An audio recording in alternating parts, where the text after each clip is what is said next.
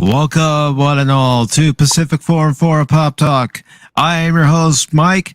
Tonight, myself, along with my panelist, Channel 66, King Phoenix, DJ Ronnie G, Cash Money, and Brandon the Anime Guy when he gets here, Fat Steven Seagal when he gets here, and Quidman Jenkins. We'll all be talking about anime. So, let me give you guys a story, a little bit of a story when it comes to anime and my relationship with anime. It took over 20 years for me to finally bite the anime bug. For 20 years, I had people recommending anime after anime after anime to me, and it just wasn't clicking. For one reason or another, it just wasn't clicking. I wasn't finding an anime that made me go, this is worth watching, or I'd like to see more of this. It just wasn't clicking for me until last year when Chaos, WOTN, you all know him as TKO, Pit Viper, and his various other names that he goes by when he's been on Pop Talk, introduced me to My Hero Academia. Now, what I like about My Hero Academia is that it actually has a character story arc where the character starts off at one point and has to reach another point in his hero's journey. And it doesn't happen all at once. It takes time, as those types of stories should take time. So, long story short, I get into My Hero Academia, and then I start checking out other animes, such as Ghost in the Shell. I checked out Akira. I checked out Seven Deadly Sins. I also checked out Berserk a few months ago, and I really enjoyed Berserk. But I also check out Trigun, and of course Hellsing Ultimate. And just today, I was actually checking out another one that was new to me. I'm sure it's not new to most of you, but Black Lagoon. So those are just an example of some of the animes I've checked out and I really enjoyed. And of course, I checked out Gundam as well. And I really like Gundam. I mean, after all, for anybody who knows me very well, you know I'm a fan of this franchise right here. One shall stand, one shall fall. Why throw away your life so recklessly? So, giant freaking robots fighting? Why not? Oh, yeah. So, tonight, I'd like to give the table to Channel 66, King Phoenix, DJ Ronnie G, Cash Money, Quidman Jenkins, Brandon the Anime Guy, and Fat Steven to share their stories when it comes to anime and why you should watch anime. So, up first will be Matt, Channel 66. Hey, what's up, guys? Oh. Yeah, anime for me, is just one of those things. It's like, as I was kind of becoming a teenager and stuff, I was starting to notice that a lot of people weren't really liking, or you were kind of thought to be a kid if you were watching cartoons, and then I just happened to find anime.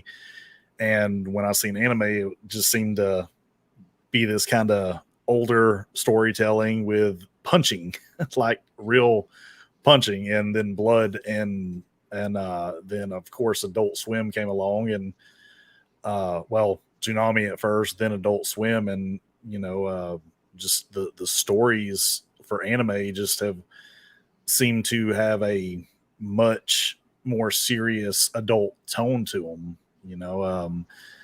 Akira, definitely, when I first seen it, was probably, I want to say, probably the real first R-rated anime that I watched, and I've never really looked back since.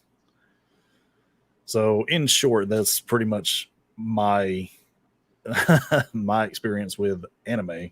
So, I'll pass it off to King Phoenix. Hey, what's up, y'all? So I'm almost in the same boat as Mike where I had grown up, you know, Toonami and all that was around, and I would watch piece by piece, but I never got like drawn in. And when I got older, I just was like, I probably say almost like 10 years ago, I started watching Dragon Ball because I just thought I was going to like it. And then literally to this point, I still make jokes to this day that Snake Way is the longest fucking thing I've ever watched in my life. Like, I still think to this day, running. Okay, we're running again for another episode. But comparatively, it's like it just opened up the floodgates from there. I mean, I'm going to see Superhero tomorrow, which I'm super excited to see. But then also, it's like I got right into, after that was like Dr. Stone. And then I jumped into, I finally found out like Fist of the North Star was the one that I was like, I really am sad I missed when I was younger. Just because I love Fist of the North Star to this day. And I still crack up to the point that like I used to play this one game for the Super Nintendo called Saturday Night Slam Masters. And it was literally drawn by the same guy who did Fist of the North Star. So everything looks like on point, that I was just like low key waiting for this to like watch exactly what I want. And now, it's not to not take over too long with the way I talk with things. I've gotten big into horror manga. So I'm a huge Junji Ito fan now. So when it comes to anime, I am so excited for Uzumaki to become an anime now. So by the time that comes out, it's all on. And, you know, that's how the love affair started. Now I'm going to pass it on to DJ Ronnie G.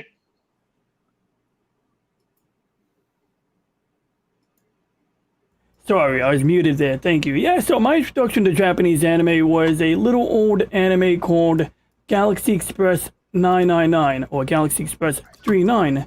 And I might not have a clip of that. Nah, oh well. Anyway, so basically what would happen is like in the late 80s, early 90s, there was a few UHF channels that were, you know, carrying some interesting content, and somehow my parents stumbled into this series. And when I was like 4 years old, my dad would have me and my brother sit on his lap, and he'd read the subtitles to us and be like, Tezudo, Tezudo. And really, I didn't really like catch up with anime until like years later, high school, and I didn't really find my footing until I discovered mecha anime. And I remember like at some point, late 90s, early 2000s, in fact, this was like the one memory I had of Macross 7 until I watched it recently, where they did a special on the Sci-Fi Channel. They did some, you know, Galaxy Express 999, which is what we were watching. And then after that was on, they showed like a scene from Macross 7. And you have this guy in a freaking mech playing electric guitar, singing. I don't know what the hell is going on. This is absolutely absurd. But then after catching up on good old proper, you know, SDF Macross, I understood what was going on. And in my recent rewatching, it was exciting. And, you know, I'm big on mecha anime, but sometimes you do need to, like, you know, take a break from that. And, you know, I'm sure you guys will cover a lot of interesting ground today. All right, Cash, you're up. All right. So my first with anime, gosh, this would have to go way back. We're talking about Voltron, Transformers, because my brother was into Voltron. So that was like my first, here's anime right in your face. And you're like, oh, robots. You got the Transformers. Then we go into my college years, my early college years. And my friend's like, hey, check this out, Trigun. Well, I like Westerns. I like sci-fi, and it just connected. And I didn't expect Trigun to be such a huge part of like anime for me, but it was Trigun. And then I'm sure some of you know about Love Hina. Love Hina is this harem where they have these ridiculous situations, but it's just funny. And also the character ends up getting the woman that he really likes. And they both are trying to get into college together. That one cracked me up, but those were the two when I started getting into anime. And then my friend was like, let's buy some mangas. Then I started doing some drawing, some tracing, and it's just, anime just can have a big impact in your life, creating more and learning about these stories and getting ideas. But Trigun was definitely big, but if it wasn't for Voltron, I don't think I would ever start watching some anime. Yeah, and you mentioned Voltron. Here I was at 6 years old, not even realizing that was an anime. at 6 years old, I thought it was just your everyday cartoon with giant freaking robots. Yes. Right. And Transformers, you just you like robots, you like smashing things, you like world domination, big plus there.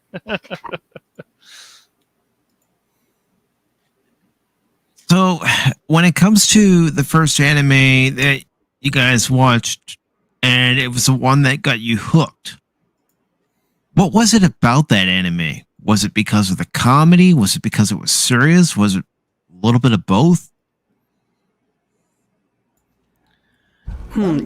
Space opera, like lifelong Star Trek fan, and when I stumbled into like UC Timeline Gundam, because okay, everyone saw Gundam Wing, and for years I'd be like, I love Gundam, and people like, oh, Gundam Wing. I'm like, nah, man, talking about the good one.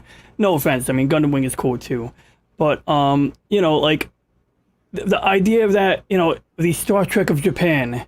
Like you got like different timelines, although Star Trek wasn't big on multiple timelines back then, but they certainly had different series that had their own respective aesthetic. And you got that from Gundam. You had the original series, you had 0079, and you had a somewhat dated animation style, just like the aesthetic of the interior design on the original Enterprise. And then you had later series where the production value was better, the animation improved with the Zeta Gundam series, for example, and ship designs, and I would even dare say some of the technical aspects, they're not on point always with technical, but Star Trek is guilty of this crime. I mean, you got your inertial dampers and your artificial gravity. In Gundam, they paid a little lip service to the gravity block concept, especially in Zeta Gundam, where the Origama had its 2 rotating sections. What I want to ask is, anybody familiar with the original White Base or Pegasus class ships in the original Gundam series? What is up with that? Like, where's the gravity section? Is it like between the turrets? I really don't know. I've been trying to find out. So, but I just got swept away by that whole setup, and it's been good ever since. Awesome. All right. Who wants to go next?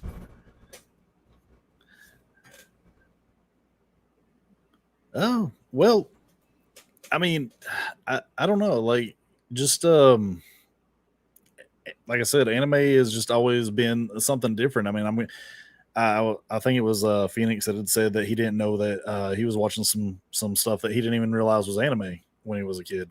And I kind of did the same thing, like being very young. Like the most earliest animes I can remember watching was like Speed Racer and Science Ninja Team Gatchaman. And that was definitely one, like it was just so different from what was the other stuff that was on TV. Like, I was watching Hanna-Barbera stuff, and the closest thing I can think to American anime was Dark Water, which was a great cartoon series that never got finished because it was just overblown budget. But yeah, it just the difference in the way the characters are treated. It's not like you do have like those almost Saturday morning style shows to where it's like beginning and end and it doesn't really carry over, but then you have a consecutive story carrying over to each episode, or they're doing callbacks. And American cartooning just wasn't really doing that at the time. They were still under the kind of the Hanna-Barbera type stuff, to where it was like, oh, here's a Saturday morning show, make kids laugh, move on to the next one, and you can put anything in it. Yeah, and that's very similar to what the Nerdtorial Lifeform told me on Wednesday when I was over on Phantomology's channel with him, talking about the original Star Trek series in production order. He was saying one thing that he likes about anime is that the stories go from one episode to another, and that there's a definitive conclusion to the series, whether it's one season or 2 seasons. I mean, it was actually funny that you brought up Transformers, and even though I'm sure most people consider it a cartoon, it actually is an anime. But yeah, because there are actually 3 Transformers series that were never released here in the States that take place during the G1 era, and they're called Headmasters, Master Force, and Victory. And if you're a Transformers fan, I highly recommend you check them out. Now, it is in Japanese, and you'll have to read the subtitles, but there are some fan-made dubs where they actually dub over the lines and translate it to English. Oh yeah, and I mean, like a lot of stuff that I've come to like from like the Japanese way of doing storytelling has kind of been that over the top character design. I know there's a great one. It's called Android Kikaider that I love watching. It's very sci-fi to where it's a android that doesn't really know that he's an android, but he's able to transform and fight other robots very similar to like a Mega Man. So it's really interesting, and it's been a while since I've watched it, so my memory of it's a little spotty, but I do remember it being very good and the story of it being very strong. It's a somber story. It's like it's not, there's action in it, but it's not high action. Yeah, and you mentioned Mega Man, and Mega Man's biggest influence was Astro Boy. Yeah, which was probably, I would say, the first modern anime, which I always loved the story of Astro Boy because the creator of Astro Boy actually took a lot of designs, or I say designs, but more so the eyes from Bambi, a Disney American cartoon. Mm-hmm. So you never know where, the Japanese art style is influenced from. Yeah. I mean, I would almost argue right now that the way anime has gone is they're taking a lot of stuff from our older comics industry, and they're really kind of doing their own thing. My Hero Academia is probably one of the best example of old school X-Men. Yeah, because I was watching it with Chaos last year, and I said to him, they're doing American comics in anime form better than we currently are. They're giving us characters that are interesting, that we want to get to know. We want to see go on this journey that they're going on. Yeah.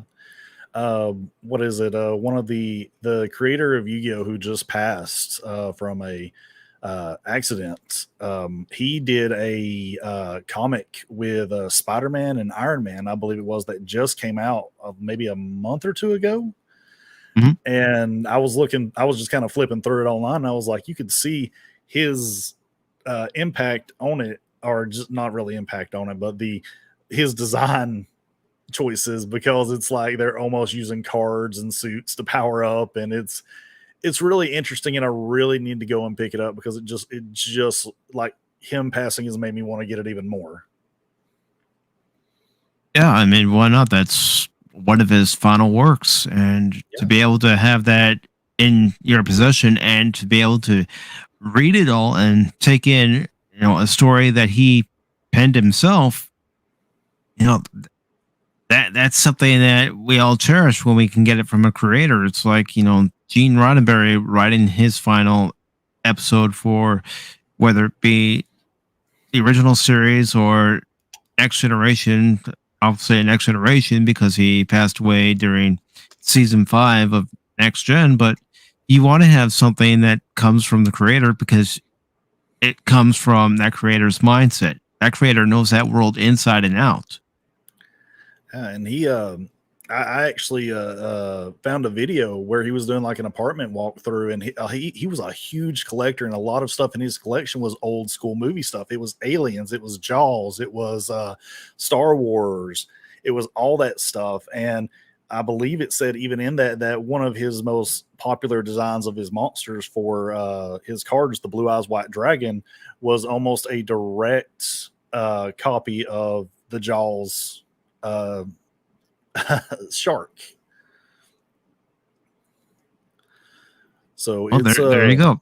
Yeah, it's really interesting. And actually today, now that I'm thinking about that, there's a cool little anniversary today for, I think it was a Daikon 4, which was a convention over in Japan, but a studio, I believe it was Gainax, which is Trigger now, did an opening for it, and they have I think it's the most copyrighted animation that's been made, because they just basically did an animation of everything that they love, and they have like Vader and fighting a bunny girl with lightsabers, and they have stormtroopers in the backgrounds with the fans and the little circles on it, and it's crazy. But yeah, apparently today is I forget what year anniversary. It's either the 30th, 35th anniversary of it, I believe it was. How many years? Oh wait, that's Daikon 3. Never mind.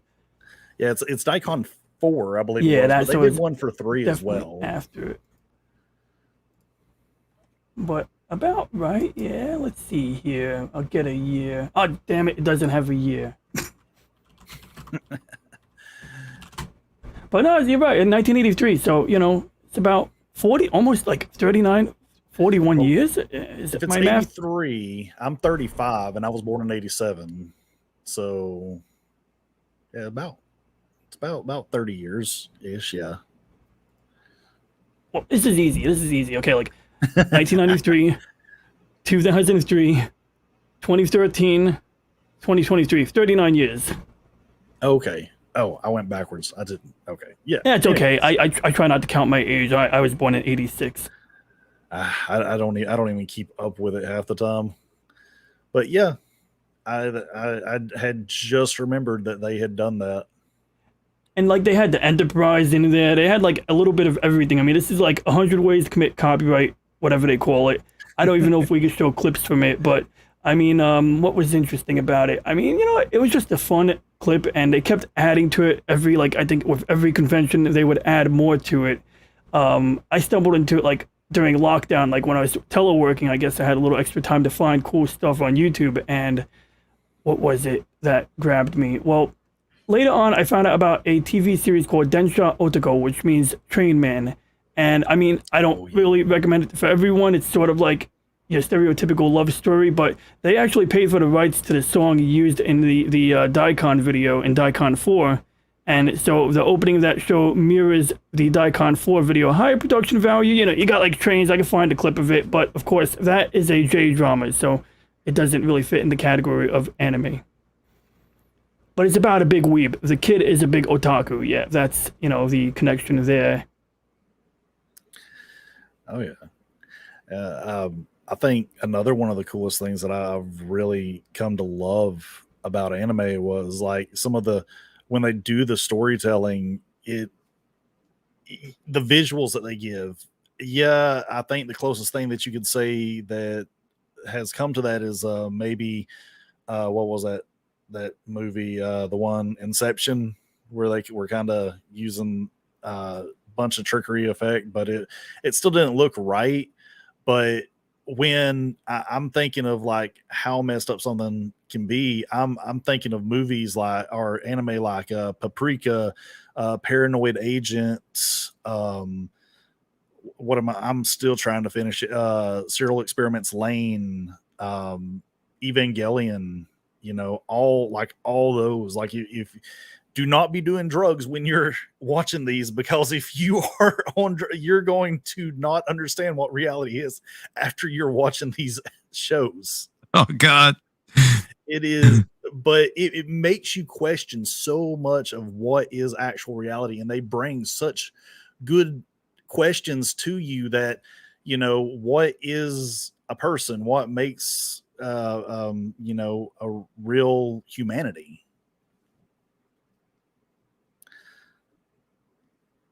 Yeah.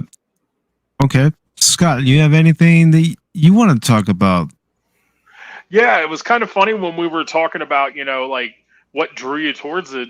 I've always been like the same as I've always been a wrestling nerd. I've always been about the fight, and I watched kung fu movies all the time when I was younger.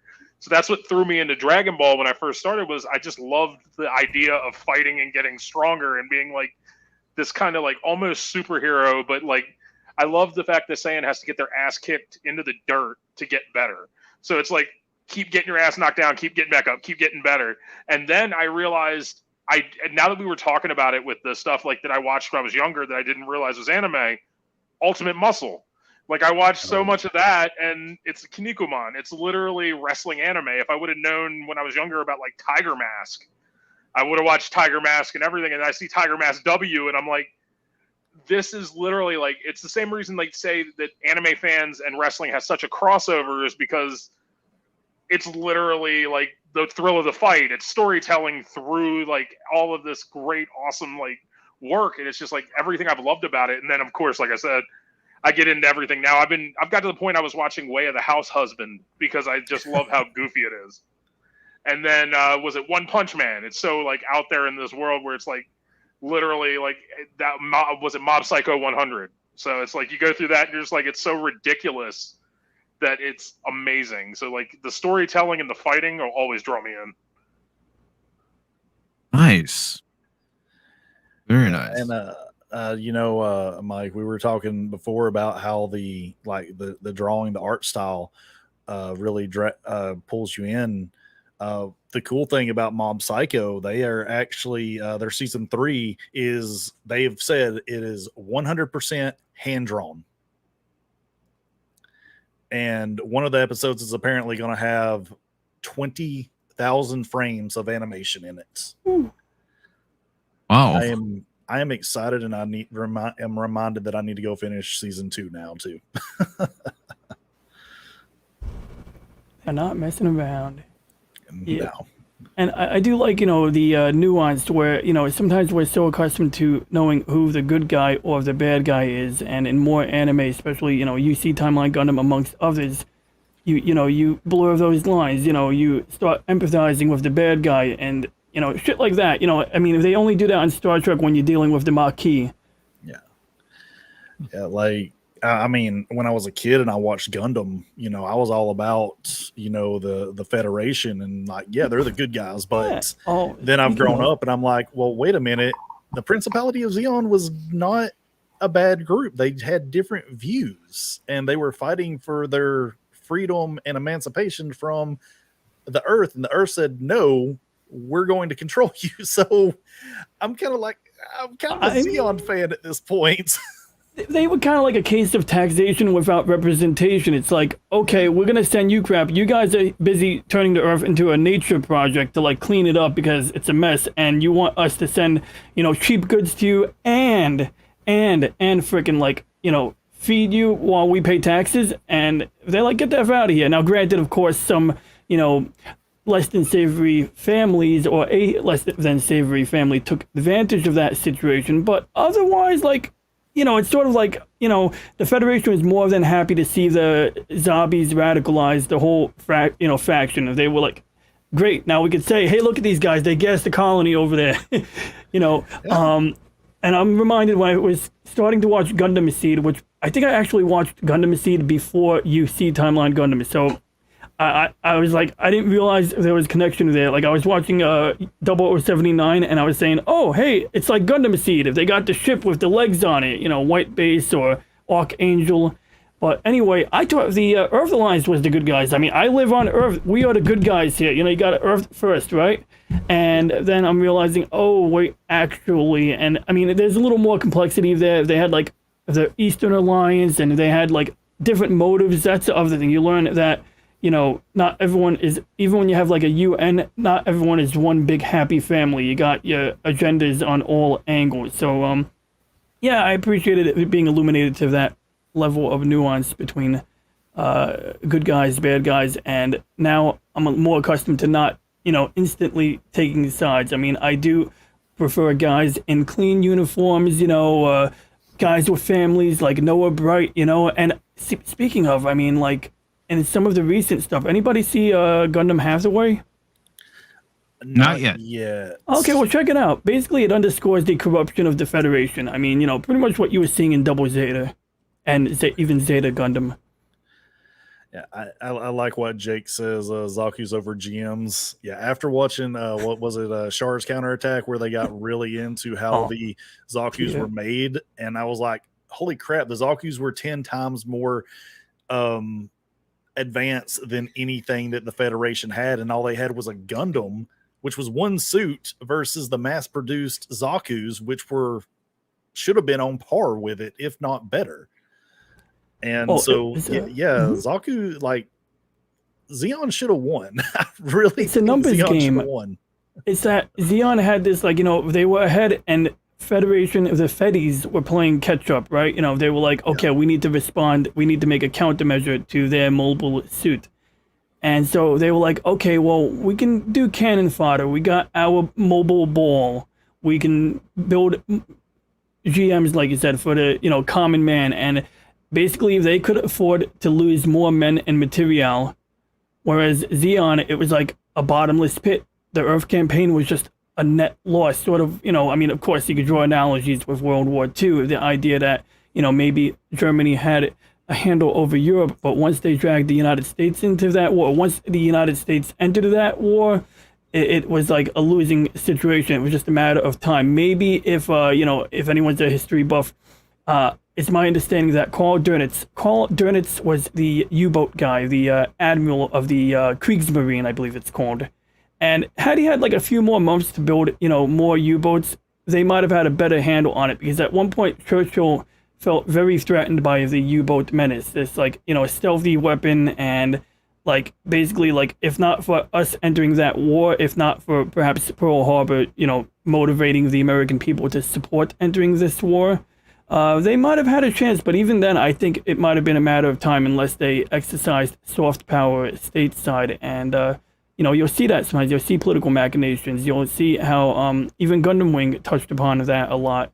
Just trying to get, the people to be on board with various measures. Yeah, and I wanted to comment on what Phil said. It's called listening, Phil. It's called listening. You'll learn about it one of these days. I know who Phil is. But anyways, yes, folks, don't think that Phil is someone here that's just spamming. We know who Phil is. He's a regular here on the channel. Oh, Phil McCracken. He won't play with you if you have GoBots, and he certainly won't buy you an ice cream when the ice cream truck comes by. Oh, that's just mean. It's sad, man. I know. But one of the parts I really liked about Voltron, especially, is you have Allura. I think it was Allura. Yeah, she was the princess, and she's living in this castle, so she's quite isolated to an extent. And then she's like, "I want to fight. I want to fight. I want to become a lion." And they're like, "No, you can't, princess." Like, "No, I'm going to do it anyways." And I was like, "Well, that's good writing, because she wants to do this, and they're trying to stop her. It's like, no, I'm going to do this." And so she does. And then in Voltron, you also have teamwork. And it's nice to see a team wanting to work. They're like, we're in a bad situation. We're going to find a way to help each other out. And then you've got these cool robots that come together, and then dun dun dun dun dun, dun. You got a sweet theme song. Dun dun dun dun dun dun dun dun. Yeah, I mean, that's awesome.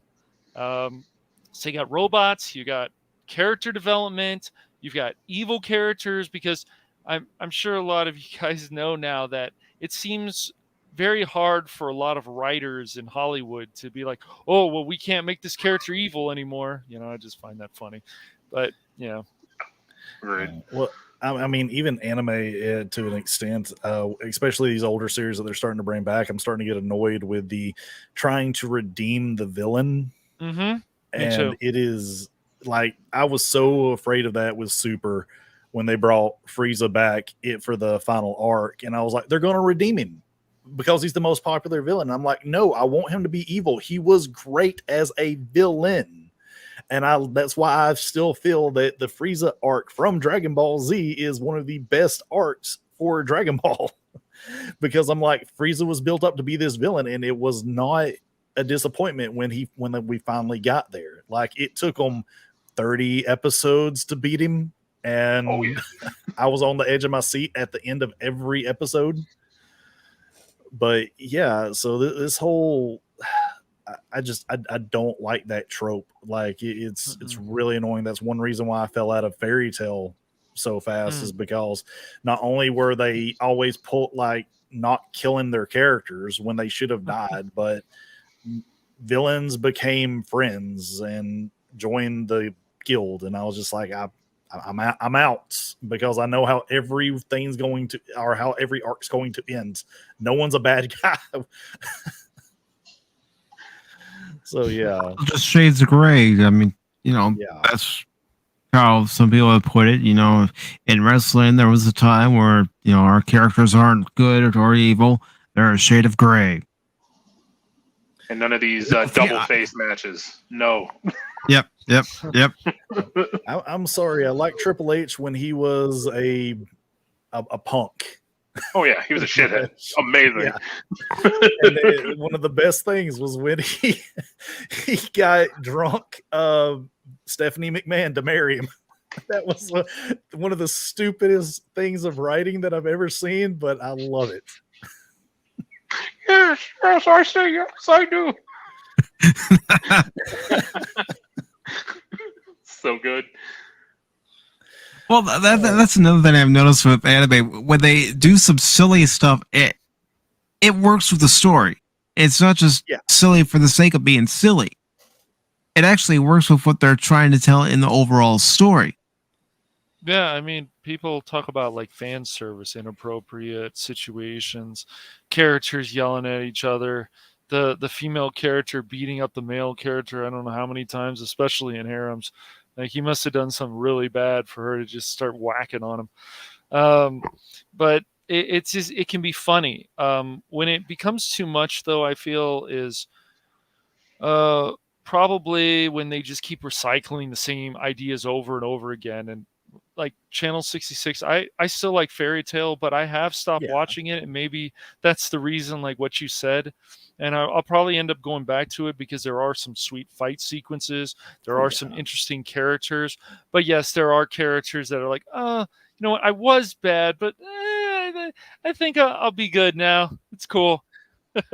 Well, again, just like wrestling, guys face at one moment, then the next heel. See, what you're saying now is we just need more MJFs around the world. Yeah, pretty much. Just always be a heel. Be a good little shithead, and please let us just hate you. Don't make me like you. I like this. I agree. Well, give us a good reason for a character to be changed, to go from good or bad or somewhere in the middle or neutral. That's all I ask for, but that doesn't seem to be as important now. Yet you still find it in animes. But even I've been watching started the second season of what is it? The Rising of the Shield Hero. That's it. The Shield Rising Hero, of the Shield Hero, yes. And season 1 was so good. It was like, I really like the Shield Hero, and these guys are a-holes. I can't stand them. Like, they're like, oh, we're for the best of the people, and yet they make things worse. It's just, it was so funny. So you felt bad for the Shield Hero in that, and in the second one, I'm just like, is that gonna still have that same drama? So I guess I'm gonna have to. Nope. I see. I tried. So I was going to go week by week and watch it and like do a breakdown of it on my channel. I got to about episode 8 and I had to tap out because I couldn't find anything redeemable about season 2, because that's exactly what it was. Is like, they did a great first season in, having him kind of suffer through the entire first season, and then he got his redemption by the end. And after that, I was just like, okay, how are they gonna do this? And they kind of just hit the reset button when I was watching season 2, and I was like, nope, I'm out. Yeah, that's bad because there was only like 12 episodes in that season. He seems to be now, he's definitely the hero. There's no conflict really. It's just He's the guy they go to all the time. And what was so good about season 1 is that we actually saw him struggle, and he grew from that. And that, I feel that's always important for quality character development. I do like the fact that he was just always like, they were always trying to redeem themselves, and he's like, y'all are still just shitheads. And he just won't. That's right. Yeah, every he's time. Like, look what you did to me. You think I'm gonna sit here and be nice? Yeah, that princess was quite a bitch too. In Yes. season 1. Yeah. Oh my goodness. Oh yeah. Wasn't she? Oh, bitch and trash. That were the names they became. Okay. Yep. Yeah. And now some of these series are coming back. Like I don't really know if Trigun should probably just be remastered, the old Trigun, instead of CGI. I don't know how that's going to work. That could be a problem. Yeah, I really don't know how that's gonna, Mhm. turn out. I mean, I don't know what they're thinking with some of this stuff, like with Trigun, and even what is it? Evangelion got remastered in those 1.1, 2.2, and supposedly that's supposed to be the definitive story and how he wanted to do it all along. But I don't know. I've watched a little bit of it, and it just doesn't seem to have that same impact as the original 26 episodes. Yeah, I mean, Voltron came back in 2016, and it's kind of like they rushed it, but it's supposed to be like 8 seasons, but it's all over the place. They've changed how the characters are. This character doesn't love the princess anymore. He loves this other character. I'm like, I guess. There were things about it that I liked, but they kind of tried to throw the message in there. Oh yeah, I A know. little I was bit trying too to stay away much. from that. Yeah, but it's hard because they actually redid that with the intent to throw that stuff in there. Yes. But the animation And was really good. They had a really it good. was like, Yes. I didn't think I was going to like the design of the Voltron robots, but it grew on me after a couple times. Yep. It started off strong, definitely, but it seemed like near the end there they were just running out of ideas, like a lot of shows. Yeah, and Voltron was even 3D at one point. That was cool. Yeah. So I do have a series that I have watched off and on, and it was actually available here on YouTube, and it was called Monster. I've heard that's pretty good. I haven't watched it yet. That was one of those, what was it, mid 2000 sci-fi animes. I don't think it ever hit like Cartoon Network or whatnot. Yep. But I mean, yeah, you were talking about Black Lagoon, Mike. Black Lagoon is just really good, and it should have gone longer. It could have just kept going. It's like some of these animes, like, man, it's over. It's just like when they sometimes I know if Brandon was here, Brandon, the anime guy, would be like, no, dubs can be terrible. All dubs are awful. But Cowboy Bebop had, it just depends on the actors they get. But I've also heard the voice actors, the American ones, saying, I want to do it closer to how they did it in Japan or what it would be like. And I'm like, that's awesome. To hear that from a voice actor, that means they really, really care about their craft. I love hearing that. But Black Lagoon is just the main character is in such an awful situation, and he gets traded. He's almost like a slave. He gets traded to these pirates, basically, and and then he has to get to understand that woman, and she's like, "I'm not going to hold your hand." You're like, "Oh, okay. Yeah, yep, that's fine." Yeah, she's rough, but she's a great character. I was telling Mike, like, I got to the submarine episode of that, and that episode just got so dark and so serious. Mm-hmm. And it's like, this, did they seriously just go there with this episode? And it's like, yeah, they did. And then it's like, I'm hooked after that, and I'm watching it. Yep. And if they could do it right, which they have had a lot of trouble with doing live action anime, if they just follow a lot of the source material, they could probably do a lot of things right. I really believe they probably can. Y'all want to talk about the Cowboy Bebop? Oh, my Netflix? friend and I watched some of that. He's like, "Hey, you want to get tortured?" I'm like, "Oh boy, here we go." And it starts off okay. The first episode starts off okay. Then Faye Valentine comes into the picture, and you're like, she doesn't just curse all the time. And I have a friend who's like, "Oh, it's the hardcore anime fans that ruin this." I'm like, "No, Netflix ruined this. That's why they got upset." Yeah, I tried. Well, that's so another hard. thing I wanted to ask you guys tonight is what's your thoughts on these companies making these animes into live action? I don't want it, but with as popular as anime is getting, and as much as everyone's getting to it, I mean, I think I think Jake had mentioned it. I mean, Disney's getting Bleach with the new Bleach season that's coming out, supposedly, and these companies like Disney, Fox, and all of them are getting into the anime scene because it's been popular, but it's getting more into mainstream now. And just like with comics, when comics were niche but became mainstream, it's going to happen whether we want it to or not. And I think I'd rather a couple years of it being good than nothing at all, because I mean, we're always going to get Japan anime and we can ignore the stuff that comes out of, or the stuff that's produced over here. Live action, it's always just hurts sometimes. And then it's funny because it's like you've got stuff like, I remember, was it live action Dragon Ball is a Sin? That was still the worst thing I've ever seen in my life. Then it's so funny, like, I guess we consider them because they've had their own anime adaptations. It kills me that live action Tekken was fine, but then now I haven't watched it yet, but it still makes me laugh that they've got Takashi Miike, who did Ichi the Killer, to do the Phoenix Wright live action. So now I need to figure out if that's any good, because I know it's going to be nothing like the normal, what is it? Like it's not going to be like Ichi the Killer, but I mean, I love like every bit of things I love, and they turn it live action. If it's done in Japan, there's a good chance it might not suck. If it's done here on Netflix, there's probably 75 to 80% it's going to be garbage, maybe even higher. For real. Like I've even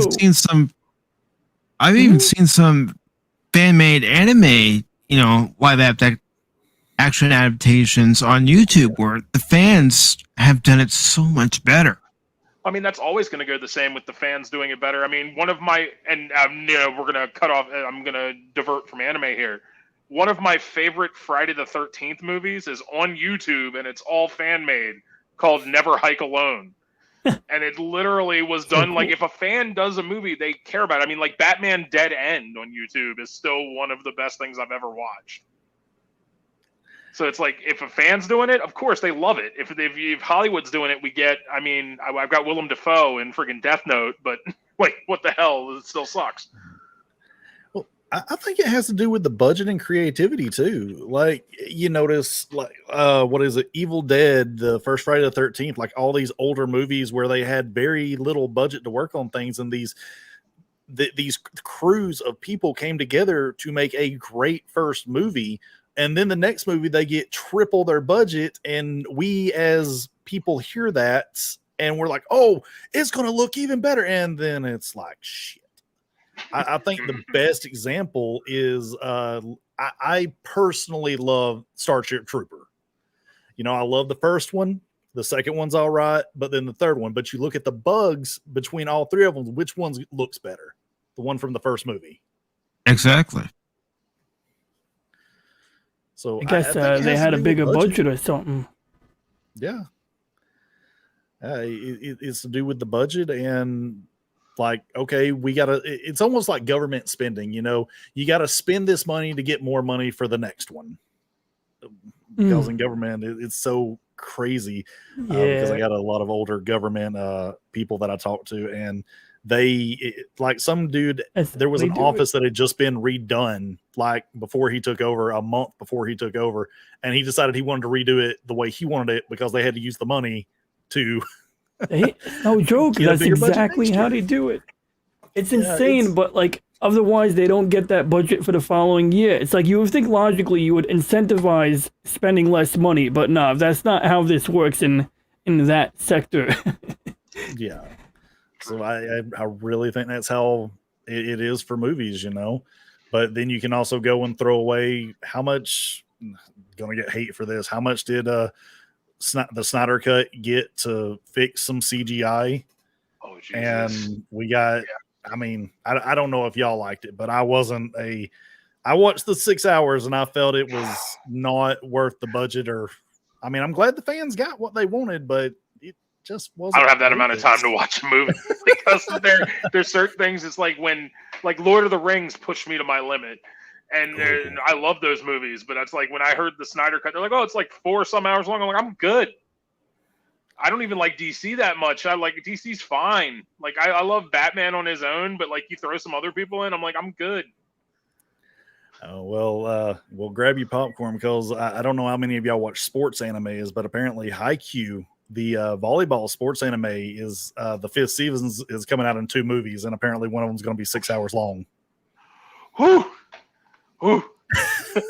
I don't know how much I believe that, but just from what I've been reading, it has to hurt to watch at that point. You're like, I love a movie. I love pizza, but I don't like 3 pizzas. So it's like, it's the same. It's like, I like a 2-hour movie. 6 hours, I'm good, man. The 3 hours starts pushing it. Mm-hmm. But yeah, it does. And Phoenix, you mentioned pizza. Well, there were 4 pizza-loving reptiles who actually had something done in Japan, and it was Japan only. So let me go ahead and show it.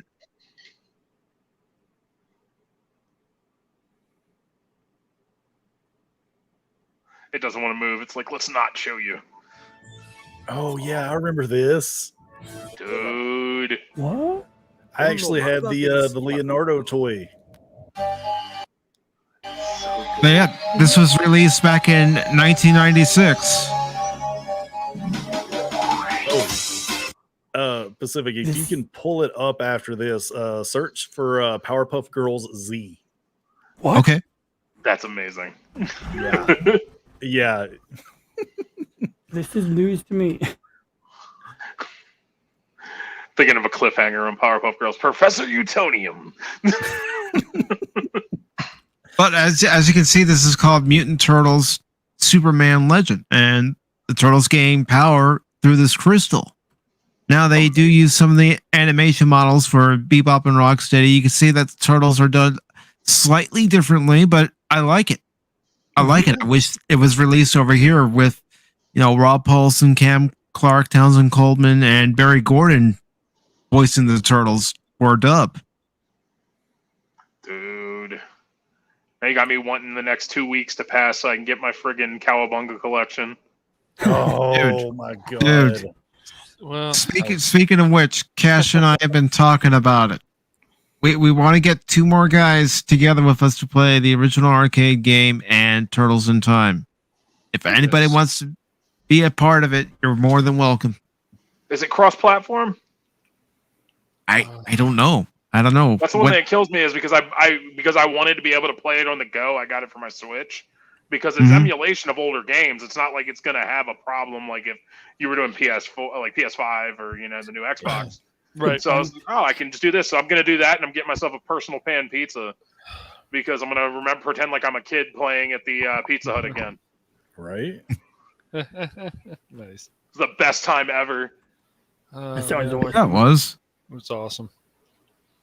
But yeah, I'll look into that and see if it's cross-platform. I hope it is, because that's the one thing that kills me is like it doesn't hurt them to make shit cross-platform. It's like there's so many people who have done it correctly now that it's not like it used to be. Yeah, I mean, all these free games are making tons of money by doing that and just offering skins because I mean, as bad as I hate it, but that's just the way kind of gaming is going. I mean, even gaming at some point, we're not going to get disc anymore. It's all going to be subscription services to where, you just pay $15 like Netflix and you can play every single game you want.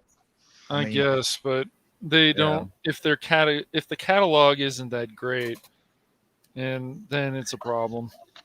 True. I mean, Because they depends just on want to suck more money out of us. I still rather be on Yeah. a streaming service like Steam, pay $60 Well, for a game or less, and yeah. we'll be good. Yeah, but then you have like, since we're still talking about anime, we start going off on another tangent. Every time. No, Every time, man. Every time. It happens here on. It happens here on Pop Talk, and nobody's watched an episode of Pop Talk before. Well, if this is your first taste, get used to it. Exactly. We can bring it back around. Everything ties into everything. Yes, it does. Exactly. And like the Japanese RPGs, like if you guys ever played Persona or you're interested in Persona, they have anime that you can watch of Persona. Oh, nice. And Persona gets 3, pretty 4, dang and dark. 5. Characters die. And if you like that social aspect, but you're going to see parts of anime in the game. And There it is. Nope.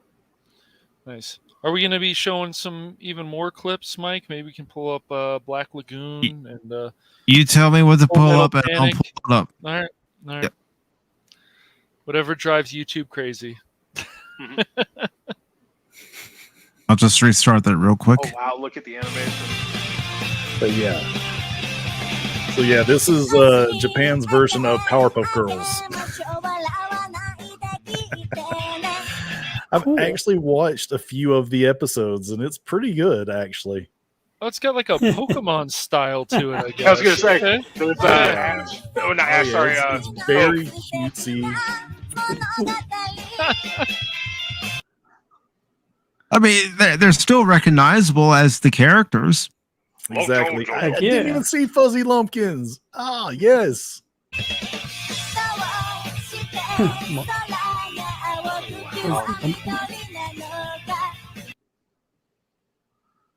I'm just pausing to try to avoid any copyright claim or copyright strike. Yeah. Smart move. Smart move. Play it at 300 speed.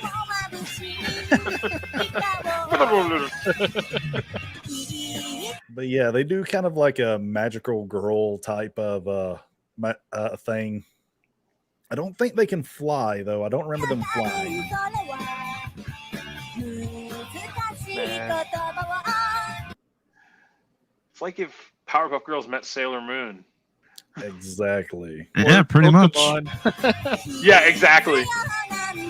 And then they got like weapons or something too. Like I think one of them had like a yo-yo, another one of them had like a giant mallet. It's amazing. Yeah. I mean, when I first heard of it, I thought it was just going to be the Cartoon Network episodes dubbed over in Japanese, but no, they went and completely made their own show. That's amazing. Oh, okay. Pop culture mechanic says they do fly. Okay. Yeah, it would be wrong if they didn't fly. That's I'm gonna call bullshit.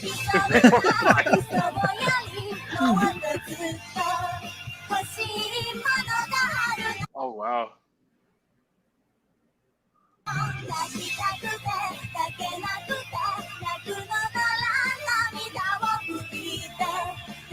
I would definitely check this out just to see what the Japanese have done compared to what we've already seen here in the States, considering how popular Powerpuff Girls was during its time on Cartoon Network.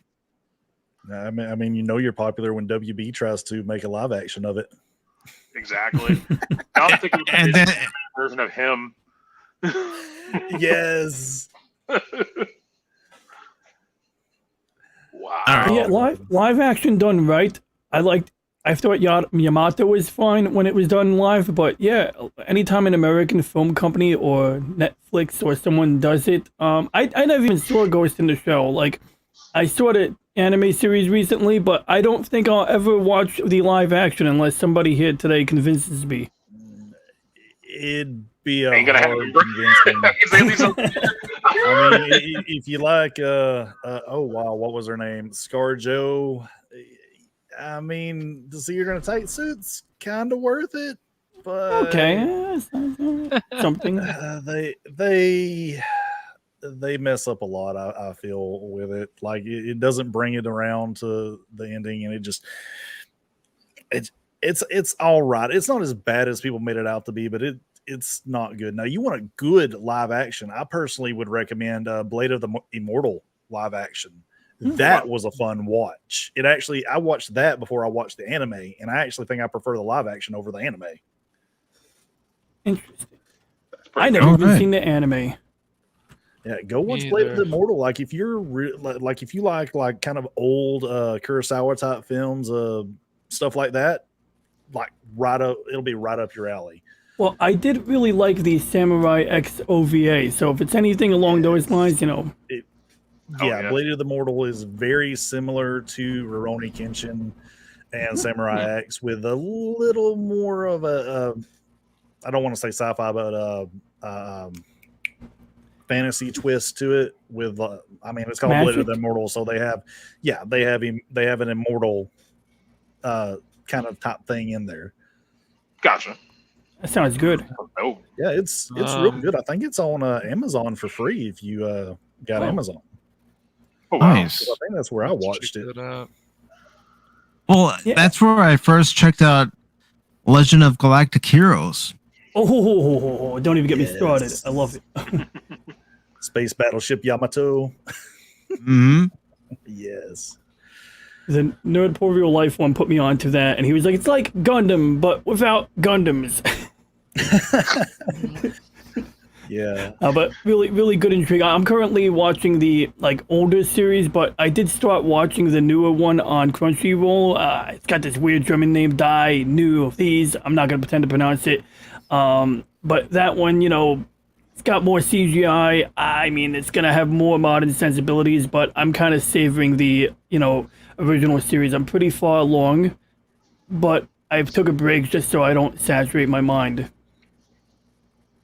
Yeah, and that's another thing, I've been recommended one anime after another, and I said to people, let me finish what I'm watching first before I start another anime, and then another, and then another. Otherwise, when you ask me about the anime, I'm going to blend them all together, and it's going to be one hell of a story. We should, I don't know what, I'm already thinking of clips now. Those Who Hunt Elves. I don't know if some of you have ever watched that anime. That is pretty that is quite funny.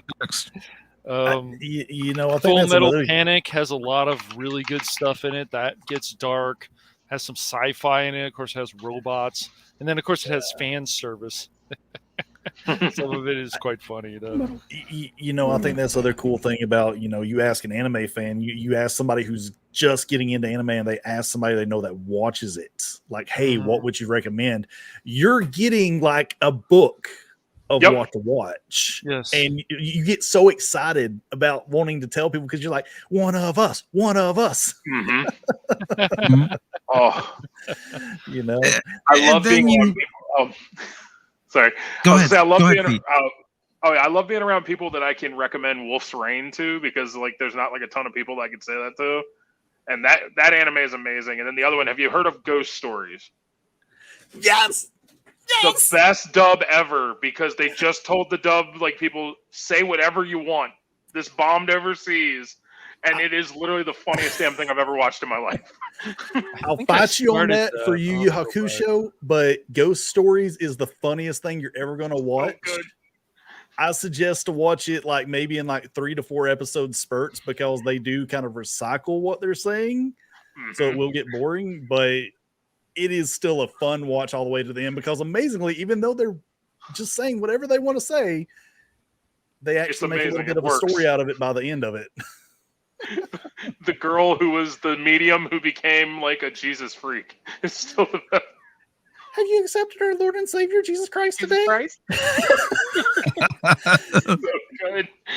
Oh my God! You could bring up any clip from Ghost Stories, and I guarantee you're going to laugh. Yes, any day of the week. Have you guys watched? Go ahead. Oh no, go ahead. I talk too much. You let me talk, I'll keep on. I think it's Kano Suba. Have you guys watched that? Where the main character dies, and the spirit basically tells him, oh, you can go to another world and live a different life because of what happened to you, and I feel sorry for you. Then he ends up with this woman, Aqua, and she's just a ditz. And he's like, why? And then he ends up dying again in that world. And then he's, oh, it's going to get better. And he ends up with her again. You guys have to watch it. It's so funny. And then they meet along the way this like perverted female knight, and she's like into weird stuff. Then they meet this other character who just likes to destroy stuff with her chaos powers. It's so funny. And when they fight villains, it just gets better and better. I don't want to spoil too much, but it's hilarious. So good. I'll be watching all of these later. There's one anime that I can't recommend anymore because it has the best story that you'll probably ever watch, and that's Full Metal Alchemist Brotherhood.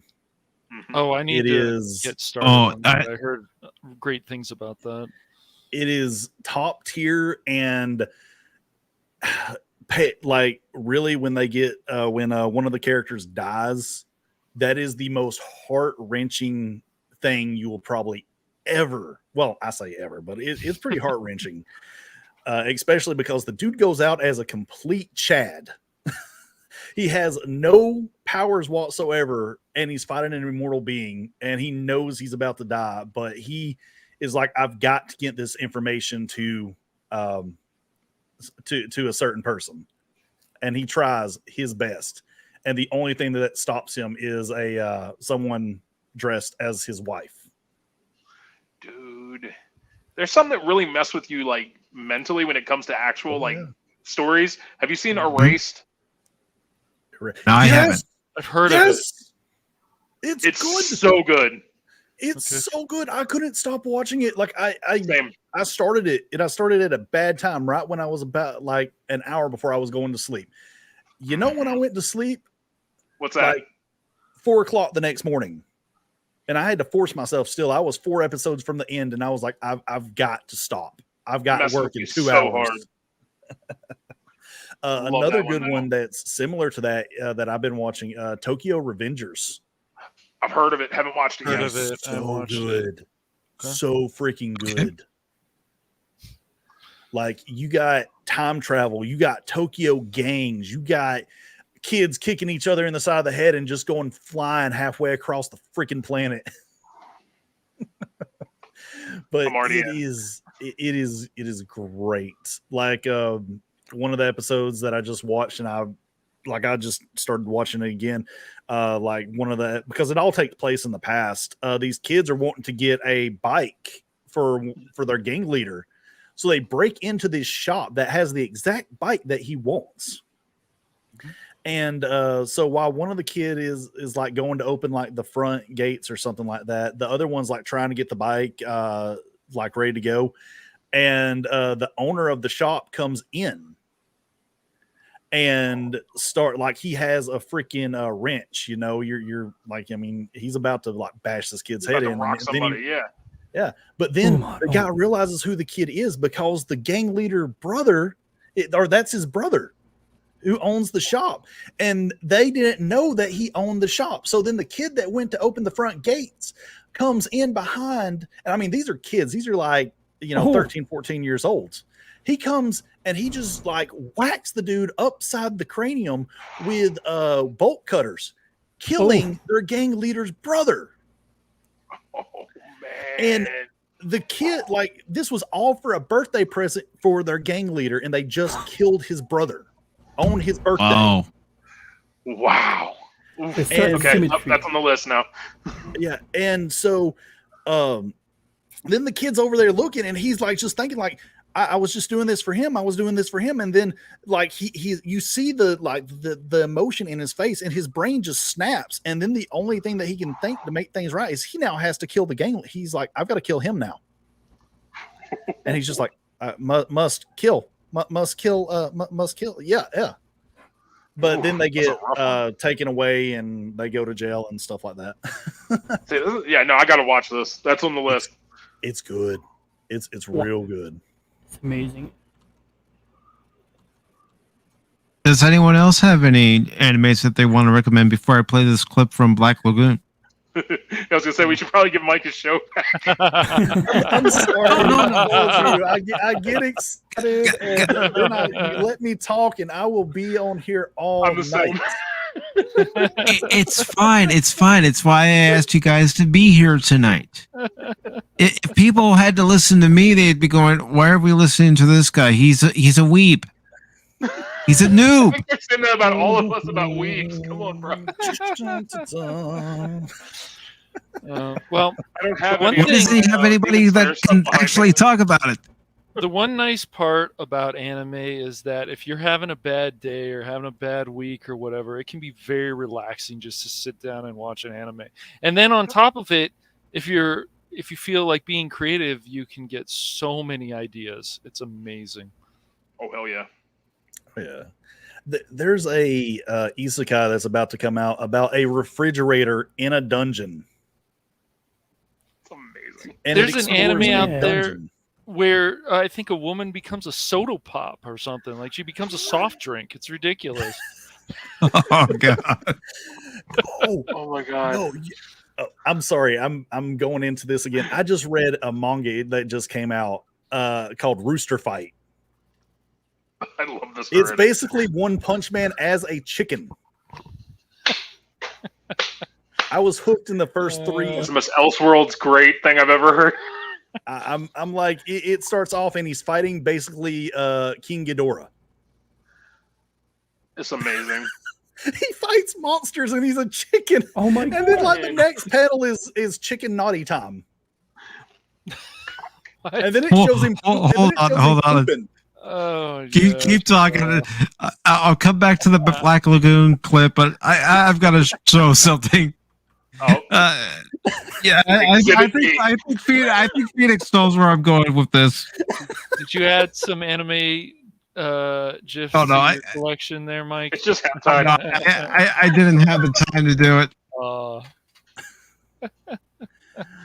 But if this doesn't become anime, I'm going to be very disappointed because this should happen. Oh man. Yeah, no, I like the fact they're making Chainsaw Man. Like that was the last one I said should happen. So if, like I would love to see this straight up. Yeah, like this October is like there's so much coming out. I don't know how anyone's going to watch it all. Chainsaw Man is definitely on that list. Mob Psycho season 3 is definitely on that list. I gotta get into that. The final season of Attack on Titan. Do you guys find so many seasons behind? That would just Do you guys find yourself picky about crap. anime? What Yeah. do you think about this? Chicken fry. I just wanted to show that real quick. Oh, it brings me back. I think you could no, probably what you need find. to do is actually put. Oh, sorry. I think Family Guy. No problem. Ed. I think Family Guy actually did some anime takeoff at one point. I think they did. Yeah, They I think have. it Let me actually see, worked. let me I'm see. pretty sure they did. Yeah. Just put like the speed lines and the music behind it would Mhm. kill. Definitely. Get the little anger emoji. Oh, Yes. man. It's funny. But I I mean, love I think that's just some of the coolest things about anime is you can take something as crazy as some of these stories, and it's just like, no, you can either go silly with it or you can go super serious with it, and the super seriousness makes it silly. Yes. Mhm. Or the fact where you can balance both, something like Assassination Classroom, where it's like Yes, ridiculous and serious and ridiculous and serious. Yeah. Then there's animes that never seem to end, like One Piece. My friend just kept pushing me and pushing me and pushing me to watch One Piece. And I was like, well, I'm enjoying the pirate aspect of this, but sometimes these characters scream too much for my taste. Maybe it's yeah. it's just kind of Yeah, a little too much sometimes. You find that a That lot of is one animes. thing that kind of did turn me off in the beginning with anime, and that's why it took me so long to gravitate toward it. Was all the yelling and screaming out the special abilities. It's like, okay, I want to see somebody do an anime where the hero's getting ready to do his super move, and he's screaming it out, and the villain just steps away because he knows exactly where it's going to land, and then the villain beats the crap out of him. But you gotta say, you've never turned on a fire hose, not fire hose, but a hose and went special beam cannon. Well, and if you ever decide to watch like some like One Piece, it's like you guys don't understand how crazy this crew is. Like they're insane. If they come back and they get beat up, they're gonna come right back and find a way to beat whoever they need to beat, the villain or whatever. And sometimes the episodes dragged. I like the episodes that were shorter. But I know they're getting longer now. But I find One Piece pretty enjoyable. It's not one of my favorite animes, but I know people my cousin loves it. It's just Yeah. 1,000. It's a mountain when you're like new to it. It is a mountain, yeah. And you're looking at it, you're like, I can't even think of watching 1,000 of anything. I know. It's a lot, man. But I've heard amazing things about it, and then it looks like I think they just announced the new game for it too at like one of the recent conventions. Yeah, and you have to, and if you're not caught up, then you'll be lost, as my friend would say. It's the same with these anime movies. There was even an anime film of Trigun that was really good. Oh, yeah. I have it. I bought it recently on Blu-ray. Oh, nice. So. Oh, well, the anime films are good. I mean, think about it when we were younger. Street Fighter 2, the movie, was amazing. It's still that is like, anime. Ever. Yep. Yeah. I've watched that. I've watched the Golgo 13 movie. Loved it. And I even watched the Fatal Fury anime movie. Oh, that was so good. Good old Terry Bogard. So here we have a clip from Family Guy. Yep. Here we have a clip from Family Guy, and Peter's going through his anime phase. I even held my tongue when he went through that anime phase. Hey, Lois, me make drive time to a super fun clam with Noble Quagmire and Wheel Monster Joe. Roll force! I like it. Now, you know what the best anime crossover in any American like TV show is still, right? It's still South Park Good Times with Weapons. Oh, that's a good one. Oh, what about the Codename Kids Next Door, where number 4 turns into a Super Saiyan and beats the those freaking 5 kids, where they're like Frieza type. That was pretty cool. Oh my god, that's so good. God, I love the I was still laughing out. You think about the crossovers that we had that we never think about. I still remember in Metal Gear Solid, friggin' Otacon. The first time he mentioned, he's like, I got it because I like to hang out at otaku conventions. It's like for my Japanese animes. Otacon. Jesus. So good. Oh god, now I'm gonna watch Good Times with Weapons. Hey, let's go Kikasu. I don't know that one. I'm guessing that one It's came out. so good. Okay. Yeah, if you look up Good Times with Weapons, it's still like the whole chorus too, because it's like Trey doing like a Japanese anime intro, and I just love like the one chorus goes, "Let's fighting love, let's fighting love." I want to say it was season 5 that happened in. I think so. It's been so long. I have them all on DVD somewhere. Oh, I used to watch them constantly as my nighttime show. So good. It's called Good Times with Weapons, huh? Yep. And it's literally the kids getting their own ninja weapons, and then it just becomes an anime. Hold up. I got to ask Kitty Bear, how are you watching 60 episodes of anime a day? I call shenanigans on this. Dude, come on, man. Like, I call shenanigans. That's a lot, man. Oh, like 60 if you episodes, yeah, they're like 22 minutes, I guess. Without ghost stories. you skip the opening, you use VLC Media Player, and you play it at 2 times speed. I don't know, but realistically, that does sound challenging. Do that with Fist of the North Star at 2 times speed. It is hilarious. You're already dead, Nani. Trey Parker and Matt Stone worked on Good Times with Weapons. Oh my goodness. Yeah, it's so good. Crazy. Okay. Oh, I love ghost stories up here. Oh my god, did that spell work? You know, like the one where you write your name in an eraser? I hear the head cheerleader's having an abortion. So what? It worked. Shut up, get out. You shut up, get out.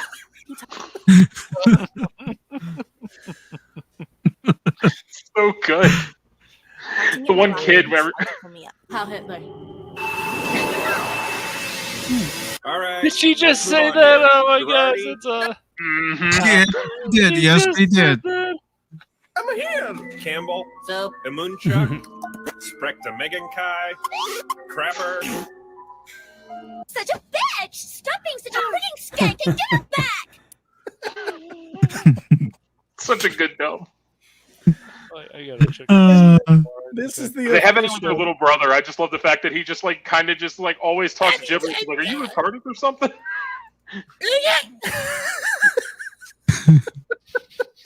So good. Oh man. Oh. Now I'm gonna watch Ghost Stories literally when I'm out of here. 110%.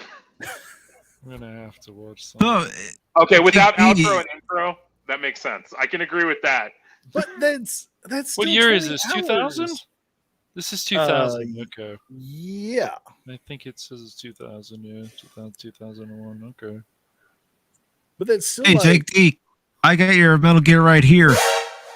Metal Gear. You knew. Oh god. Snake. even with watching, Snake! We need a Snake! Metal Gear anime. That's what I need right now is literally Snake in a full anime. That'd be awesome. That'd be awesome. Kojima would do it. That'd be great. Oh, a heartbeat. I'm still, my heart still hurts to this day that we never got Silent Hills. Every time I see something about Kojima and that, I'm like, I can't. It's still my most like in the world. Well, they gave it to the studio who did Medium, so we'll see how that turns out. But that's what Konami decided to do. My friend was telling me about that a while back. I was like, oh. yeah. Either that or pachinko machines they're still doing. Konami's making too much with pachinko machines. They don't. Oh, they are, don't care but about games. that's why they're like, gave it to another developer. They made one game and they're like, here, have this. And my friend's like, is this a good idea? He's like, no. And I'm like, exactly. It's. And the crazy part about it too is it Bloober Team? I'm not sure. Whoever did the Medium. I think they did the game Medium. for I'm just not Microsoft. sure if they did or not.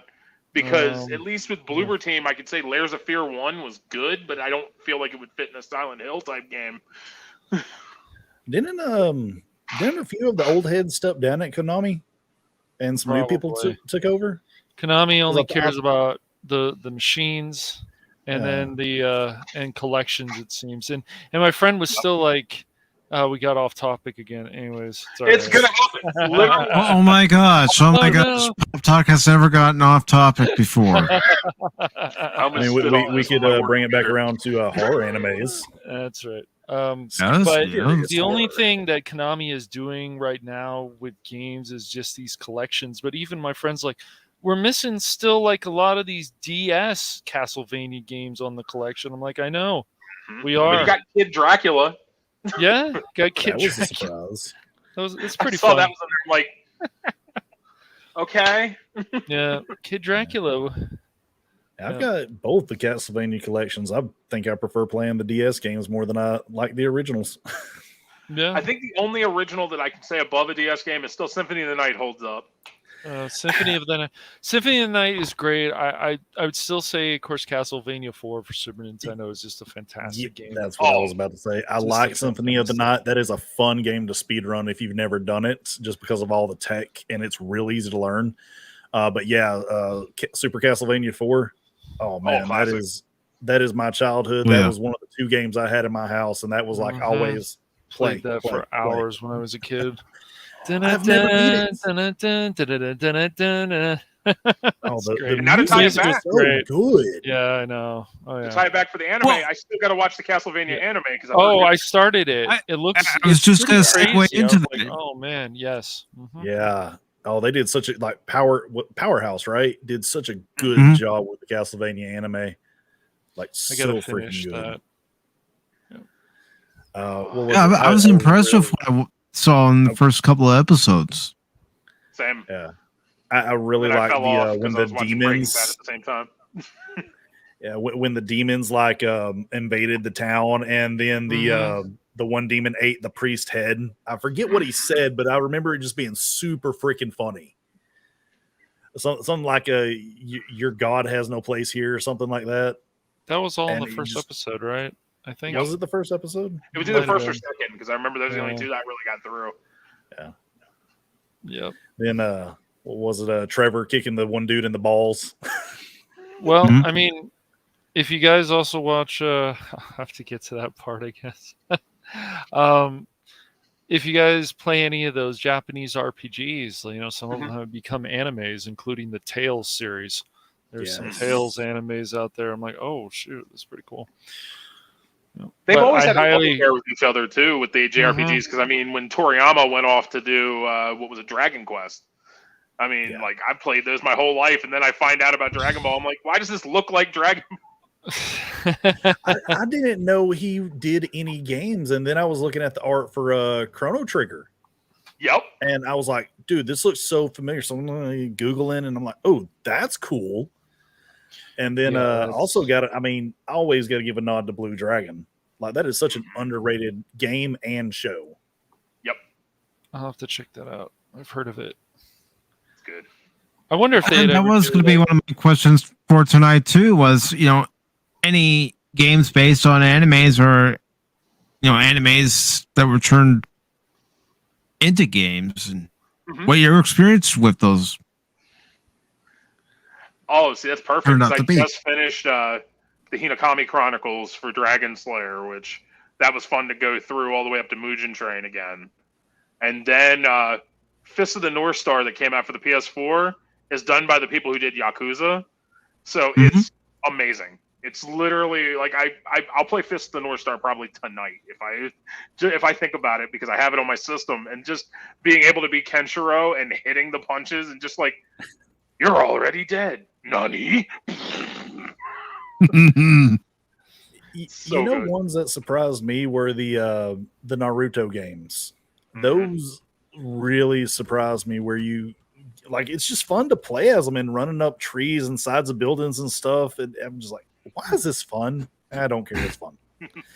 But those were a big surprise. But I do feel ones that they just make a generic fighting game out of, like what was it? They actually just made one out of Demon Slayer, and it was like, oh, everybody's excited for it. Then once it comes out, nothing.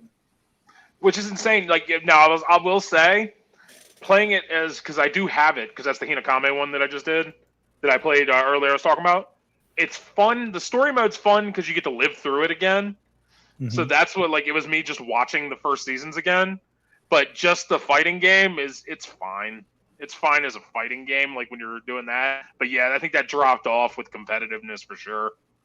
I don't think because they were offering a full price tag of $60 for that thing, and I'm like, I got no I mean, I bought all the Dragon Ball Z games back in the day, and they were fun, but would I pay the full price for them now? No. Now, have you played Kakarot?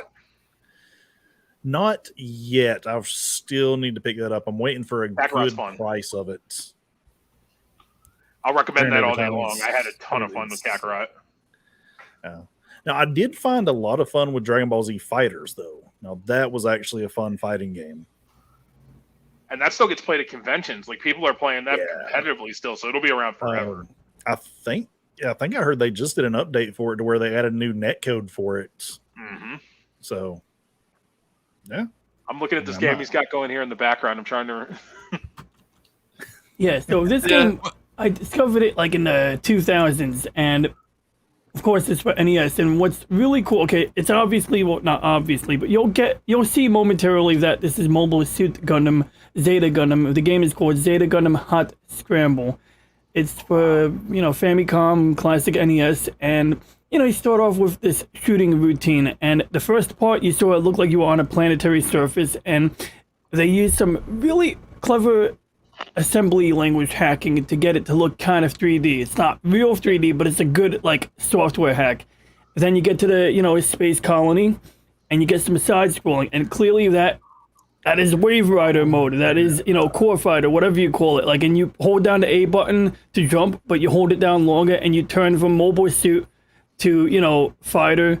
And, you can, fly diagonally. You get, a lot of control in this game. It's really no BS. It's available on a lot of the, if you got an emulator, you can find it. It's not on the Nintendo Switch. If you get the, NES feature on Switch, it's not included, which is a shame, but it's a good old time. And I mean, it is a little repetitive, but they do try to change it up a little bit. Either they make the maze more complex, or they have like this reactor thing where like it looks easy right now, dodge the fireball, but then they start making it a real pain in the butt. Like they'll just have like random walls and random partitions so that you can't really maneuver effectively, and you encounter different enemy mobile suits. So yeah, this game is amazing, and I was deprived in my childhood for not having this available. Totally same. Very cool. Wow. And see, that's another thing. There are games that were only released in Japan that we never got to experience that we probably would have loved. The games that are based off anime, if our censorship wasn't the way it was. Oh, Well, I almost wonder Back to about the Future, man.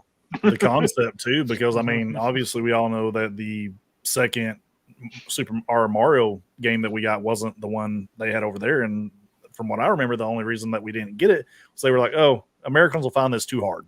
Yep. 2's still a great game though. So. Yeah. Oh, It Doki was, Doki. yeah, That was it's amazing. still fun. I didn't know about that until like 6 months ago. And yeah, I just played it with save states, and on the Nintendo Wii Switch, you could rewind. So I mean, I cheated the hell out of it, but I don't think I would be. Yeah, that would be absolutely frustrating and infuriating to play. I mean, like, did you guys ever play that on original hardware, or I don't know, in its original form without cheating like I did? I played it on Super Mario All Stars, I think, so I know it was a Mhm. little upgraded on that. But yeah, it was annoying as hell. Like there's certain, but then it's Yeah. funny because I got older and I got into harder games, and I Mm-hmm. enjoy stuff like Super Meat Boy and stuff like that. That's like, I finally when I was I would say when I was in my 20s, I finally beat Ninja Gaiden from the NES for the first time, Oh my and goodness. I felt like a damn boss. Nice. Yeah. Yeah, I remember you coming into work that day telling me about it and going, damn, dude. Finally, it's only been since I was a child to now. I'm still proud of myself that I found all 100 feathers in Assassin's Creed 2 without a guide. right. What Yeah. were you doing? It didn't actually take as long as I thought it would, but I really pushed myself. They kind of tell you where the feathers might be, and then you find all the feathers. Yeah. Dude. My ADHD would not let me focus that long to search for feathers. It was crazy. Yeah. Such a I'm great gonna sit here and game, say too. I couldn't do it too when I'm sitting there thinking about it. I'm like in that same level, and then I just realized I like just scoped the entire galaxy in Mass Effect yesterday. Yeah. 3 still bothers me because Same. we can't we have that ending, but I would still tell people it's a good game. It's worth going through at least once, but you can't land on planets like you could in 2. It's like, why take this away from me? Like if I want to look for something, can I land? No, I can just Just survey, scout for it. survey. Yeah, man, that was annoying. Other planets, and then like Liara was always yelling at me and stuff. It's like, you know what, bitch, shut up. Like I was like, I got this something- is. Yep, go ahead. I was just going to say, I got something really cool for you to look up that I just found the other day. It's called Star Wars Galaxy of Adventures. Oh, Okay, I will look that up.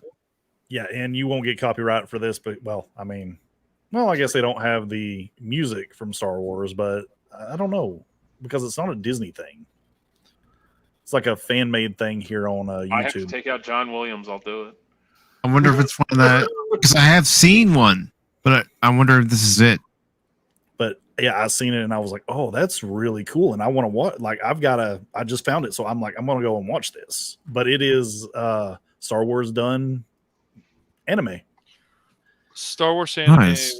was pretty cool. I did like Visions. I'm happy we're getting a second one. Visions there was some cool stuff in there. There was also some stuff that you're like, I don't like this. In a galaxy of adventures, Obi-Wan Kenobi is a legendary Jedi Master. Obi-Wan Kenobi. Now that's a name I've not heard in a long time.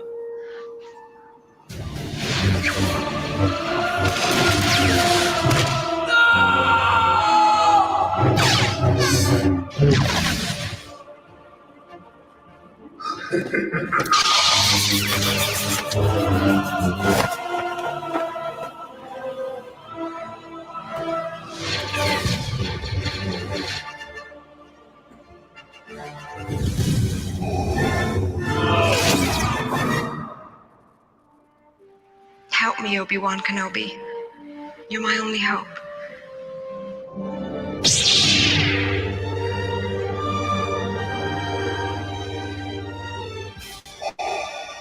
In the Star Wars galaxy, every day can be an adventure. Explore all the galaxy of adventures at Star Wars Kids. In the galaxy of adventures. You got the guy from the Burger King commercial do that last part. Yeah, no, that does. Burger King. Yeah, that looks pretty good. That was awesome. Oh yeah. I mean, it looks 10 times better than Kenobi, the live action series. That's for damn sure.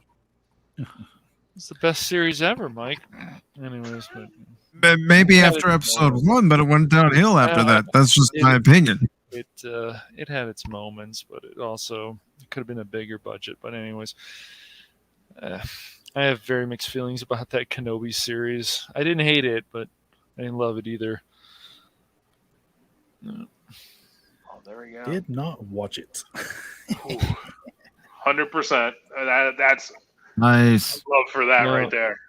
The only thing with the Legendary Collection, they could have given people the multiplayer, and they got lazy. The multiplayer was hours of fun playing with friends, hours of it, trying to get those medals, trying to get better weapons. I think it was the weapon cases, but no, took that away. And that's kind of, I mean, I might buy that Legendary Collection because it has all the DLC in it. But even some of those DLCs here, like the Omega one, you just shoot, and then you run into Arya. It's like, oh, great, that's $15 well spent. Yeah, exactly. Now that it's all in one piece, that makes more sense. But yeah, I agree. I love those DLCs where you're like, oh, cool.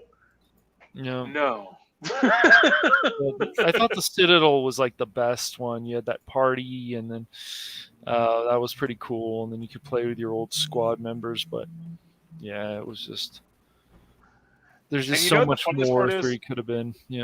I can bitch on DLC all day long, but then I spent extra to get the NWO in 2K22 for WWE, so I can't ever talk about anything. Well, it's just like these animes too. We were talking about Shield Hero. The first season is really good, and then the second season, it's like, where are we going with this? Maybe this didn't need a second season. They got to go with the British way of making a show, where it's like we got one season, game over. Yep. I have started. Doctor Who. Right. Yeah, I have true. started season 2 of The Devil is a Part-Timer, and it's still pretty funny. The first season, the devil comes down to Japan, and he's now working at like a McDonald's, and the woman who's always trying to kill him is like working. She's like doing telemarketing or something. It's just so funny. It's pretty fun. It's a pretty funny series still. I'll check that out. Yeah, The Devil, definitely season 1 is very good. Season 2, I don't know yet. There's only been about 4 episodes in. I think there's more for the sub version, but there's just it's good to be picky about the anime, because some anime that my friends like, oh, don't you love this? And I'm like, but it just keeps recycling the ideas over and over again. Gets in the same situation. He's this character's still a pervert. He doesn't change. It's just funny. But it's just old too. Yeah. Mm-hmm. Yep. So right now we're going to check out this clip from Black Lagoon. All right.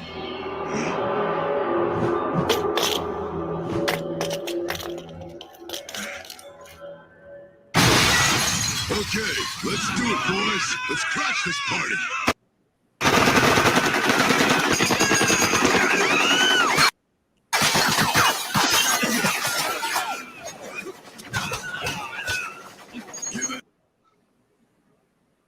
I mean, what I really do love about anime, especially the companies that take their time, is all the attention to detail to the character designs, to the cars in the background, to the bottles on the shelves. Oh yeah, the art is amazing. Mm-hmm. I mean, I always think about like the smaller stuff too. Like you think about the smoke and stuff like that. Like that stuff's not easily done, even though you'd think it would be. And then God rays too, when they get used, it's absolutely insane the lighting effects that they use in animation. Anyone trying to escape an extra asshole? Muzzle flare, pink flash. I mean, again, all the attention to detail to make sure that the bullet holes in the table look as authentic as you can for cell animation.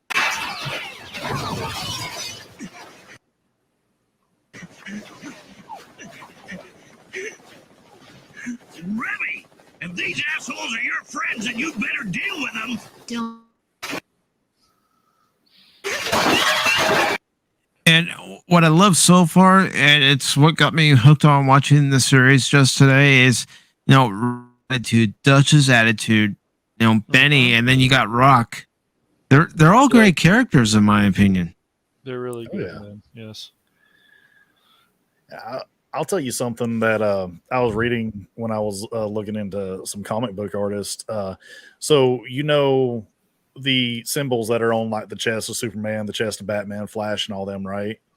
Mhm. Artists hate drawing those symbols with them because when a character moves, they have to make the symbol move with them. Same thing for like capes and all that. They hate doing that stuff because of how much detail they have to pay attention to. The shadowing, the light, the flow, like they just can't throw it onto paper. And I mean, I'm sure it's the same thing for anime artists. That's why you don't see really symbols on any clothing. It's just flat colors. I mean, you think the same if we were to talk about, and I know it's not anime, but I kind of put it on that same kind of elevated level. Spawn, the animated series. Yes. When you talk about capes, I'm thinking about trying to animate that cape. I need to finish that one because I'm worried that they're gonna take that off HBO Max and so on. I hope they don't. They need to leave this old stuff on there. It's classic for a reason. If we can't get it, then give us another option. That and Tales from the Crypt. I need these in my life still. Oh my god, I can't find Tales anywhere, and I want to watch it so bad. Don't they have? I think they have some of it on HBO Max, don't they? So what? I think they have some of it on HBO Max, don't they? I haven't seen it, but I'll definitely be going to check that out now. Yeah, if it does, because I love old school Tales from the Crypt. Same. I've got DVDs of like the first here. 2 seasons. I've got to go to my thrift store and remember that I'm looking for that. But I'll tell you another studio or group that gets overlooked for other things, and that's Clamp, the studio that's done Cardcaptor Sakura, X 1999, Magic Knight's Ray Earth. Oh my gosh, I'm trying to think of so many good, but they've done a lot of really good stuff, and they're a group of all women that tell stories, and they tell absolute. Oh, I remember Tsubasa Chronicles was another great show that they do. And I mean, they were doing isekai before it really became popular, but they did it very, very, very good. So yeah, like Clamp stuff. I have like Cardcaptor Sakura is about the only thing that I haven't really looked really close into because it just doesn't really work for me. But I know I watched a little bit of it because they had it back on CW when they were doing their morning cartoon blocks. But it was still pretty good. But if you want to see a really messed up, bloody anime scene, I believe it was Blood Plus C and the Demon Rabbits. Okay. It is absolutely insane. Like there's these giant rabbits and they're scooping people up, changing their hands into giant blenders and throwing the people in there and turning it on. It is so funny that like whenever I hear of like vicious rabbits, I think of Monty Python. But now, like, right? I'm like, I'm in for this now. Yeah, it's a great scene. Like I wasn't really like my wife loves Blood Plus stuff. I actually got her into that by the first one, which is actually called I believe it was Vampire Hunter before it was called Blood Plus. And Vampire Hunter is a more older school. I believe it was late 80s, early 90s, hour-long movie. And then they turn it into 2 full-length animations. Sounds dope. Still dark, but not the same style, obviously. But yeah, Vampire Hunter was it's like right there with Vampire Hunter D or no, it wasn't called Vampire Hunter. It was called Blood the Last Vampire. There we go. I got the names mixed up. So yeah, Blood the Last Vampire and Vampire Hunter D are two different things. Hey, anything that's brutal, it's like, oh, God, when I'm trying to think of, like, I know, like, the people talk about Baki and stuff like that, and it's so funny. Like, I just remember as a kid, and now it's on YouTube, stuff like Ricky O, with that live action, like, super brutal kung fu movie. There's one, I can never remember the name for it, but it's like called Black Star or something like that. And there's like this demon that like takes his hand and like shoves it into someone's mouth and then basically just pumps him full of slugs or something like that. And you don't get to see it, but you get to see the silhouette of them getting bigger and bigger and bigger, and then pop. Yeah, the silhouette does everything in that situation. It's what you don't see that scares the hell out of you. It's what you're actually seeing. Truth. So yes, this is Blood the Last.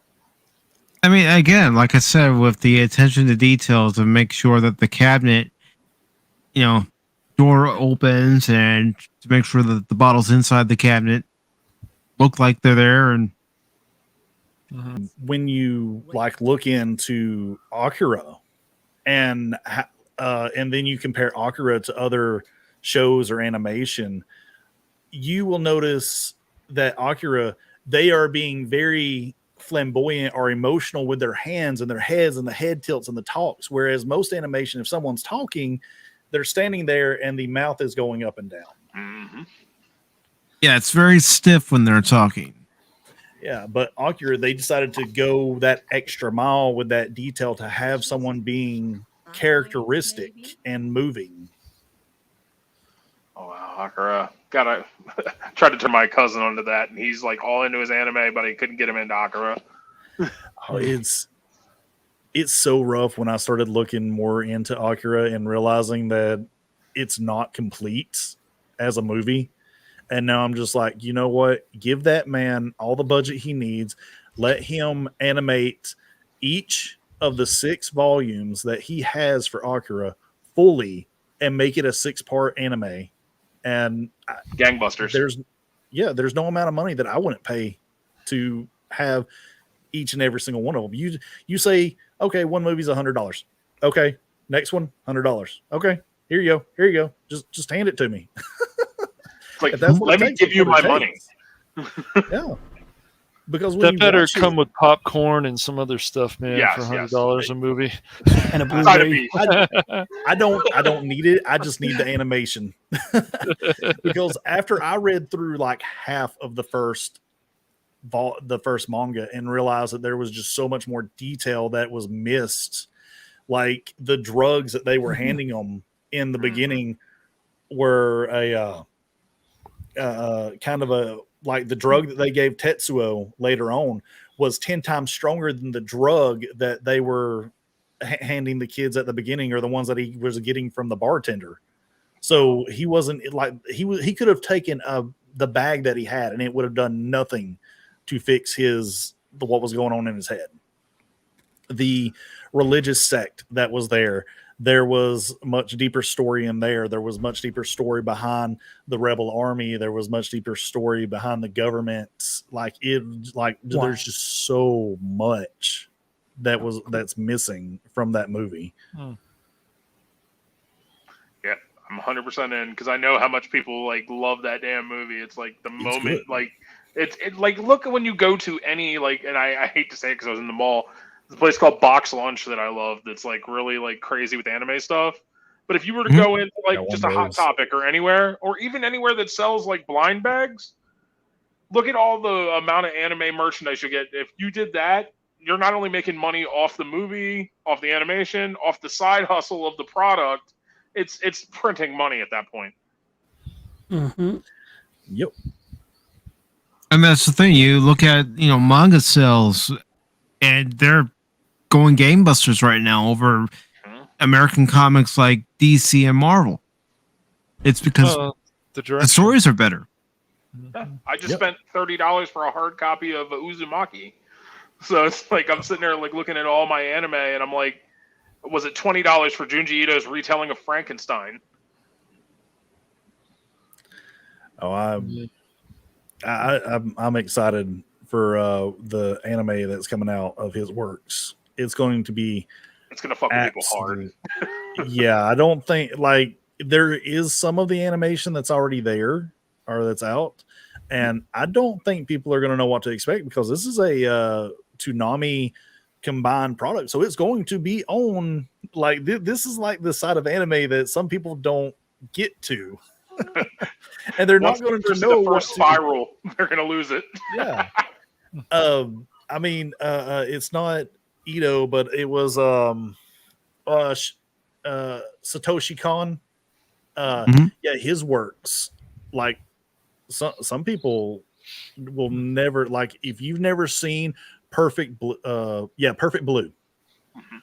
Jesus Christ, do yourself a favor. That is, there is some nudity in there. And there is a grape scene or a grapey scene. Yeah. So I'm warning you if that bothers you, steer clear of it because I know some people have issues with that kind of stuff. Even being just portrayed on screen. But I've watched that movie multiple times and it is an absolute masterpiece. And I hate so much that this man is past because some of the things that he did Paranoia Agent, he did Paprika, what else? I'm trying to think of some of the other stuff, but he did so much stuff and every single bit of it was just a complete I'm going to mess with your perception of what reality is. And Perfect Blue was one of those ones that it is a pop star that cannot figure out if she is actually the one doing certain things. And it's almost very reminiscent to Selena to an extent. And it's great it's a great watch. The twisted side of my heart loves the anime I'm watching. Yeah. I have not gotten into that anime. I'll have to look into some of it, I guess. It is. See, and that's another reason why I wanted to have you all here tonight is to hear about animes that maybe fellow panelists haven't watched before, animes I haven't watched before. It's like all this information, all this anime goodness. Yeah.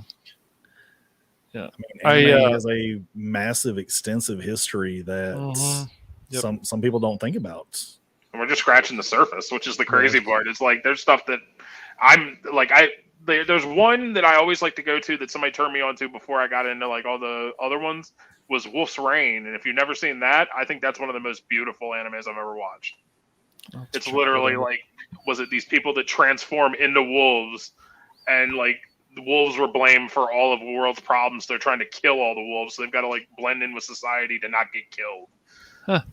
Interesting. It's amazing. Oh yeah. And I mean, I still love some of the inspiration that American or people in America have taken from it. Like there are some older cartoons like SWAT Cats. I don't know if y'all remember that, but I've heard of it. that is very, to me, that is anime. SWAT Cats is very anime. Megas XLR, which we will never have any more seasons of. Disappointing. I just found that again on my freaking Xbox.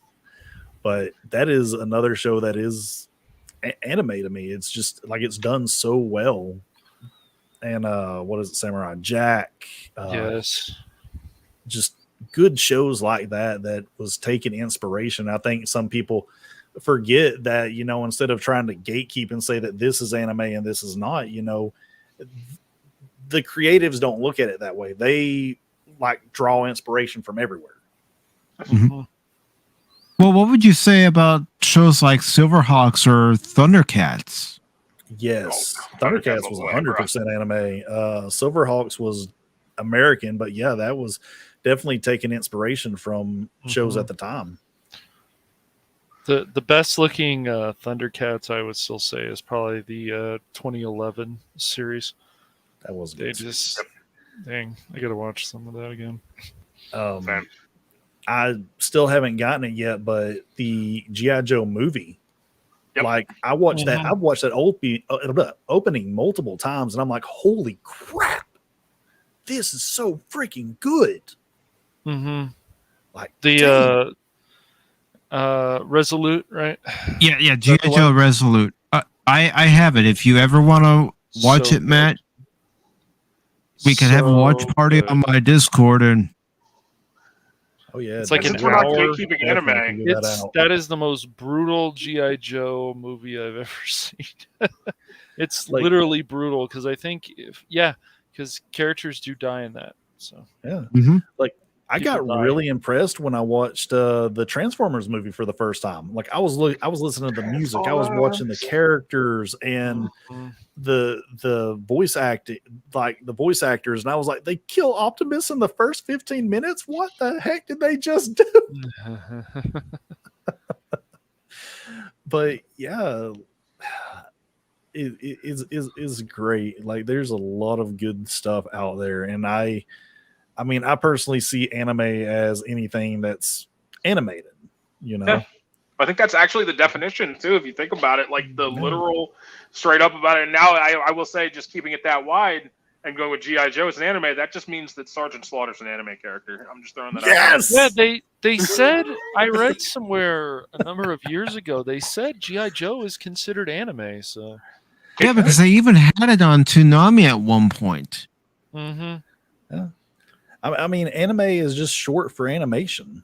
Yes. I know when I go to conventions, I actually get into this conversation a lot, and a lot of people say, no, anime is anything that is made in Japan, and anything made over here is a cartoon. But I believe I had talked to somebody, and it's actually the reverse over there, where they consider anything made there as their cartoons, and anime is over here. Interesting. Hilarious. I love it. Yeah, I like that. That's cool. That is cool. I mean, two different cultures, but we all consider our own cartoons, and the others anime. Yeah. Yeah. Which is how you visualize it. It's like comparatively, and now that like you think about it, it's like it's just the opening to see like creativity from everywhere. So I'm seeing it from other places. So it's like, shit, that's the best part about all of this is I literally love Japanese culture so much now. It's like I want to go over there so bad. Yeah, I know. It's like I want to go to Tokyo, Japan, and I think a lot of the reason is because of anime. Yep, exactly. Or playing these Japanese RPGs or whatever. Like it's just, it makes me want to go to certain places of Japan. It's like, oh, this could be really interesting. Well, it's like I mentioned earlier, me being a big Transformers fan, some of the Transformer characters that were released only in Japan, it's like, oh, I'd love to get my hands on that. Oh, yeah, for sure, dude. Oh my god, that and beef bowls. That would be how much I'd be spending all my money on. Beef bowls, yeah, all day long. Like I need to go to Yoshinoya right now. It's great. I'll tell you, it's sad. So I don't know if y'all know Wakashi's Tea House at all. Yes. Gray was on my stream this morning when I was playing Fortnite, and he was on my stream. He was telling me that they're about to do a summer lantern festival, and when he was talking to me about the culture, I had I don't know if it was just that I was playing a game or I was like, wow, I actually don't know as much about Japan as I thought I did, and I thought I knew a lot more from watching anime, and then I'm realizing, wait a minute, I know mainly a lot of the food. Yes, and it always looks amazing in every anime. Like, if you ever want to just lose your taste buds, look at anything Miyazaki did in the Studio Ghibli movies. All that food looks. Ponyo, when they're doing the ramen and the stuff. Have you ever tried to make ramen like that? No, but I can't do it. I want to. So I'm like, bad. wait, this doesn't sound right. You just throw raw egg and ham in a bowl of hot water and put it. It's not going to cook. Oh, here's a Here's an anime that you guys might know of. I think it's called Bento. It's basically a bunch of kids trying to get the last bento at the shopping mall. It's funny, dude, and they have like karate. I started watching this. I might have to go back to it. It sounds awesome. So crazy. They're all trying to get this last box of bento. See, I'm into any food anime where it isn't like Food Wars gets a little crazy with how they react to the food. They react to food and they get. Yeah, I don't know if Mike would like that one, but he could try. I'll check it out. I'm willing to check out any anime, no matter how silly, to give it a chance. If I like it, cool. If I don't like it, well, move on to the next one. There's plenty to choose from. There's other ones called Rail Wars. One thing I would definitely recommend is Gate. Gate was very good. I don't know if some of you guys have seen Gate. Gate is very good. Oh, I got so much to watch now. I'll tell you one that if you have a significant other, sit down and watch it because it is a fun watch. And that is one called Oron High School Host Club. Oh, I've heard of that one. I haven't watched it yet. It is super hilarious to watch. And like, you'll be watching and not even realizing that you've probably watched 7 or 8 episodes of it. But it's fun because it's like this poor girl gets into a rich school and then she has to become a part of a host club with these 5 other guys, and then crazy shenanigans ensue. But it is very much like a love story type of one, but you get invested in it, like really invested, because of each and every single one of the characters has their own personality, and it's like you're not hating or rooting for anyone. It's just like, I want to sit back and chill, and I don't like it. Makes you think, but at the same time you can also not think too deeply about things. There's also one called Say I Love You that has a lot of deep drama in it. I've seen a few episodes of that. Yeah, it's pretty good. It's pretty interesting. But my friends all like, she didn't say it. She's supposed to say it. That's the name of the title, and she didn't say it, and it really drove her nuts. How dare her for not saying it? But it was very good. If you like a lot of deep raw drama, that definitely, I was quite impressed with that one. That one and Suzaka, which some people have said that I've read. It's funny reading these things, how upset people get. He's like, that man is stalking her. I'm like, dude, the guy lives just right next to her in like the apartments. What are you guys talking about? He's stalking her? They go to the same school, but like, it's funny. I love it. Same going home. Same with Tenchi Muyo. Yep. The same with Tenchi Muyo. They said, those women are doing stuff to that young man. I'm like, no, dude, it's supposed to be a funny situation. It just makes me laugh that people feel that way about that stuff. It's funny. Oh, there is a super silly one that I believe the name of it was Kiss Him, Not Me. Yes, I have heard of that one. Yeah. Oh my god! So it starts out, the girl's like a bigger girl, and then she gets sick, and then she gets like super skinny and hot.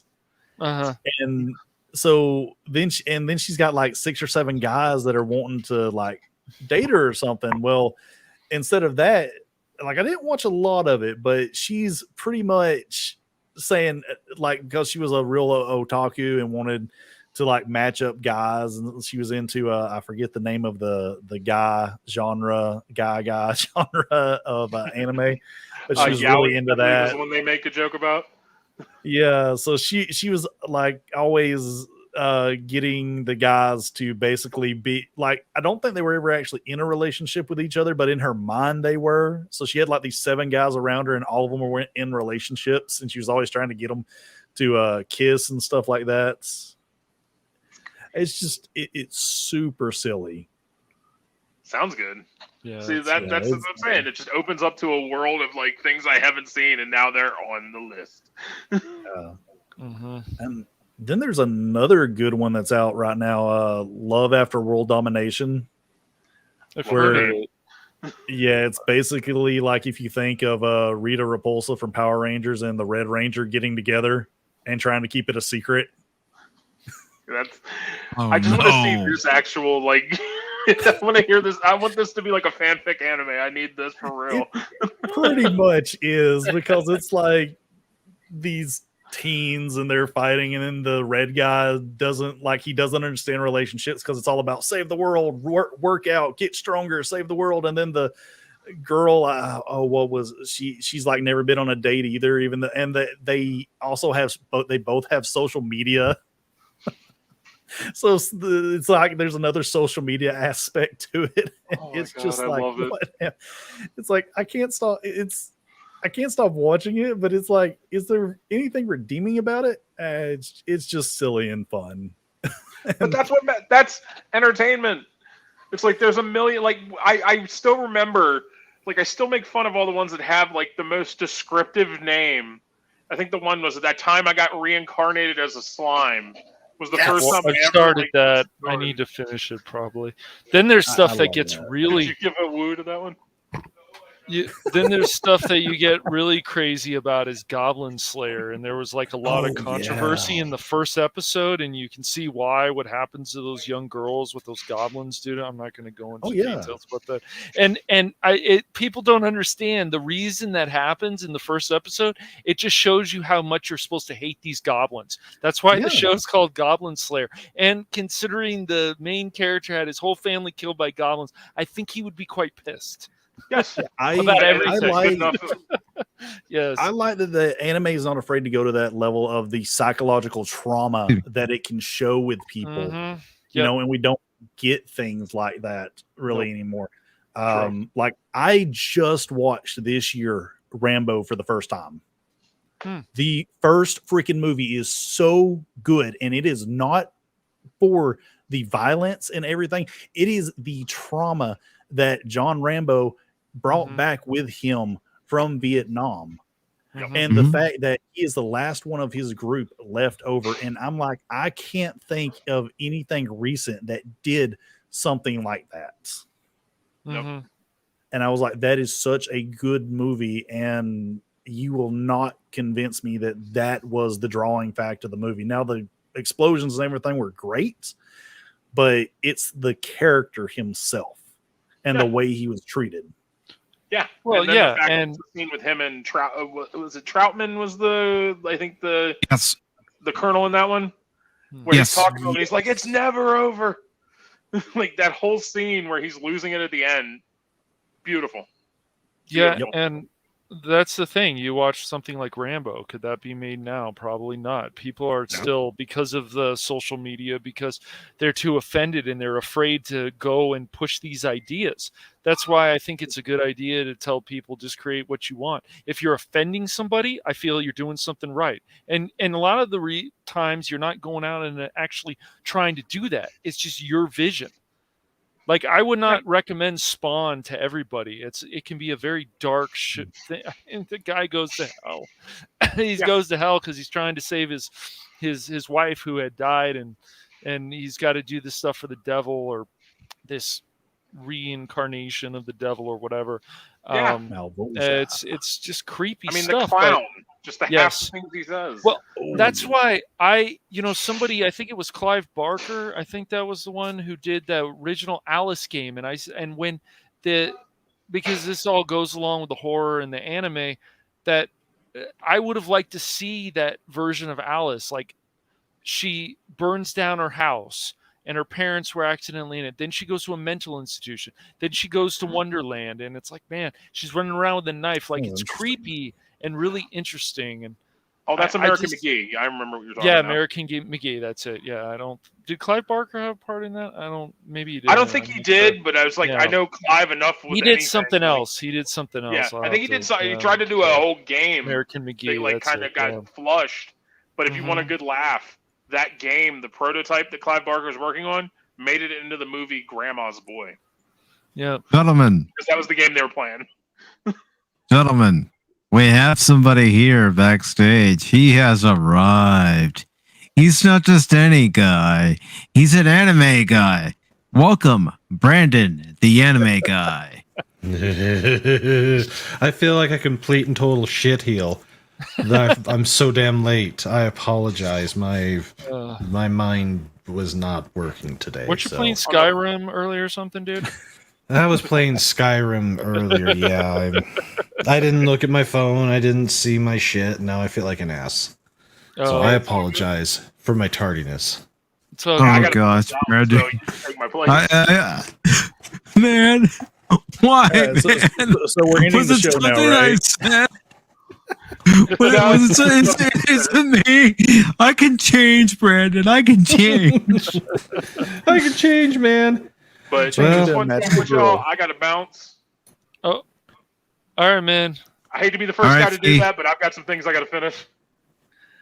Got it, brother. right, Thanks for coming on, man. Good talking to you, Thanks man. for having me. Y'all rock. Anytime, brother. You too, man. So, how's your day been, Brandon?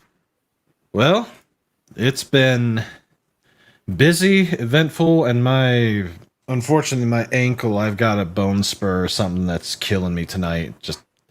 It's hurting me, but I'm going to power through everything and lay some straight facts down. So, all right. Let's see. Ooh, Why straight anime? facts.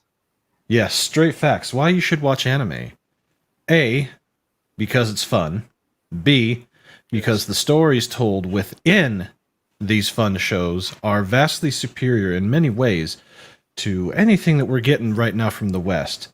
3, they know what a man is, they know what a woman is, they know what a boy is, they know what a girl is, and if you want gay stuff, you can get gay stuff. I wonder about some animes if they know which is which and if they even know what species some of them Yeah, are. well, some of them do push it, but the stuff that is designed for kids, that is supposed to be straightforward, they don't go around trying to mess with things. That's true. But the stuff for adults, oh yeah, all bets are off for stuff for adults. But that's, when you're an adult, you can differentiate and deal with that. They don't treat you like a child if what you're watching is for adults. But they will treat you like a child if it is something for children. Right. Yeah. True. My number one cat girl is still Aisha from Outlaw Star. So. Oh, Outlaw Star. Number one space anime of the 90s for me.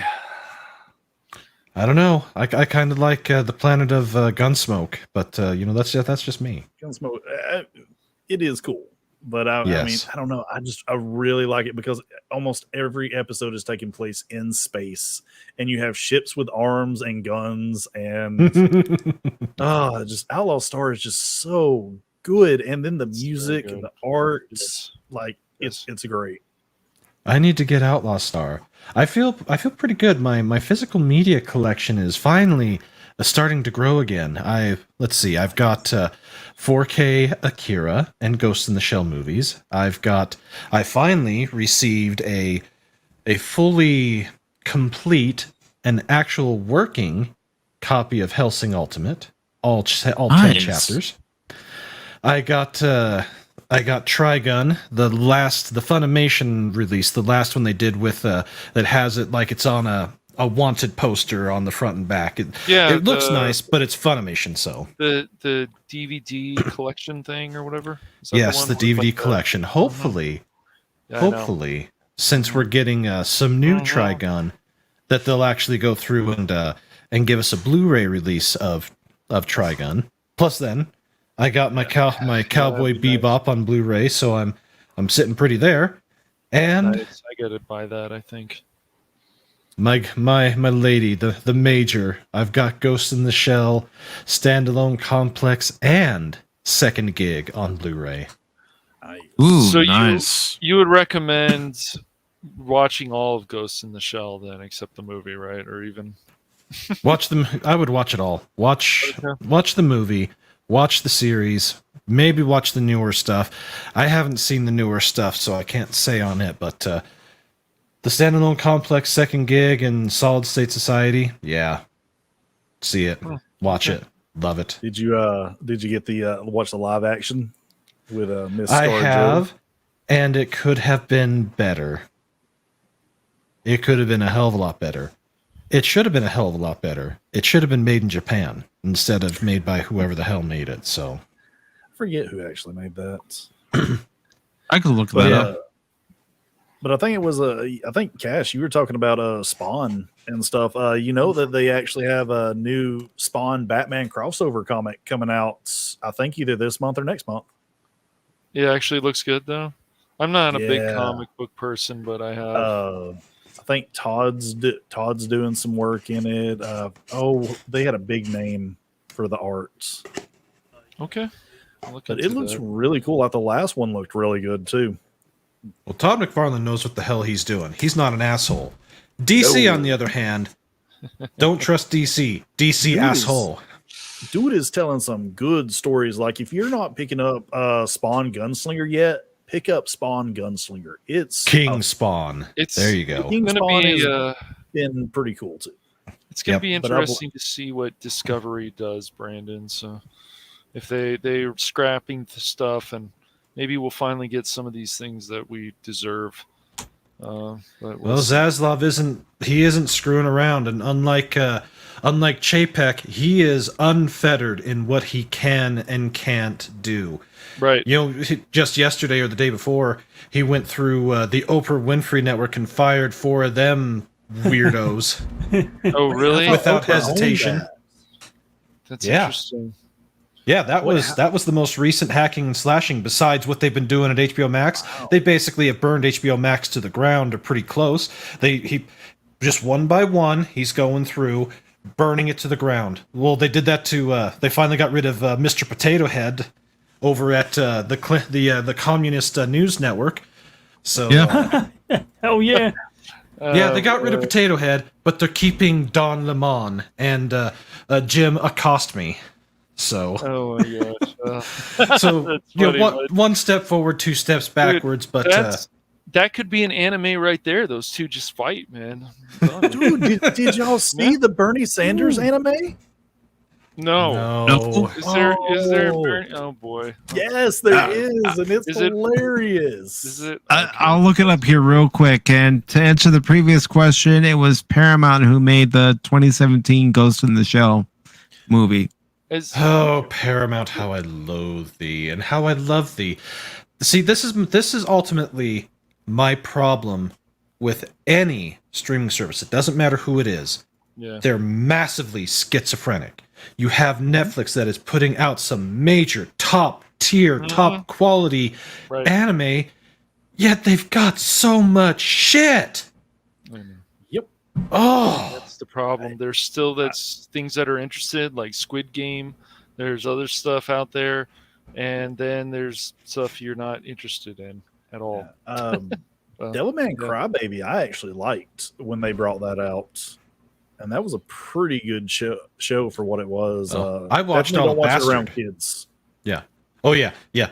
They got most of the stuff they have is definitely not for kids. Don't do it. But I watched the 13 episodes of Bastard. Now, not having read or watched the prior, I can't. I don't have the frame of reference. There's a lot of people that say that they made them censor too much, and I can see that.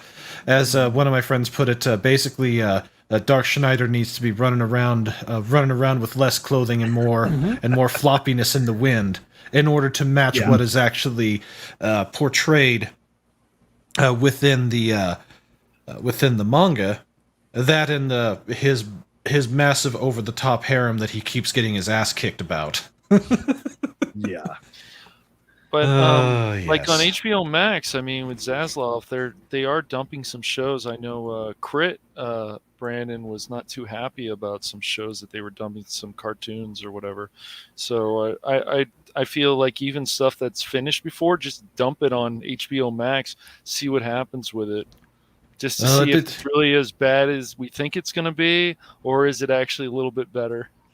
Well, I'm glad that they did away with that Batgirl, Batwoman, whatever.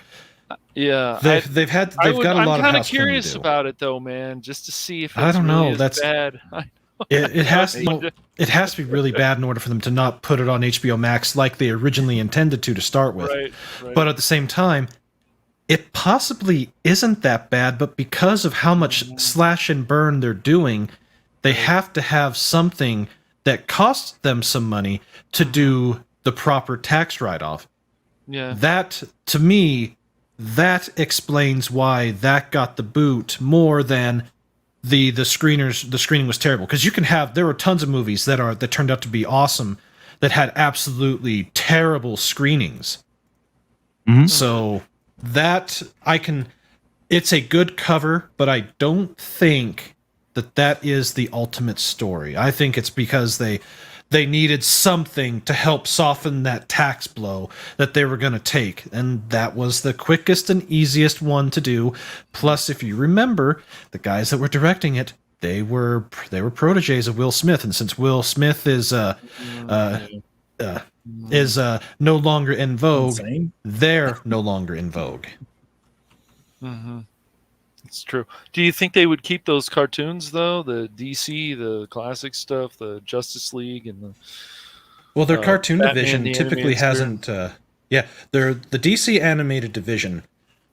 90% of it is good. 10% of it is shit. Mm-hmm. But because of how over the years how much better it's been, and even when they do put out a more woke-ish type of show, they're typically better about it than. In the animated side than they would have been in the live action side. I will say the Harley Quinn show is actually pretty good. It's funny, and I don't know how I feel about the relationship with Ivy and Harley Quinn. I just don't care about that, but there is funny stuff in there. They've been pushing that but I guess it's been in the this, comics. They said, right? I think one of my friends said it was in the comics. I guess that those they got to turn did something have gay kind of relationship. Yeah, those two are the easiest ones to do that with. But I did like it that it didn't happen till season 2, and it was more of a build up. And even when it happened, both of them were like, no, this can't happen. This can't happen. Because Ivy was going to get married to Kite Man in it. So they were having a real struggle with it. So it felt organic to an extent. Okay. So, Brandon, one of the questions I had asked everybody early on was, what was the anime that got you hooked? Ooh. Golgo 13. That's one of them. That is one of them. Well, as you know, my prior persona was that of the almighty Duke Togo, the assassin. But when I think back onto my early teens and all that, that was one of them. Fist of the North Star was another one. Let's see. At that time, oh shit, what's the? I can see it. Crap. What's the name of the movie? The samurai movie, Ninja Scroll. That era, the era of Suncoast, the era of Hollywood Video, is what got me. And of course, I did an ode to it, but I'm going to have to do another ode to it again soon. The Sci-Fi Channel and the Festival of Animation. And then Anim Mondays and the Animation Saturdays. The Festival of Animation was brilliant. All week, every night, a new show. I recorded it for 3 years straight and wore those tapes out. It's how I got to see Tenchi. It's how I got to see Rujin Z. We're talking classic. Good shit. Oh, so good. Makes me happy. It makes me happy to think about it. But alas, the Sci-Fi Channel sucks Donkey Kong now, so. Yeah, it does. Unless some old shows, that's about it. Yeah, well, one of the things that, one of my goals for the channel going into the next year, since, January 1st, is technically the 1 year mark for this current run. I think we're going to start fresh in a way, but with starting fresh and going back through, we're going to do a month for the 70s, we're going to do another month for the 80s, 90s, 2000s, 10s, etc. But within those, instead of just talking about them like I had, we're going to go through and build a list. We're going to use analyst.co and my anime list to go through, find the stuff, get the list built, see who's seen it, and then actually watch it. Because there's a ton of stuff from the early days that's great. Sweet. Well, that sounds great, dude. I want to. Yeah. We need to watch some anime soon, dude. Again. So. Yes, I was going to get.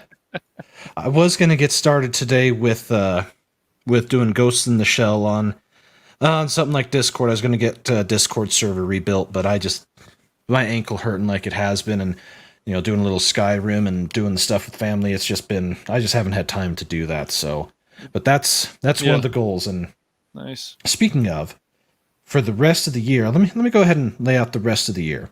So next month is going to be back to school and sports month. So we're going to cover some great sports themed animes, some great school themed animes, which there's just a shit ton now. Almost everything is set in school, so that one won't be too hard. No. But on the sports side, you wouldn't think that certain sports that they would cover as well as they do. When you think of Japan, what type of martial arts do you think of? I think of karate. Yeah, like kung fu. Karate, jiu-jitsu, etc., etc. Right, yeah.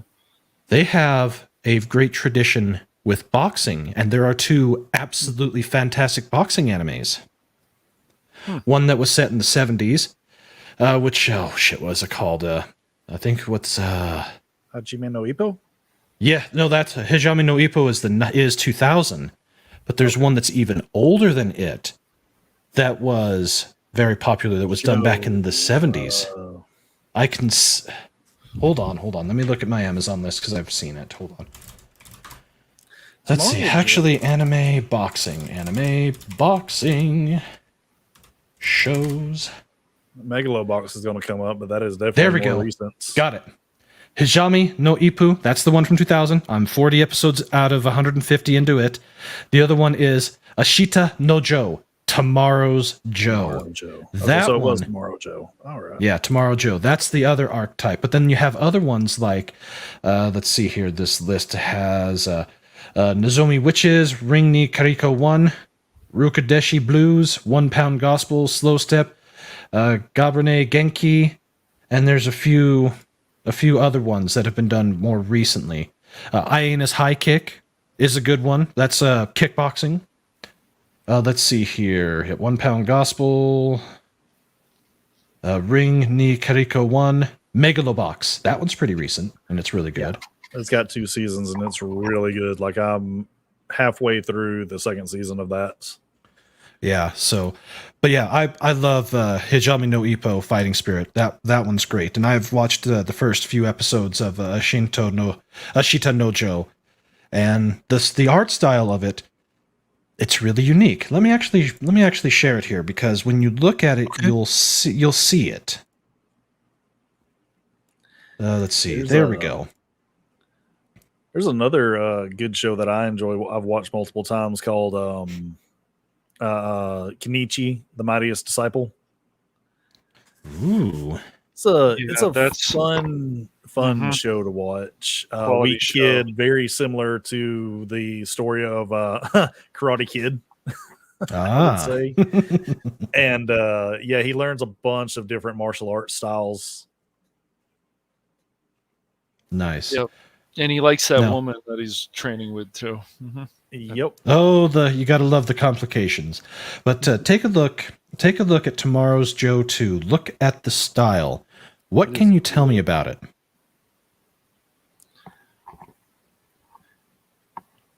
Well, I mean, I actually know about Joe, so. Well, when you look at it, even though it is from the 70s, you can see the 70s style in it in some of the faces, like his trainer. That looks something more like that you would see out of Astro Boy or some of the other 70s shows. But if you start looking at him and some of the other guys, you can see a base foundation for where they get inspiration for what eventually became pretty standard from Fist of the North Star. I can see where some of that came from, or where some of that inspiration is coming from. So this one ran for like almost 10 years. There's a ton of episodes for it. It's never been dubbed, but it is a really good story. So that's what's going to be talked about next month. And Retro Crush has a bunch of them.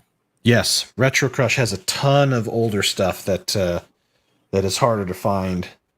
But let's see. October, of course, will be horror, and so you know what's going to be coming out of the closet for that. Future Diary.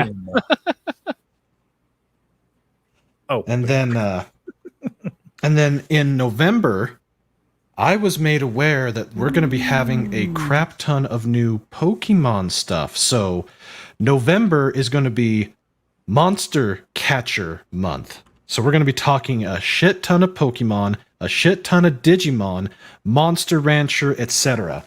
So we're going to try and ride the wave. Pokemon is hitting so hard with their battles lately. Mm-hmm. It has been upped a lot since back when I used to watch it all the time. Yeah. Pokemon, from what I understand, there's a ton of Pokemon stuff going on in November. So you know that the big boys like Nintendo and the Pokemon Company, when they put out something, it's going to be hashtagging. So I've decided that we're going to do that.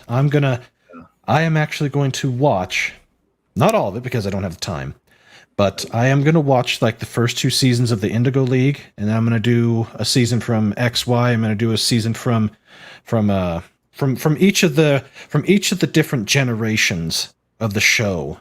I'm going to check out at least 1 season of it. So I've got the time to do it. And you know who would be interested in that, Brandon? Woopa Troopa. Yes, I was thinking about that. Absolutely. He's a massive Pokemon fan. Get my man Woopa Troopa.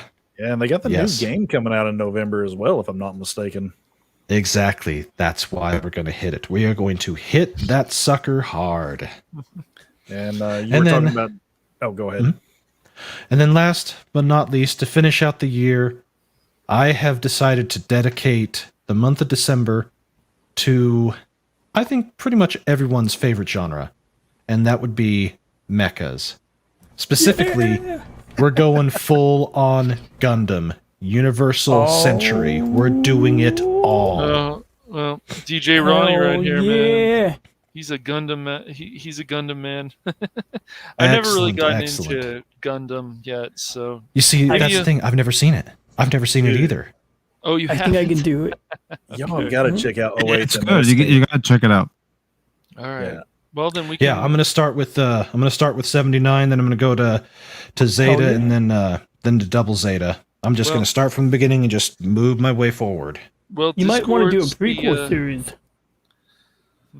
Like, after doing 79, you might... Actually, wait a second. No, do Zeta. Yeah. I'm sorry. I think about these mini-series, like 83. That is, like, what turned me on to the Universal Century timeline.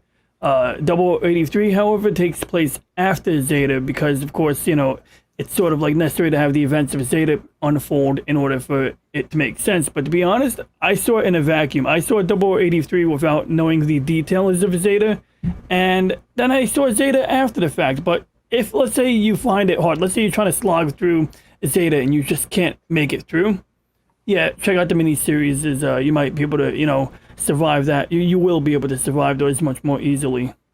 Yeah.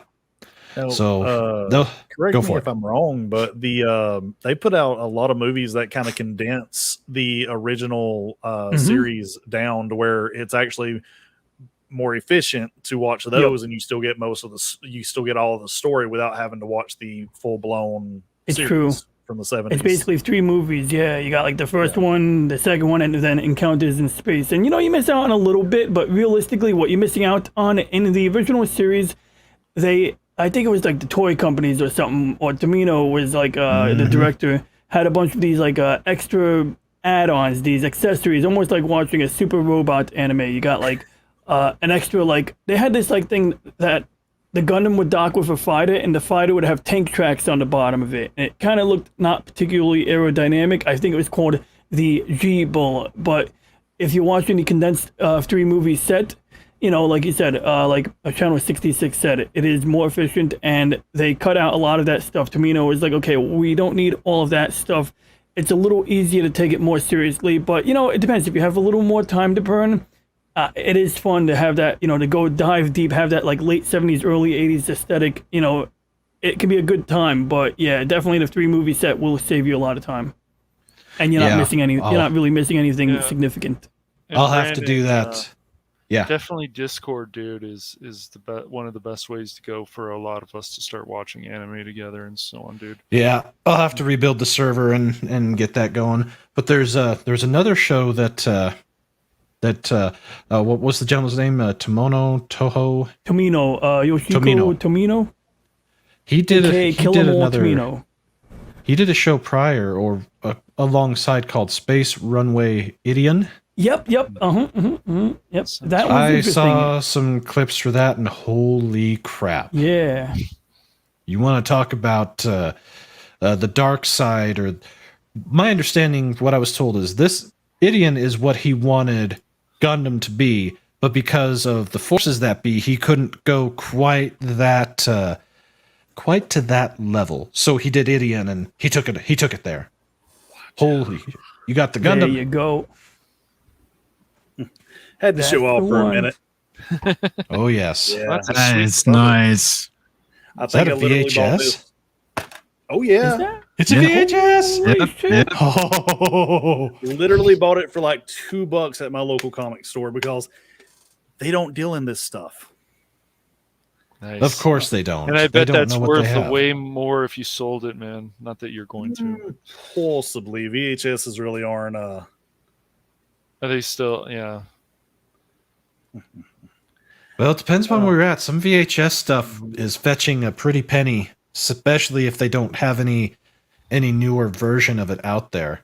Very true. Yeah, the original Dragon Ball. Definitely Never really not gotten for into kids. that. This I wanted to bring out just because they are apparently bringing out the entire season in 4K. Nice. And that is what was it, Nadia of the Seven Seas or something like that. Now that's They cool. don't have the full one, but yeah. I was going to say, that's unusual for them to do it in 4K, although I did see that they are bringing out the Wings of Hana Messiah in 4K.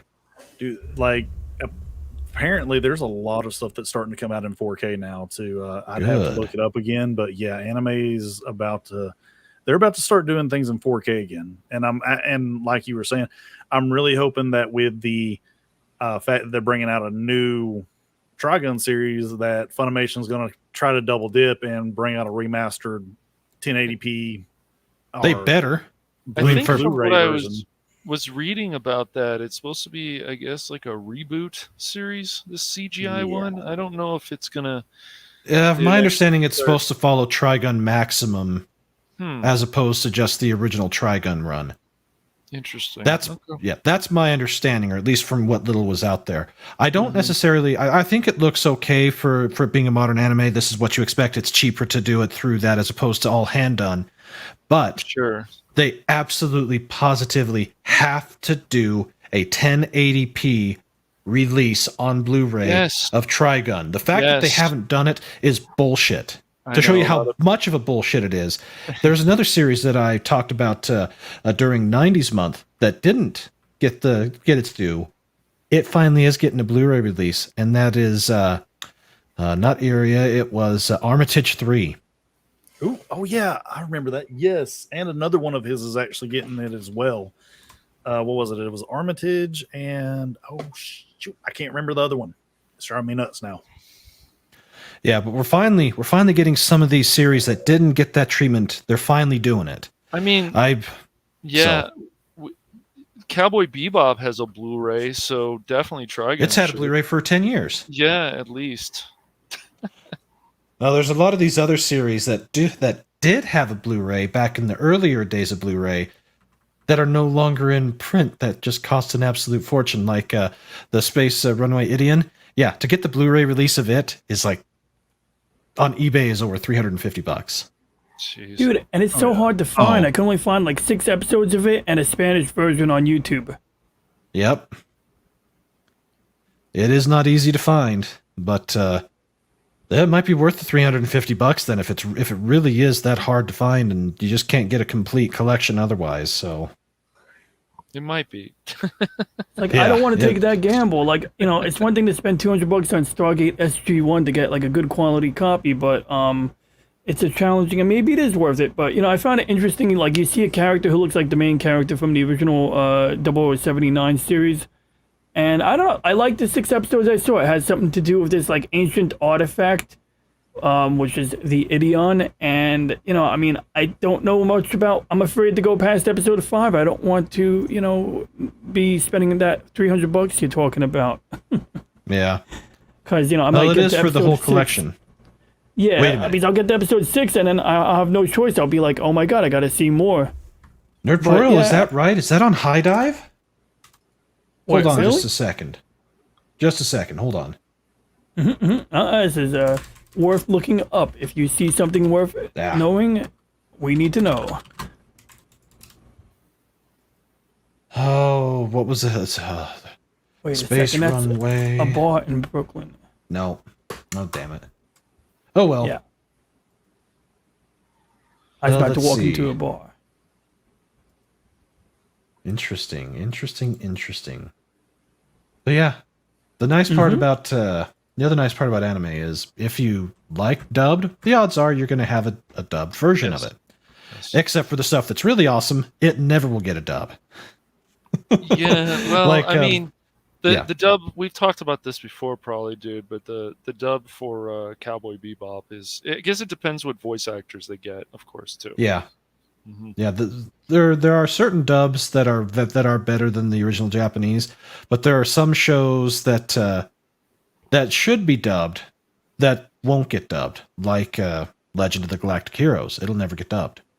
I'm hoping that well, maybe. Well, I did don't you know. see? Well, they did like a remake on Crunchyroll. I mean, I don't know who makes it, but I saw it on Crunchyroll. It's called Die New These. Once again, I'm going to pronounce the word I can't pronounce.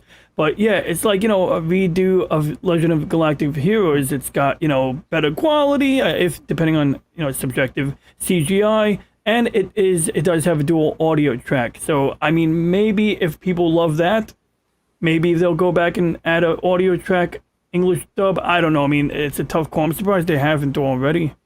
Yeah. Well, and that's just I the way don't it know. is for some of them. You know what? I mean, like, I remember, okay, every time people mention Macross, people mention Robotech, and I'm like, I remember discovering Robotech in like 2004. A friend told me it was a joke, and then I never revisited it. And then like 2 years ago, I discovered original STF Macross on Amazon Prime, and it was only available with subtitles, and that was fine because I was blown away compared to what I saw from Robotech. I was like, this is awesome, and I'm not on screen. And I was like, this is freaking awesome. So my point is, I did later on buy a newer version of that. Did have an English audio track, but the sad thing is I was making fun of Min-May's voice in the English version. I was like, I can't take this seriously. Min-May doesn't sound right. Then I found out that the Japanese voice actress for the Japanese version actually did do the English voice for Min-May alongside Vic Mignon. Yeah, that guy. And well, so, speaking of not Vic, a native English speaker, I got to respect her for, trying. You're That's good. fine. You're fine, dude. Don't worry about it. I want to hear your guys' thoughts on Vic's whole situation because I do have an article that I'm pulling up right now. Vic Mignon. There we go. It's like filet mignon. Yeah. And so it's from in the comics. Yeah. But I was making fun of Min-May's voice only to find out that it's the same voice actress. So power to her. But honestly, I don't really need a dub. The other one was the Macross movie, Do You Remember Love? And like, I think it was a fan sub because I mean, freaking the main character has this funny British accent, like, and it doesn't. I don't know. Once again, can't take it seriously. So I just stick with the Japanese audio track. Just make it so that. If people can resize the subtitles, you have like, especially when you're using like a Blu-ray or if you're using something that you downloaded, if the subtitles are separate, you usually have a little more control over how big they are, and that, allows people with bad eyesight to be able to, enjoy the fun. Yeah. Oh, something interesting. Absolutely. Macross, I mean, you mentioned that Macross and, oh my God, Robotech. They've been fighting since like the 90s because of Harmony Gold basically taking Macross and bringing it over here without licensing anything. Oh, that's how that works. Yeah. All right, gentlemen. Settle down. All rise. His Honorable Justice Pat Seagal now presiding. That's funny. You told me to come around 11 because that's when we start talking about hentai. hentai. Wait, we're getting into that. Well, that, No, Matt, keep keep the erection down. 66. Well, 666 inches down. It's 6 inches wide. It's 6 inches long, and it's 6 inches of disappointment. I was about to open up that the special Happy Time folder.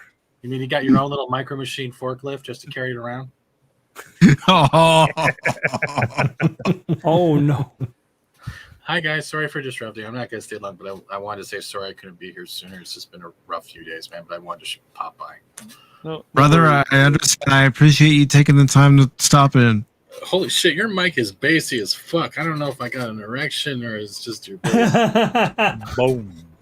Well, it helps when you run voice mod and you adjust the EQ a bit. So Yeah, I'm still trying to find that sweet spot. It sucks about the defamation stuff, but at the end of the day, pretty much all the defenders of Toy and Monica Rial, pretty much a lot of their supporters have been found out doing the exact same shit they've been trying to accuse Vic of. So it pretty much shows that the same camps always hang out with the same camps, and eventually the camps that cause the crap get found out and end up with nobody. Well, I do want to say this about Vic because I mean I've been going to conventions since like late 2000s, and a lot of stuff that's been being said has been said at the conventions, but at the same time I have a hard time believing that because if he's been doing it for that long and they keep inviting him back, I'm just like, what are the conventions doing? Is it just because he's a name, or are they sweeping things under the rug? Because it's like, yes, we've heard it for years, but there's never been any definitive proof as far as I know. And even him losing this, there's not anything definitive. But that's just it. They're taking something and blowing it out of proportion because it's the way you let's look at you. We can actually coincide this with the way YouTube sometimes work, especially with as people start building the channels and like say fellowships or communities, whatever the hell the word you want to use grows, right? You eventually reach a point where you'll have groups that will stick together, whether you want to call it a clique or a group of friends because they trust together. They've been doing all this content together, and they stick to their guns, right? They know each other, they can trust each other, they can feed off each other. But then you get the opposite with these people, is that they don't like something about person, or they don't like an opinion. Even it doesn't have to be groups. Even let's say we talk the way people talk about Mandalorian or shows and in general. And then if they don't meet can I swear? Yes, yes. All right, if they don't meet a fucking standard of a fucking standard that doesn't exist, just because you want to base everything off your principles of an ego, they then start picking at people that don't fit those standards, not because they don't meet the standards, but because they threaten their monetary value, their clout value, and they believe the people that are pumping them up and blowing smoke up their ass are going to protect them and take them to a place where they're going to succeed. It doesn't happen like that. All it shows who is the monsters, who are the victims, and who are the sheep that will go along with any narrative. So give it about 5 years, and these people that were going after Vic Mignogna are eventually going to be blown out. Look at the way Tug covered this stuff and then went to Amber, and we'll go back to this. Even if he lost the case, he didn't lose his fans. Yeah, exactly. The people who push their little cliques, their little groups, their little narrative or their principle crap, they will lose everything in the end. And because no one's going to trust them. And that's Chris Sabat. Chris Sabat has been trying to interject into everything Funimation for a very long time. Look at the credits to the Dragon Ball Z Broly movie, and he is on almost every single freaking line. And even for the longest time, he would say that he was the only voice of Vegeta, that the guy that did it before him never existed. Of course not, because then there'll be a comparison, and they'll try to judge them based off why did you change this over change that. And it's the same thing where you have battles of the saying of Kamehameha, rather than just accept the fact that voice actors are still delivering us Goku. Just enjoy it. And the whole attacks on Vic is garbage. It is literal garbage. It's pushing narrative. It's pushing the cool kid table. It doesn't exist. It's a socio built concept for people just to feel better about themselves because they're too insecure. And we're seeing that way with Monica, and Ron Toy, the whipper of remotes, is literally been going around doing all these accusations, going after YouTubers. What's his name? You're not your hentai. What is his name? Shit. One of Vic's, he's a YouTuber. I can't remember his name. I used to watch him. I think I know who you're talking about. You know exactly what I'm talking about. His dark hair, kind of long. Kind of, I haven't watched him in a long time because I've been doing my own stuff, but I Yeah. know exactly who you're talking But about. the thing is, they all push the same narrative, and when they're asked for proof, you know what they do? They block you. It's the same when you're having an argument with an NPC update on Twitter. They block you because they have no logic behind the arguments. It's all about emotional because they're believing an emotional attack. That's it. It's sheep. It's all sheep. Yeah. You can pick a sheep out. It's pretty easy. And Pretty Nerd easy. Portal, I really do. Yeah, I think it was. I really do. Yeah, think it was. is It because was. the- Oh, absolutely, it was. It's easy. It really is easy to target somebody of the Christian faith within one of these Hollyweird sectors and single them out. It really is that simple. Now, had he been any other of the Abrahamic religions, oh, you bet your bottom dollar, if they had tried to do that to them, they would have had their clocks.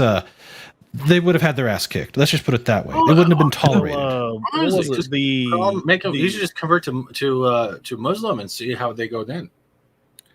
What was it? The new voice actress for Shinji from the Netflix remake of Evangelion. There was a story about some people coming forward about him doing some things, and it did not get as much coverage as the Vic stuff did. Wasn't he of the woohoo persuasion? That's Yep. why. That's why. The minorities are protected because they're billboards, but then Yep. it's not going to matter by the end of the day. Give it 5, maybe 15 years. We're looking at how Western socio-political values are being injected in translations, and they're slowly losing those properties. I'm sorry, when I saw Black Frieza and the N-bomb on a page like that, I believe that was real, right? I'm sitting there going, I'm sorry, just because it says Black Frieza because the armor's tinted black doesn't mean they've come from the hood of the Saiyans and like, yo, what's up? Let's like some Eminem and kick ass. Like, you know what I mean? It's so stupid.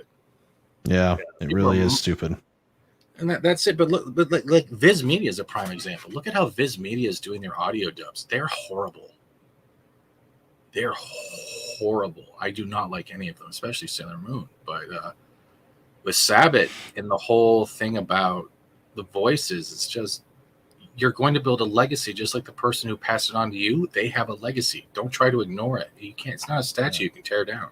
Apparently, I forget which Super episode it was, but they got the original voice actor for Vegeta back to do like Goo Vegeta or something like that, and he was kind of fighting it the whole way from what I can remember. Who, Sabbath?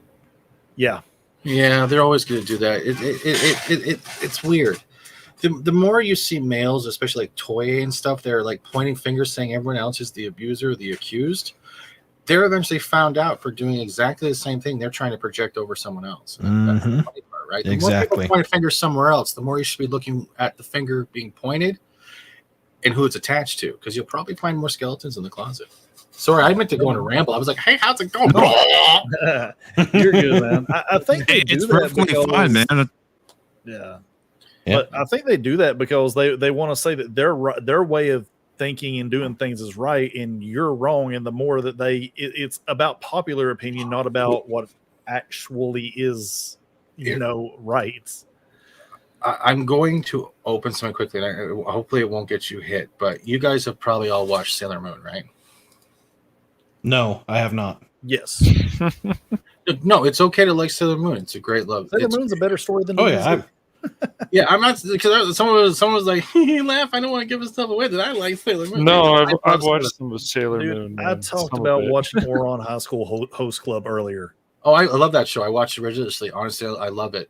Except It when is. he's jumping out of the carriage to get her. Oh, Hiromi. no, that Was was it Hiromi? that was a Hiromi. great Hiromi. ending. Yeah. Takumi. No, but Hiromi's the girl, right? Who was cosplaying. Yeah. They thought that was the guy, right? Yes. Yeah. I loved Uron High. I wish they gave us another season. I loved that. That Oh, was yeah. awesome. I wish But- they'd do it the treatment of what was All it? right. Fruits Basket. Yeah. That's what I have to get into. But I want you guys listening. You've heard the Viz Media audio dubs, right?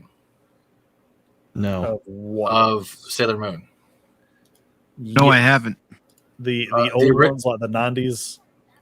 No, what I want you guys to hear once I hold on, I gotta make this smaller. There were dubs before Viz Media Mm-hmm. for Sailor Oh Moon. yeah, the Yeah, ocean the dubs, dick right? dubs, the No, DIC dubs. Yeah. The dick dubs, ladies and gentlemen. I found them. Yes. You can't find them anywhere, but I'm going to share this when you want to. and I want you to hear the difference. Now, when you hear this, you'll notice the difference. Where is it? Let's just go to the intro right here. I don't want to get you crop. I can't, but listen. That is the Sailor Moon I grew up on. Viz Media got a hold of Sailor Moon, and if you go find the original, the Viz Media dubs and hear the voice differences, it sounds like they replaced it with a fat, desperate kid trying to sound like a superhero. It's bad. You find the Deke dubs, it's really even hard to find them. Yeah, it's the Deke dubs. Yes, the Deke dubs are the original English dubs because those are the ones used in Canada's. DIC, Deke dubs. Yes. And the same company that produced Inspector Gadget back in the day. Yeah, but the thing is, with their audio dubs, it has a better emotional attachment when it comes to the music, the characters interacting, than it does with Viz. Viz Amber Hearded it. They just wiped it. So if you ever get a chance, I had to go through website after website to find the originals because these also used to give us those who remember this always will remember this because it was fast to sell. Yeah. You have it? I can't hear him. He's muted. DJ, you're saying the voices sound radically different in the non-Deke version? Well, actually, I'm sorry. No, I have the Japanese one. Yeah. I'm sorry. I don't have the Deke dub. Right, I'll bring my window back up. Hold on. Someone find the Viz Media Sailor Moon and get it for sure. I'm thinking back to like 1999 when people were fighting over the original Japanese version and the Deke dub. So it didn't even I wasn't even watching it when Viz Media picked it up. Oh my God! Okay, well that's why you have to hear the comparison. I'm sorry, I took this off subject, but it was like, no, it's fine. It's no fine. worries. I'm bringing my volume up in case. Because when you hear the Deke audio, when they're fighting Beryl, it sounds like she's asking for help. It sounds like she cares, is asking for her friends. You can hear the passion in the voice of a girl who is resenting being a princess. And then you hear Viz Media, and it's like, oh, I just got back from the opera. Oh, Queen Beryl, how are you doing? Oh, wave hands away here. It has that weird kind of little feel. You're sitting there going, what did you do to my most favorite love story? Sorry, I'm a dick. I'm sorry. I'm so sorry.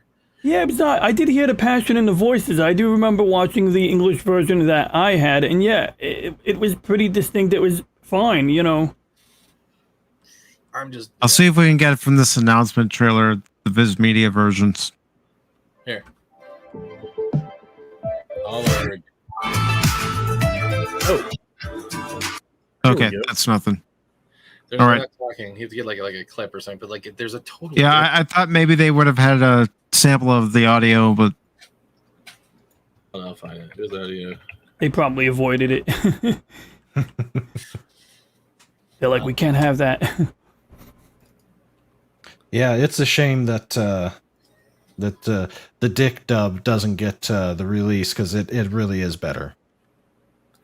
It is. So get the Deke dubs if you can. Steven, you'll have to tell me if this is the right ones from what I found on archive.org. Okay. You'll be able to tell by the voice. We'll go right away. I was fairly young when Sailor Moon Original came out, so I wouldn't notice the difference from the Viz and the Deke dubs. The Dick dub. She's 66 doesn't know the difference between the visuals and the dick. I gotta feel around. That feels kind of lumpy. That's not my breasts. Oh, what's that on my face? Oh God, why is there hair in my teeth? Or as Carmen would say, close your eyes and suck it through a hose. Oh God. All right, let's see what we got here. Let's see what you got here. The final episode was great. Yes, it was. Whether Japanese or English, that song is fantastic. Let's go. Yes. Go play it. Go in the middle. Don't play the whole thing. You'll get clipped. You have to go find a voice. I'm real. Our friendship is what sustained me all this time. Oh my! Before I came to the orphanage. Now go to Sailor Moon. Try to find Serena talking. That's right. Always sounds familiar. That's the tree of life that got turned into the tree of death because it got so intoxicated, right? And that's during the arc where Darien had a split personality after the Barrel battle and the Moonlight Night, and Darien were existing in two different properties, but it was both hurting him at the same time, and they had to combine by the end of the episodes. All right.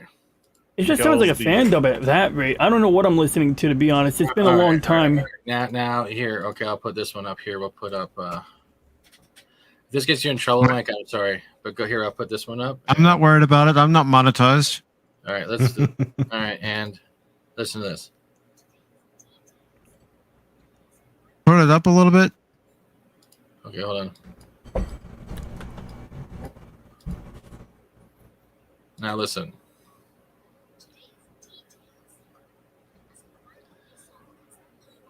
I can't hear a thing. Yeah. You can't hear the audio? No. No.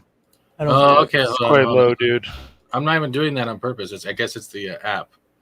So let me just go to. I'm sorry. It's probably the share. Let's see. I won't even play it that. Okay, hold on. What if I do this and share screen? I don't fucking know. Yeah. That's yeah. But that's it.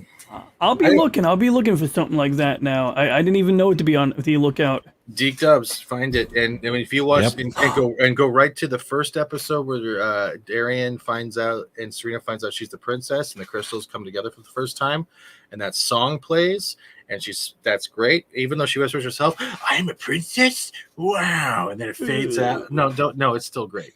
Like I had the CD, okay, I listened to it. I had the one with the Rainy Day Man from season 2. I had all of it. It was a good thing to listen to. They had great songs back in the day, especially if you're a kid. But the barrel battle, honestly, is one of the best anime episodes you'll ever get. There is so much emotion wrapped up that you get it all. You get the conversion back of Darian from Barrel's grasp. You get to see her finally face off and avenge her mother in the Moon Kingdom in the final battle in the Antarctic. It is everything that we get in that, which we don't usually get much in anime now, unless it's one of the top 3: Naruto, One Piece, My Hero. Try to figure anything else out that has that much epic kind of feel that makes you emotionally involved. Absolutely. And actually, I've got a video clip to play, and it's one that I affectionately call the out of context clip. Uh-oh. And death.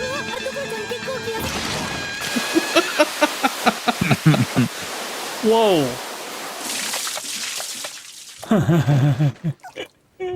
And now bring him back to life.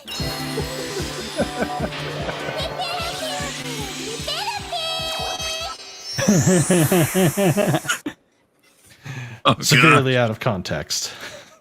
Love it. Wow. Magic is good. Yeah. Well, gentlemen, I do have to take off. As always, it's good to see all of you, and yeah. It was a pleasure, man. Yeah, Thank you for coming on, Brandon. Really appreciate it, brother. You betcha. So for all those out there that eventually watch this again, just go watch some anime. You can't go wrong. You really, truly can't. Except for that, because it's out of context. Just go watch Skeleton Knight and get back to me. I love Skeleton Knight. I thought it was fun. And they announced One Punch Man season 3 2 days ago. Yep, they did. Yep. But real quick, before you go, Brandon, I want to ask you a question. Black Lagoon. Haven't seen it yet, but it's on my list. All right. Yep. And actually, if you're going to watch something from the current season, go watch Uncle from Another World, because that is hilarious and it's fun. Okay. And let's see, what else? Oh, there was... Hold on, let me pull up my list, because I actually have seen quite a bit of stuff from the spring and the summer season so far. Let's see. From the spring season, Spy Family, must watch. Your boy Kong Ming, a lot of fun. A Couple of Cuckoos is fun. Love After World Domination is hilarious. Skeleton Knight is fun. It's it's pretty standard isekai, but it's still fun. Yeah. And I started Aoashi.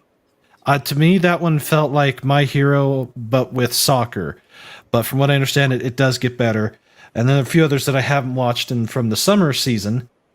Uncle from Another World, it's great. Bastard, it's good, but it's not enough Dark Schneider dong. Let's just put it that way. And Tokyo Mew Mew New, yeah, that's just cutesy. And of course, next month we're getting Cyberpunk Edge Runners. I'm debating. Cannot wait to see that. Studio Trigger. It's Studio Trigger. You can't go wrong with Trigger. You say that, but everything I know, has a but failure, and I don't put my eggs in one basket. I'm willing to bet that it'll turn out fine. The previews looked decent enough for me.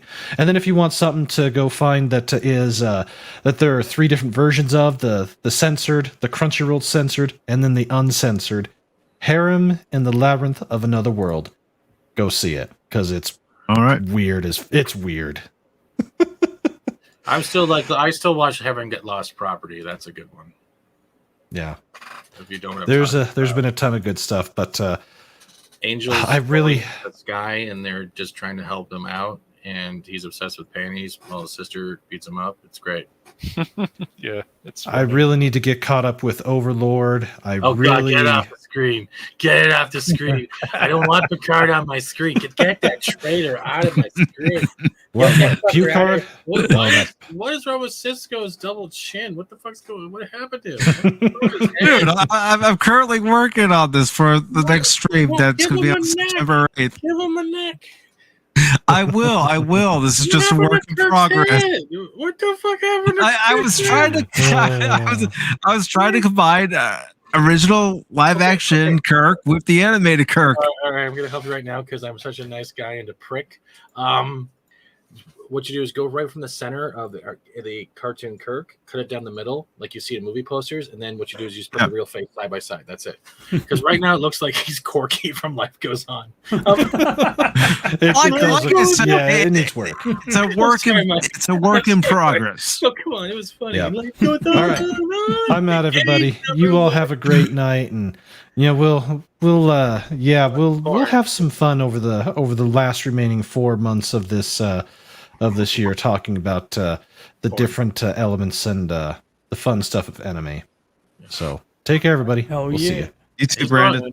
Brandon's gonna go watch Bible Black. You all have a good night. Yes, I am gonna go watch Bible Black. Pico no Boko. No. We'll see you guys. Pico no Boko. See you later, brother. Oh man. Pico no Boko is the sentence that no one's ever watched, but they know exactly what people are making reference to. That's the best part. I love that awkward silence where everyone's just nodding and very quiet next. Like, I don't want to give myself away. Oh, we're not giving ourselves away right now? Don't Google it. Whatever you do. For those that know the joke of Pico no Boko, when you say, "Hey, go Google this show," you might really like it, and they find out what it is, and like, I can't get it out of my internet history. Yeah. So, Steven, one of the questions I've asked everybody tonight was, what was the first anime that got you hooked? Sailor Moon. It was literally Sailor Moon. And what was it about Sailor Moon? That was my second. That was my first. It was I used to think it was Transformers Gen 1, but Transformers Gen 1 was not considered anime. Even though it has some like the styles, it wasn't actually considered it, from my understanding. So that's why it's not in that category. But it was Sailor Moon. It's the first time I got introduced to a love story. It's the first time I got introduced to a different type of art style, and it was the first time it was kind of imagined enough for kids, but it wasn't really directed for kids. And we didn't outright. Usually we just got things like Ninja Turtles or Captain Power, or you had Polka Dot Door, depending on your age range, right, and what was on. Sailor Moon's it. Sailor Moon was like one of the only animes on syndicated television that wasn't like Fox Kids Saturdays, Saturday morning cartoons, Saturday evening cartoons, and then you would get like cartoon, and then it's Kung Fu Warriors. Like, what the fuck are you putting real life Kung Fu Warriors? And they're trying to reenact like kind of like Mortal Kombat, but they're fighting for their medallions. You know, does anyone remember this show where they were fighting for the medallions and they were trying to look cool? Yeah, it was MMA light, but with feelings. It was boring. It was very boring. But yeah, it was Sailor Moon. Sailor Moon was it. BattleTech maybe, but that's only because I like the way they were trying to introduce the CG mech battles. Then it went back to 2D animation. Insectoids, it was more He-Man than it was anime to me. Yeah, but it was Sailor Moon. It was always Sailor Moon. And you're mentioning CG, and we have traditional animation. Which do you prefer? Do you prefer the traditional animation hand drawn, or do you like the? No, fuck cell animation. Fuck that crap. It's good in video games. It's like, look what they did to Berserk. When they did the new season, and it's like, hey, look at this great 2D animation. Why is my mouth and jaw not lining up with the cell shading? It's like, I can't watch this. I couldn't. It was bothering me. It was really bothering me. But 2D, it has to be 2D. I think it's more expressive. As soon as you try to make it 3D, like look at Ruby. I never got into Ruby. I didn't like the animation. I couldn't stand it. I couldn't stand it. You can call me a simp if you want. I don't care, because then it was 7 Dragon Balls. And you know how that turned out. That was the Dragon Ball Sailor Moon crossover hentai that was really bad drawn. I'm not going to judge you here. I asked a question. You're giving me the answer. Oh no, I'm talking to my own masculinity. It's judging me for me. Thank you for the awkward silence, guys. You guys are helping out so much. It's all like you're all looking for. But you know, I like Knights of Sidonia, and a lot of people don't. And I mean, like the first. No, you're right. The first was good, but that's what introduced me to Bowling for Soup and the cover for "I Ran So Far Away" because of Knights of Sidonia. Do you remember what I'm talking about? That's the song they used for Knights of Sidonia. It was Bowling for Soup's cover of "I Ran So Far Away," which was "Flock of Seagulls." We talking about the anime or the band? The anime. Okay, when the anime came out, they used Bowling for Soup did a cover of "Flock of Seagulls." "I Ran So Far Away." It was the opening for Knights of Sidonia. Whoa! If you have not heard Bowling, if you didn't know Bowling for Soup did the cover for "Flock of Seagulls," it is a badass cover. Is Knights of Sidonia the same things as Saint Seiya? It's something like that. It's picture Celestial. It's pretty much like Celestial Power Rangers. Yeah. So they used the actual Flock of Seagulls song down here in the States. So they didn't use the Bowling for Soup cover? Not that I can remember, because I remember watching it, and that's the first time I ever heard the song, and they like just straight up used the video for Flock of Seagulls during that. Here we go. It's actually Saint Seiya. Here. Yeah. Let me get this up here for you. Okay. Like that's why I'm saying, like, a lot of anime had music that, like, Guilty Crown, I'll find that next. Guilty Crown had some amazing. This is Bowling for Soup, and this is Saint Seiya, right? You remember this? This isn't Flock for Seagulls. Oh, this is different than what I had. I was thinking, so Saint Seiya and Knights of Sidonia, not related? Yeah, this is different from what I've seen. Yeah, because I got Sidonia no Kishi right here. Yeah. I just gotta dig it up here. Yeah, boy. Yeah, like, I guess Canada lucked out with good music once in a while, but we had That's that. still cool. Even the animation is different, because what I've seen was like the old school Saint Seiya. Oh, you're talking about the US one, this one right here? Yes. Yeah, and guess what? Yeah, and guess what? We also got. Still got it. That's the one, right?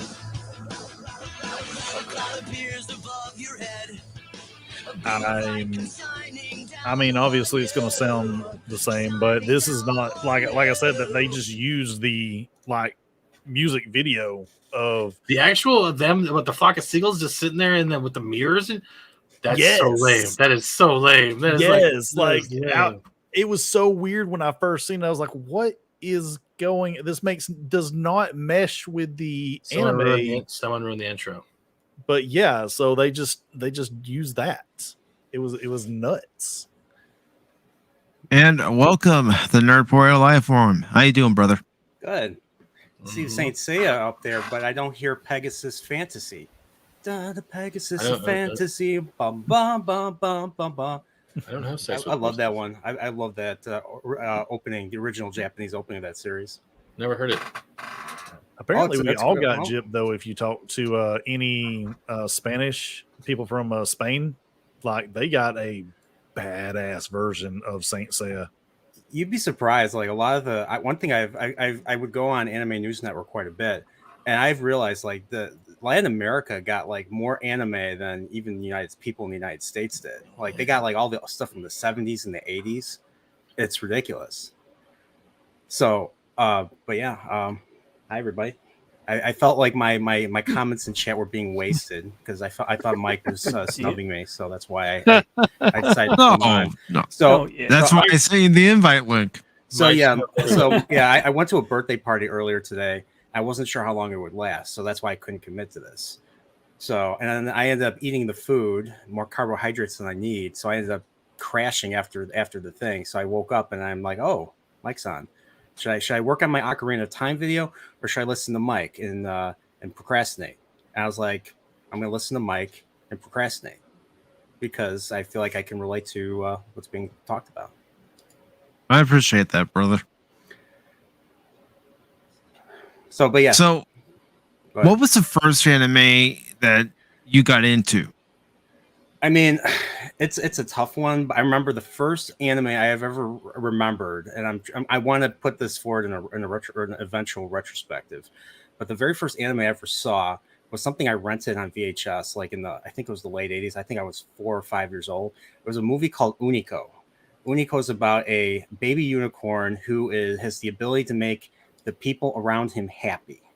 And the gods, I'm guessing these are the Greek gods from Olympus, are jealous and they want to do away with him. So the West Wind always has to take him away every time he meets, like, it's a very episodic series by Tezuka, Osamu Tezuka, the godfather of manga. And I saw one of the movies. It was called Unico and the Island of Magic. And so that was really my first entrance into anime. I didn't know what it was. It looked different from all the cartoons I've seen, because I've seen, like, I saw American Tail. I've watched, the Disney stuff, all the classic Disney and Looney Tunes back in the day. But that was the first one. And then I think when I was in 5th grade, mid 90s, they were showing Sailor Moon. So just like Fat Steven Seagal, I watched Sailor Moon and I got into it. It was dark. Like, they showed, it was darker than even Power Rangers wasn't even that dark. Yeah, but you don't admit it though, do you? Because you didn't want kids judging you, going, "Are you watching literally Sailor Moon?" It's yeah, that's. I don't even think. I didn't admit it at all. Heard of Sailor Moon because the first time I you got nude chick on the screen, you're like, "Oh my god, is that a naked drawn chick on a kid show?" I'll be honest. When I first saw it, I think I was 10 or I think I was 11. I thought the characters were older than they actually were. So I saw the Deke dub. I'm sorry. I wanted to give Brandon shit because he kept saying dick dubs. Yeah, he likes dick. Brandon, I hope you find your dick dubs. Yeah. So, he dubs his dick in black, so it's bigger. the Deke dub. So the Deke dub covered all season 1, like, up to where they kill Beryl, or where she kills Beryl, and then season 2 it covers the entire. What was that arc? The arc with the tree. That 13 episode arc with the tree. That's one. I got to quickly counter it. They never killed Beryl. They were sent back to the Negaverse. They never killed in Sailor Moon. Well, she shot her with the moon. Yeah, it trapped her back. Shot her with the moon wand. Yeah, the healing moon wand, and the crescent moon wand orb, and it completely took her out. Yeah, like, yeah, you could but see her you could see her dying.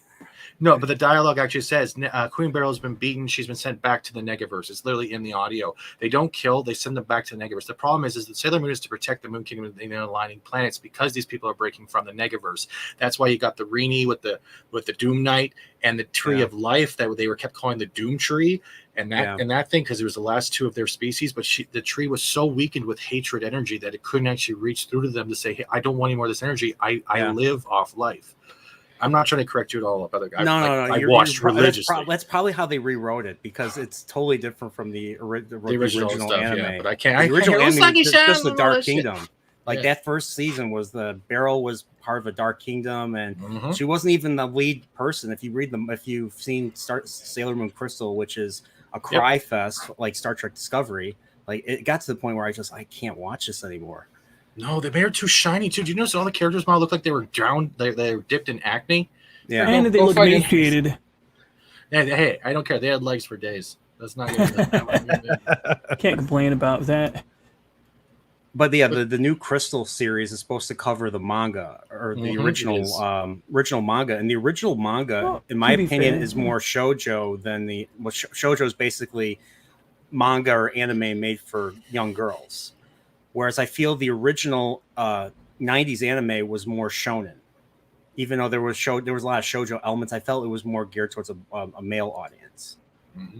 I don't know if you'd agree, but that's kind of how I see it. So I always prefer the original 90s anime. Yeah, Sailor Moon's a great introduction. The problem is people are always so quick to judge. Oh, that's just about girl superheroes. Yeah, in short skirts. What's wrong with that? Why can't you get past that? I would rather look at the short skirts than look at the guy called Tuxedo Mask throwing roses at people, piercing shit. I'm like, I'm out. Yeah, he's completely depowered in Sailor Moon Crystal. Like he doesn't even have any abilities. So yeah, that like, sucks because he's actually the Prince of Earth, right? He was also sent to the future. He does have abilities because there was magic back then, and that's where I can't stand the crystal stuff. So. Like they like in the original like the Deke dub had like completely different names for almost completely different names for everyone. Like what was it? Serena was Sailor Moon, whereas in the Japanese she's Usagi. Yeah, and then for Mamoru or Tuxedo Mask, he's Darien. He's Darien in the Mamo-chan. Yeah, and then we find out he has another name. We find out he has another name on the moon or back in the day. He's Prince Endymion of Earth. So I'm like all these names were like just confusing me. But I finally saw the Japanese version because my buddy had the Hong Kong DVDs, and he was embarrassed to, like I saw them, like he showed me like his collection. He was embarrassed to show me that he owned the Sailor Moon DVDs, and I was like, why? Dude, because that's just, I mean, he probably got made fun of, or he was probably worried he was gonna. You'll love this because a girl I dated who was hot as hell, literally was a Sailor Moon advocate. She had the bed sheets, everything, and she cooked great. And when I said, I love Sailor Moon, let's just stay home and watch Sailor Moon. I never had the best sex in my life ever than that night. I'm sorry, I'm not gonna lie. But when you find a girl woman and she looks at you when you say, "Hey, let's just watch Sailor Moon," and they don't expect it, that was a good relationship. And then that sounds great. That sounds awesome. Trying to make me dress up like Luna. I'm like, that rarely worked for me. Like a cat, Luna the cat. Just a giant ball with a moon on it. Can you instead of bandaging her moon, can you bandage her mouth? Speak? Because that's basically what happens.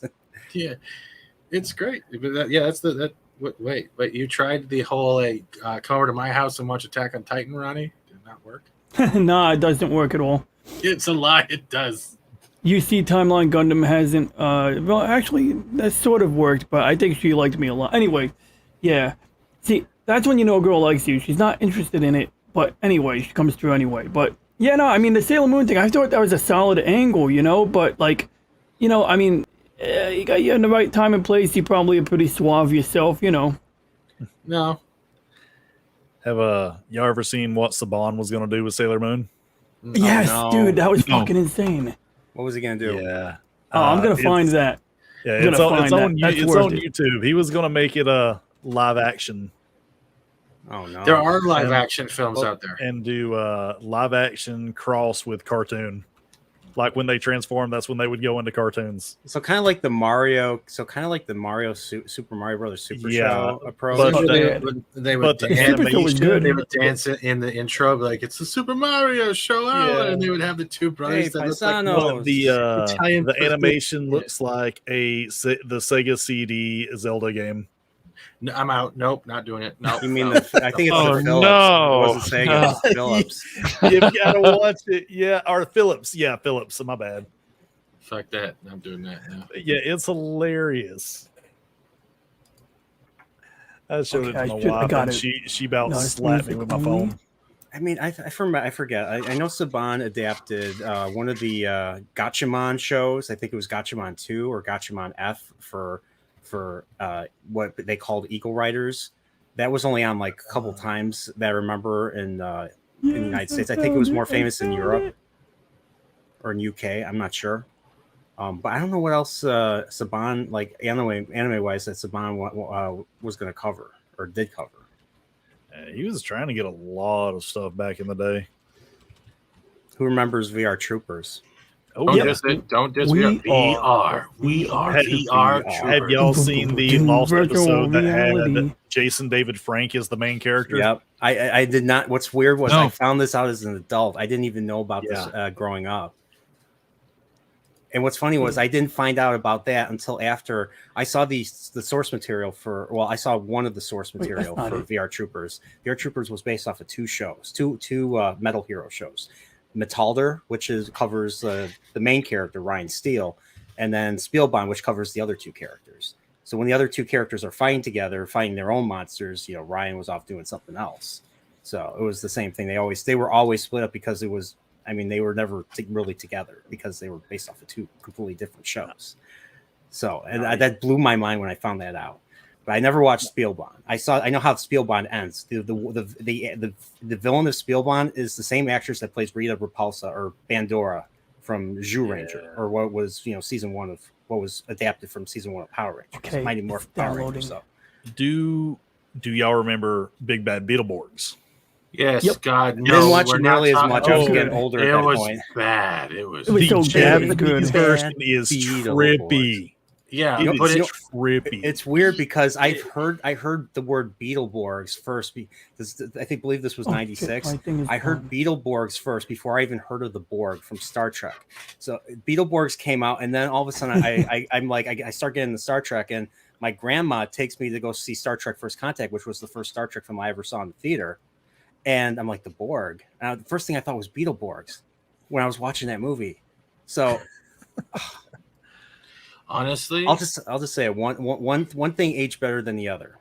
Yeah, honestly, Big Bad Beetleborgs, it was Power Rangers for kids with dyslexia.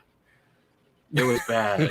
That sounds about right. It is about right. Like you had the ghost Elvis. It was like Casper trying to be a lounge singer. Oh, It literally was a ripoff of the demon from fucking Angel.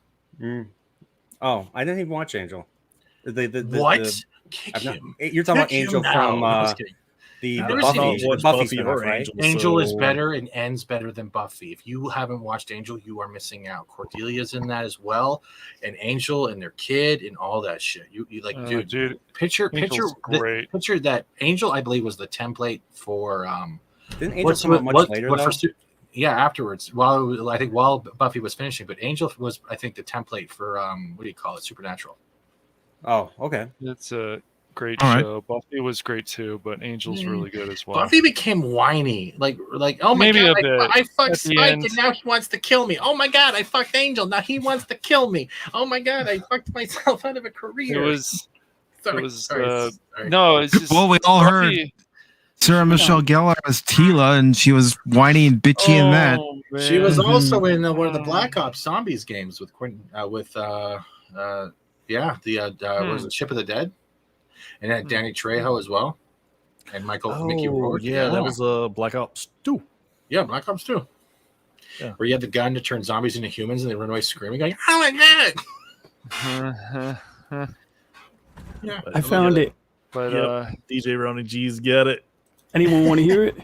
Sorry, brother. I'm very hyped. Let me know if the sound. No worries. Let me know if the sound comes through. Oh yeah, you do. No sound. I didn't hear anything. No sound. It's gonna be bad sound, but It is bad. you could hear it. Oh, right? gosh, that looks terrible already. This is horrible. I want to do Sailor Oh. Moon. Oh God, no! That's all Don't. it is the whole time is Sailor Moon. I played a clip for this. How about no? The real cat.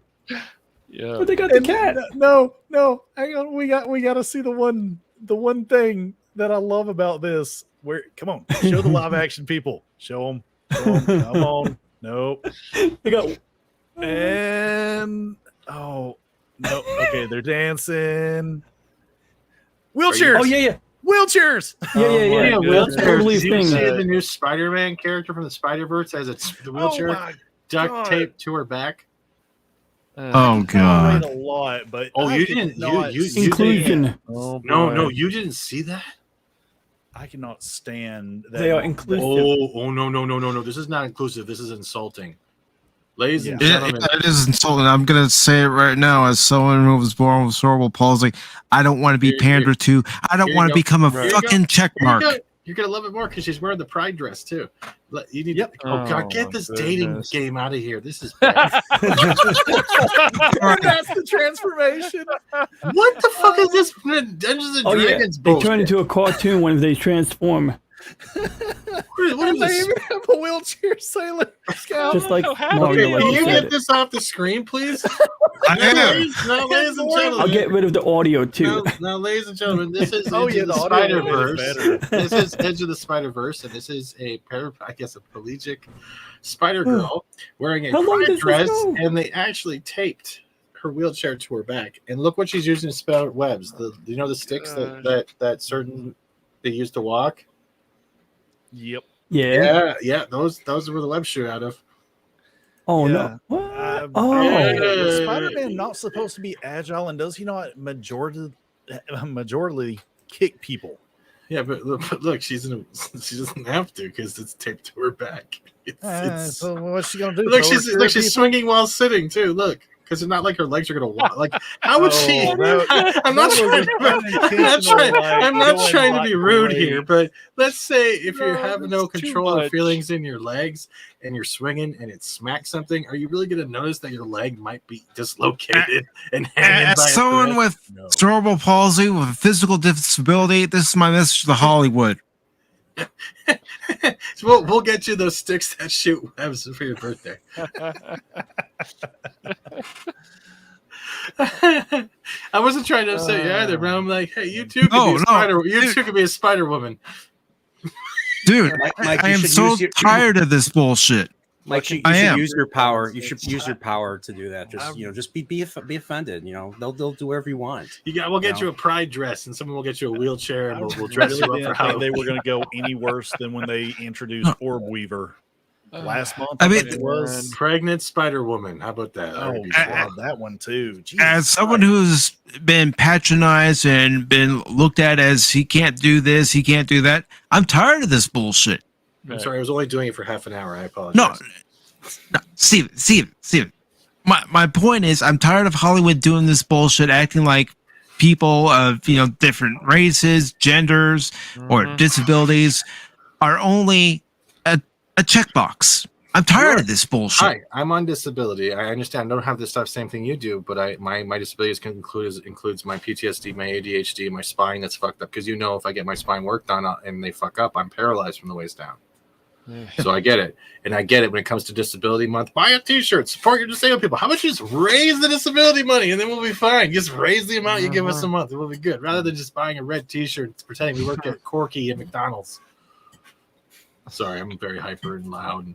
No. Can we kill Ronnie G? Can we kill him for playing that crap still? Yeah, what is it, Ronnie? Dude, please. DJ, don't make me do what I have to do when it gets out of control. Dang it, Ronnie. You know what Ronnie reminds me of? That game from the 90s where we're going around the mall and you're answering the phone to go on a date. Ronnie looks like the guy that all the girls picked up and go, fuck. Oh my God. I'm talking about the dancing. That's not you personally. Oh yeah. No, the dancing is. Trust me, I got beat up in school. I wore white jeans and a Black Prodigy t-shirt. I was a target to a lot of fucking bullies. Dude, I used to wear the freaking Jinko jeans. You wore bell bottoms? Yes, I did. Oh my God. And I listened to Eminem too. Oh, were you the real slim bottom? The real thing? Dyed my hair and everything. Is he still Ronnie. doing flashbacks? Ronnie, what the? I'm sorry, I gotta switch. This is how I feel right now when Ronnie keeps playing that video. You're muted. We can't hear shit. Sorry. Yeah, minions. So nothing I said the past minute in defense or offense was heard. No, we just saw you dancing and was waiting for like the next 1-800 number to go across your screen, like one of those dating videos. You too can party with these cool girls, and then you see a split screen of just guys going, "Is there any hot chicks here?" It's the other guy answering, Mad TV skit. Come on. Oh my God. Yep. No, man. Oh yeah, I'm getting this off my screen. I mean, I thought it would have some entertainment value in my backdrop here, a little green screen action, but I don't know, man. Drugs. I don't know. You keep seeing that Sailor Moon over and over again. That's gonna drive anyone insane. here we are. I got the transformation. We can all get behind that. Ugh. Definitely not crit. Oh wait, that we get behind that. Yeah. Is that Macross behind you, Channel 66? Nah. Oh, him. Yeah. Oh yeah. It's cool. Ah, yeah. It's beautiful. Dun, dun, dun, dun. Dun, dun, Dun, dun, dun. Bum, bum, bum, bum, bum. I've only seen the original Macross. I've not seen. Well, I've seen Mospita. I've not seen Southern Cross. Those are the three that make Robotech. Or was it Robotech? Yeah, Robotech. But yeah, I was blown away, man, when I seen OG Macross. Yeah, original Macross is probably one of the best mecha show, one of the best science fiction shows of all time. I mean, it's an Ishiguro directed anime, and I mean he's done all the space operas. He's done Legend of Galactic Heroes. He's done the original space battleship Yamato. He did freaking was it Megazone 23, which is an 80s OVA where this whole Japanese city thinks they're on Earth, but they're actually on board a space station or on board a spaceship, and they don't know it. Ooh. Yes, so there's like a lot of conspiracy there, and then this one troublemaking motorcycle kid finds out, and he's got like the government after him because he found out this secret that he's not supposed to know, and it's ridiculous. Was anyone a fan of Yu Yu Hakusho? I just watched it. I finished it a month ago. Good. That I was surprised how good it's even more violent than freaking Dragon Ball. I was surprised. I tell you, I didn't used to think it was better than Dragon Ball, and then as I aged, I'm like, this is actually a better show than Dragon Ball Z. That's because they use filler episodes to power up every 20 hours. I used to think because in the background. Oh yeah. I used to think because in Dragon Ball they could fly, that it was superior to Yu Yu Hakusho. Yeah, he couldn't fly originally. He needed that cloud. He needed the Nimbus, and he didn't need that. Originally, need that little orange Nimbus to fly in. So they just added all that. I think didn't they add the flying in Dragon Ball Z, or was it the end of Dragon Ball? I think they started to master their ki to control how they can go through the air. I think that's what it was, because they would always have a ki aura for flying, and then they got rid of the chi. And I think it also had to do with the train. Like what Goku went to hell after holding Raditz down. So whatever training he got there, because we never really got the episodes where he learned instant transmission, right? He just showed up with the Trunks saga, right, one day with the spaceship, and then he was doing instant transmission. In Dragon Ball, Tien could already fly, so they could fly. They could already fly in Dragon Ball because Tien and Piccolo could both fly. Oh, they already could fly even before. I didn't know. Yeah, so it was after Goku. They did the last tournament when Goku trained with Kami, and then Goku could come back and fly. I loved it. It was cool. I mean, original OG Dragon Ball, you saw like most of like Goku's training and how he grew as a character. And that's what I love most about the original series. And of course, I also loved, all the tournaments were awesome. Heck, and of course, the best saga in that series was King Piccolo. Oh yeah. Sorry, I was dropping my dignity. There we go. Yeah, there's Yu Yu Hakusho right there. I believe the best arc in that series was the Dark Tournament. The Dark Tournament arc was just so I watched it within like a few days. It was like 30. It was like over 30 something episodes. So it was like more than a season's worth, and it was just awesome from beginning to end. Like I love that character, that villain Toguro. Wasn't that the end pretty much where he finally realized to face up against the Demon King, he would still be allowed to show up afterwards? No, Toguro, that was the second big arc. So you had the beginning arc, the Saint Beast arc, then you had the Toguro Dark Tournament arc, then you have what I actually feel is the better arc is the Chapter Black Saga arc, and then you have the last tournament, which is the I guess you can call it the Hell arc or the Three King arc. I think most people that's call the final arc, I believe. Yeah, and what's weird is they actually he didn't want to. He actually, I was reading about the manga, the original writer. He wanted to end with that one story.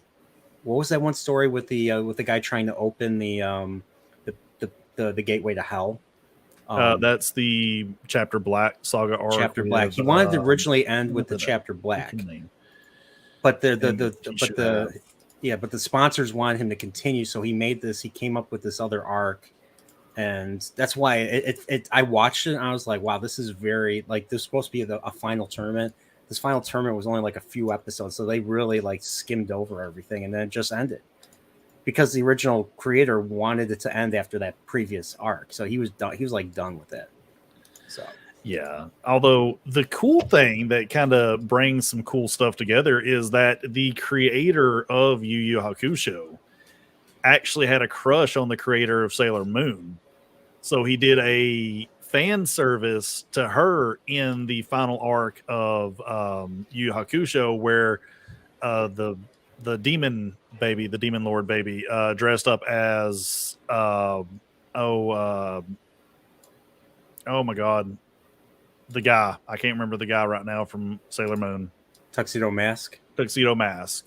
And I forget who Botan dressed up as, because it wasn't Sailor Moon, but it was like one of the other characters from the show. And they ended up actually getting married.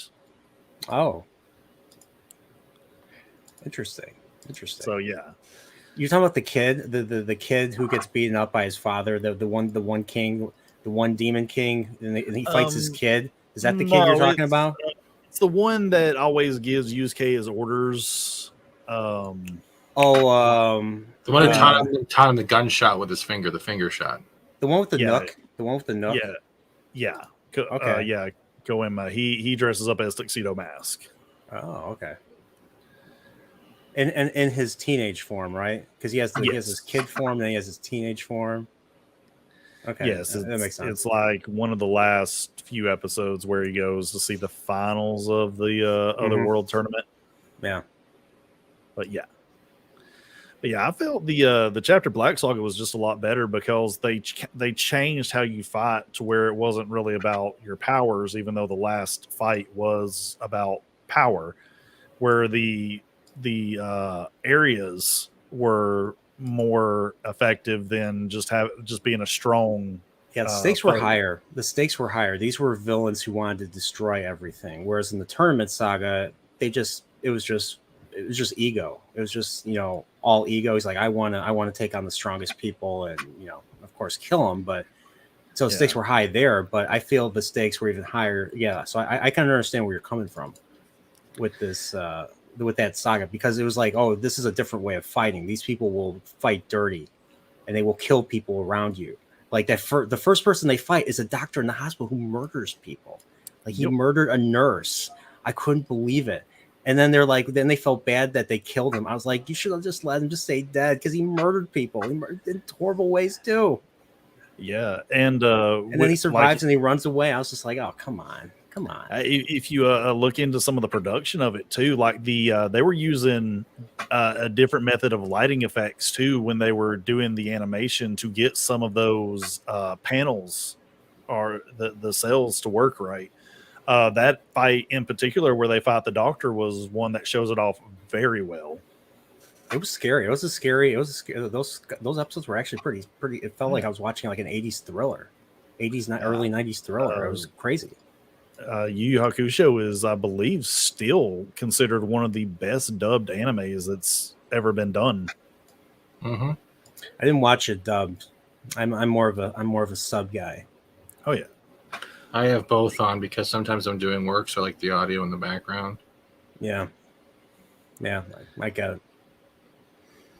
But yeah, that was one show I didn't watch. I mean, I never heard of it until like not too long ago. So like no one ever talked about that one. Surprisingly, and I didn't even, and I heard it was on. It was on Cartoon Network. It was on, cable back in the day, so people watched it. Yeah, they did it weird. It's like from the first episode to the end of the Toguro stuff, they did it on kind of prime time. Right, it was like Sailor Moon, Dragon Ball Z. Then I think it was either Ronin Warriors and Yu Yu Hakusho, or was Yu Yu Hakusho like right after Dragon Ball Z. But then once they got up to the Chapter Black arc, I guess it got so dark with the themes or something, they decided to put it on at like 6:30 in the morning. Yeah. It's crazy. So yeah, it was weird. Like I didn't even know they ever finished it. I thought the Toguro arc was the last, but like I thought that was it. Mm-hmm. So what's funny is, what really, I mean, I said that Sailor Moon was what initially interested me, but I told you, like, I met my buddy who had the DVDs of the Hong Kong of Sailor Moon, but that's not what he showed me initially. But that really got me. He showed me actually original Gundam first. I saw the dub of the original Mobile Suit Gundam DVDs of the original series dubbed, and I think it came out in like 2000, 2001. And it was on Cartoon Network for quite a bit until something happened in New York. And then everybody got very sensitive about anything with war and mass destruction. And so they canceled it. Kind of like, what was it recently? Was it because of Ukraine? I think they canceled, they canceled, Nintendo canceled. They were remaking Advance Wars from the Game Boy Advance back in the day, which is just about invasion, about you play as tanks and you're invading someone's land, and they're like, oh, we're postponing it indefinitely because of Ukraine. I'm like, who's making these fucking decisions? Excuse my language. That is lame because all right, you don't have to worry about the language. You can say whatever you need to say. Really? Well, I might be silenced. I mean, I might be silenced. I'm not silencing you. Who's silenced? I can't control myself, so. But yeah, that's dumb because the only way you can get 1 and 2 is on the Game Boy Advanced, and those versions are ridiculously expensive for no reason because, well, in the last couple of years, stupid auction houses have been boosting up the prices of retro games. Like who thinks this way? Like who? It's like there's a lack of common sense. I don't know if this is a corporate decision. I don't know who's making these dumb decisions, but I would almost say that if they were well into it, they'll just wait a couple of years for people to kind of forget about it, and then it'll come out. Yeah. So it's so for someone's feelies and stuff, everyone else got to suffer, especially people that were looking forward to it. So, but going back, I got into Gundam, and so my friend got me into all. I ended up eventually watching all the Gundam shows, and he's the one that introduced me to Yoshiyuki Tomino. And then I remember in college, he told me about this. He's like, there's this other series that he did where he basically destroys the entire universe. I was like, oh, there's a show where the entire universe gets destroyed, and that ended up being Ideon, or Space Runaway Ideon, as stupid Americans, fat stupid Americans would pronounce it. But I'm projecting. Excuse me. So I ended up someone was fan subbing that series. So I found the website, and my buddy my buddy showed me the website of the group that was fan subbing it, and I was watching the episodes as they came out. I was like, some of these episodes are good and some of these episodes are lame. But what's great about that series was it starts off as just a big hunk of a machine that just can punch, like DJ, you were showing it earlier. The first thing he does is just punch aircraft, something lame like that. But then the thing is, they don't know what this machine is, because they're on a colony planet in like another galaxy. They're in the Andromeda galaxy in this series, and so they find this ship. This massive ship, and they find this massive mecha that's I think is made up of 3 vehicles. And throughout the series, they discover weapons that they did not know they had, because once again, they're not quite in control of the machine. The machine reacts to, like, believe it or not, babies' emotions, or the drive to survive. And it reads like especially infants the most. I don't ask me why. That's just how it is. They call it the Ide, or it's like God in a sense. So it's like God's controlling this machine, and they're trying to manipulate throughout the series. They're trying to manipulate it, and they can't quite figure it out. And then it gets to a point at the very end of the show where they're completely surrounded. Like the villains, the Buff Clan, are completely closing in on them to the point where everybody is dying. Kids are dying. Main characters are dying. Everybody dies. Like, it's as nihilistic as you can get. Even the Red Fro guy, Cosmo, right there. But like some of the abilities, like the Ideon sword It's just you take the Ideon's hands, and all of a sudden you get a light that goes and stretches into infinity, and just moving your hand can destroy a planet, or destroy not only a fleet of ships, but it can destroy you can cut a planet in half with those with the beam. And the same with the Ideon gun. This is massive purple gun can shoot and destroy an entire fleet of ships. So throughout the series, it's like original Gundam, same format. The ship and the Ideon are like the Gundam and the White Base, or the Trojan Horse, whatever they call it, depending on what side of the political Gundam aisle you're on. And the Buff Clan wants this weapon, and they were not willing to surrender it to them because the Buff Clan are, well, they don't. It's because when you're at war, the two sides don't trust each other, and it just gets crazier and crazier to the point where it becomes apocalyptic.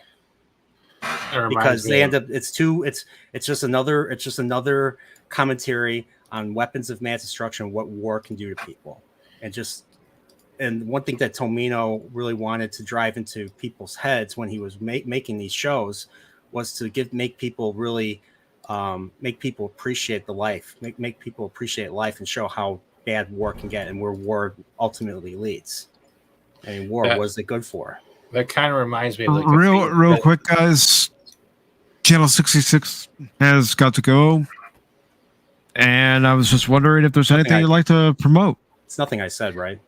I can change. It's everything you said, and you smell like I mean you're below. You got smell vision? We're weeds. We all smell. Screw you. No, I just Mike, I want to thank you for having me on. Everybody, it's nice meeting you. It's been a fun 4 hours talking about anime. Yes. And just check out the channel, channel 66. I'm doing way too much over there. Shorts, anime news. Been dropping some interesting things that's popped up in the past couple weeks, like the One Punch Man season 3 release, the Chainsaw Man trailers and stuff like that. And I will be doing a open mic tomorrow at noon if I can find my way up from here. Hey, Mike, he said open mic. Yes, he did. Yes, he did. That was cringe. I'm sorry. I'll do better. You'll do But better. but yeah, other than that, it's been nice meeting you guys. Thank you for coming on. I really do appreciate it, brother. You know, it's funny. The channel that I first saw Sailor Moon on was not channel 66. It was actually channel 26. Channel 26 of the year in Chicago. Cheating on me. Channel of Svengoolie. All right, I'm out, guys. Y'all have a good one. You too. Take care. Night, brother. What do you mean? But the themes you're talking about in your Emporio kind of reminds me of Toppa Tengen Gurren Lagann. Same thing, type of theme. What? Wait, what? Toppa Tengen Gurren Lagann. Gurren Lagann? Oh, I have not seen that one. I know it's. It has the same type of themes, but like, yeah, the human race has been shoved underground because there's the zero. Oh, I forget what it's the zero entities. They're afraid the expanse of the universe will cause the destruction of the universe, and eventually start getting the robots. And dude, it is great. I mean, Gainax, or Hideaki Anno, who created Evangelion, took a lot of ideas from Ideon to create like the whole post-apocalyptic aspect of it. And what's weird was Tomino himself was jealous of the success of Evangelion because he thought it was shit. So he made his own show called what the hell was it called? I can't think of the name. But Tomino made his own weird anime show, cerebral. I wouldn't say kind of cerebral. Brain powered. It was called Brain Powered. He literally called it Brain Powered. It was terrible. Heard of this. What? Never heard of this. What? It must have been so bad if I never heard of Brain Power. Yeah, Brain Powered. I think it was like 96, 97. So that was his response to the popularity of Evangelion. And I'll just say Brain Power. I tried watching a couple episodes. It's awful. It's terrible. I mean, like, they must have deep sixed it if I've never heard of it. I mean, it came out on DVD. It came out on DVD back in the day. It's kind of. It looks like it could be cool, but I mean, you're telling me it's not. So It's like if you like this was like he was like in between that and I mean he was working on Garzy's Wing, which was an OVA in the universe of Aura Battler Dunbine, which was another Kill 'Em All show they did in the 80s.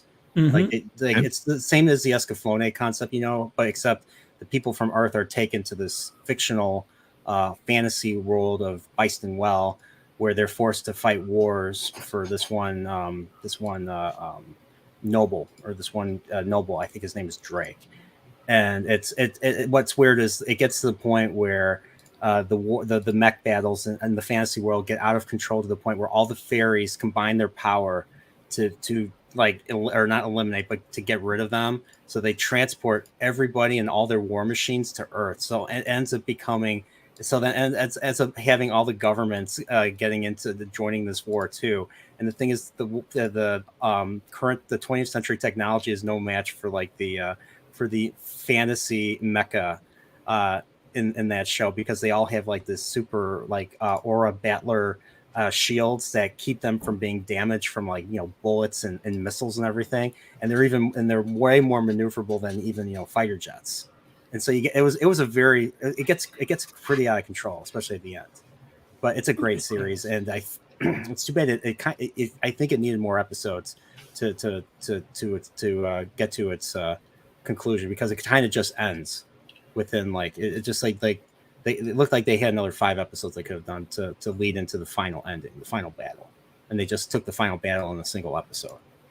So, but that's another. Nerfurial, look who it is in the chat. Who? I'm gonna play a little clip I made. He's gonna hate me, but I'm gonna play it. Anonymous. Anonymous. Anonymous. Is it Wilton? I am starstruck. Holy crap! Oh, Anonymous. He's here. He's watching me. He's who? I thought I was the only nerd here. Who? Anonymous. Who? Someone who. Anonymous. Who? I'm serious. Who? Anonymous has become a friend of the channel. He's guested with me here on Pop Talk numerous times, and I enjoy having him here. He's the most popular person on the internet. Don't you know? Really? Yeah. I thought that was Amber Heard. Oh no, he blows the Amber Heard away. He's so popular, nobody knows about him. Who? I'm kidding. God, I don't know who that is. Don't even call your moms. Go for it. Try to. Yeah, I was gonna say. I mean, you could try to, but she's not gonna answer. That's why she to the grave.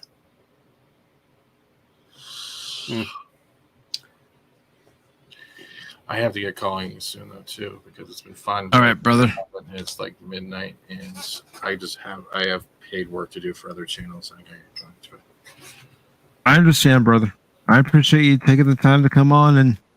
Oh, you're a friend, dude. I made. I want to say thank you for not trying to super chat and scare the shit out of me the last few days, like everyone fucking else on my channel. Well, I saw you playing Chernobyl. I saw what kind of game it was. It's like, nope, I'm not going to do it. Oh my god! Yeah, they have way too much fun over there. But no, thanks for it. It's good anime talk. I'm gonna have to go watch Yu again. And Gurren Lagann. Definitely, and I do have one to recommend. Of course, you've probably already seen it, and it's Black Lagoon. Have not if you want to see something crazy and violent, watch Black Lagoon. Yes. Yeah. Really good. Haven't seen it. Then you need to watch the only season of Kick-Ass the X-Men anime. Okay. Don't go. X who? X-Men. X people. X-Men. X people. I'm sorry, I'm not work for Marvel, and my name is not Feige.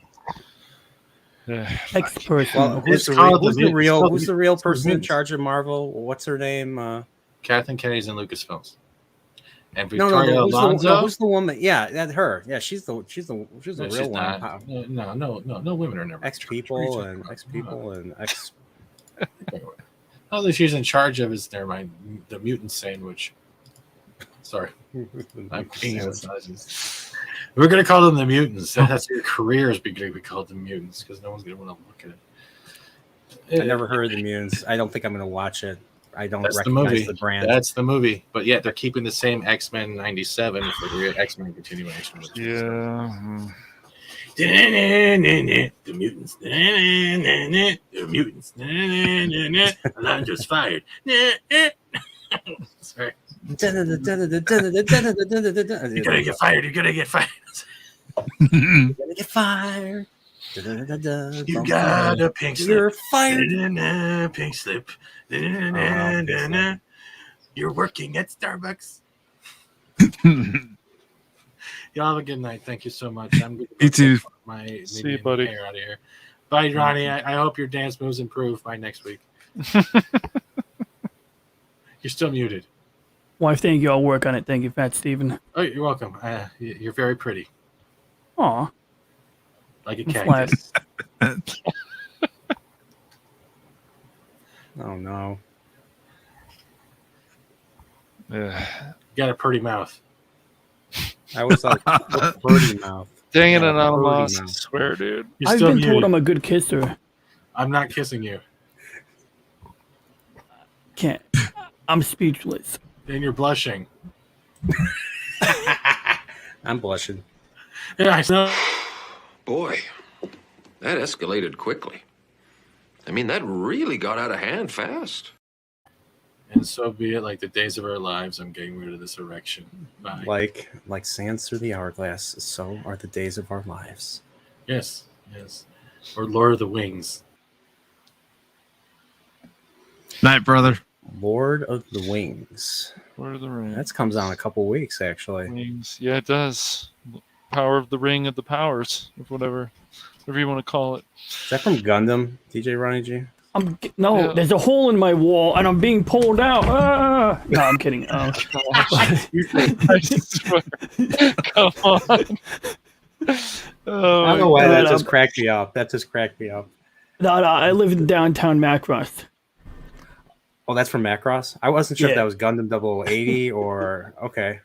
Yeah, it's just good old SDF Macross. Oh, boy. Yeah, I love Super Dimensional Fortress Macross. Yep. I got into that. My same friend owned the DVDs of Macross, so I actually saw Macross in its Japanese. So, so all 30. It was actually only 39 episodes, I believe. Or Yeah, 40. it's like 39, 40. And It's a good run. So like the main war ends at like episode 32, and then they have a 7-episode arc about like the aftermath of that, and them trying to resettle on Earth, and everything is like completely changed. Yep. To like all the cities are gone, and humanity is struggling to rebuild itself. But now that they're allies with the Zentradi, they can do more stuff, and then of course. You have all the other shows after that. You have Macross 7. You have Macross, and then of course I think Macross Plus. Macross Plus is the only other one that I've seen, which They is had done an by interesting Watanabe. dynamic. You had those last 6 episodes, and you had like Zentradi coexisting, but then you had like some of them who like lost purpose in life. They were like, "Oh, we're not fighting war. Why do I want to work in a construction site?"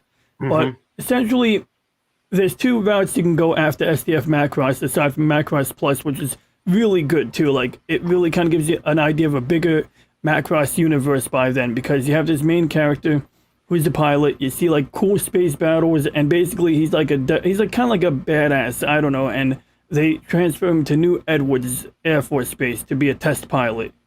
And so you're getting this idea now that like you got stuff happening in different parts of the galaxy.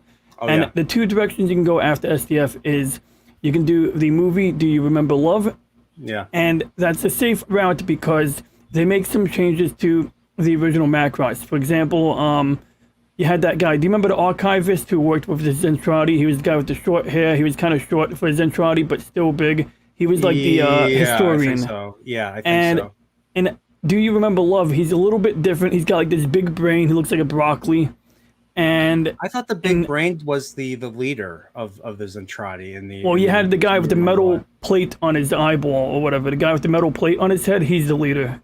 Well, actually, I know you're talking Well, no, about. there's like an emperor. He's like the other big he's brain. like the Vader. There's like the emperor dude. Like the Vader dude, the guy with the patch. I think he becomes a good guy. Badozol. Yeah, I know. That was Vitri, or whatever his name is. Then you had Badozol, the big brain. There was another big brain. The villain. He was the main. There was like a medium-brained guy who was like working directly with the with Vitri or Britai.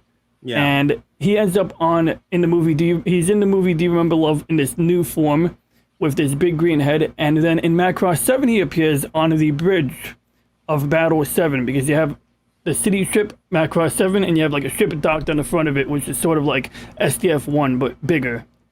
And they call it Battle 7. And he's on the bridge of the ship, but he doesn't shrink. He stays big because apparently if he goes through the cloning process, he might lose some of his memories, so he has to stay big. And so he's literally got Captain Max in Macross 7, one of the main characters, the ace pilot, Maximilian Genus, becomes the captain of Macross 7, and he'll be sitting in the captain's chair, and you'll have this guy just hit this big head next to him, and I guess like the bridge is big, there's like multiple decks below the bridge, and there's like a spot for this big guy to stand. And I just have one question about everything after Macross 7. Once in a while you see big Zentradi continuing to coexist alongside, my cloned small Zentradi. And I'm wondering, like, what do they eat and what type of waste management do they have? It's interesting. I was going to ask, like, after the original show, like, because, the Zentradi are all giants and everything, and they have the ability to, like, make themselves human size. Do they all become human size after that? Like there's no more giant Zentradi, or is that just something that the creators kind of forgot about? It seems that some choose to live however they want, but that seems confusing because it's like, are we going to be feeding like 1,000 pounds of food a week or a day to somebody? This kind of screws up, some of that.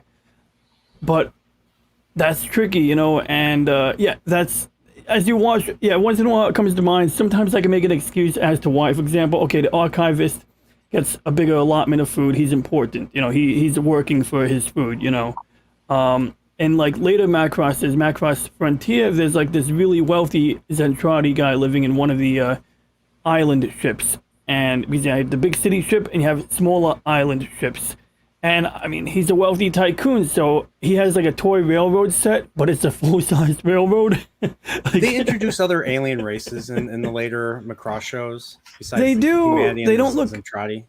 They do. They don't look. I don't think they look terribly alien in my opinion, but some of them are more alien than others. And that's they do introduce something. Yeah. If I remember correctly, all the Zentradi are basically green. They're like green. They're green. Yep, humanoids. green, purple. You'll sometimes have like human pigments as well. You'll have like beiges and shades of beige, but you do have a bit of green. And one of the things they emphasize in Macross 7 and onward is that they do have more diverse genotypes. You'll have some more alien-looking ones, and then they start retconning a bit later on. They start giving them pointy ears like Vulcans and stuff like that so that we could tell them apart from humans. Isn't the Macross Plus guy? Didn't he have pointed ears? If I remember correctly. The main guy or like one of these Zentradi? Well, in Macross Plus there were two characters. There was the human character and then there was his rival, this Zentradi guy.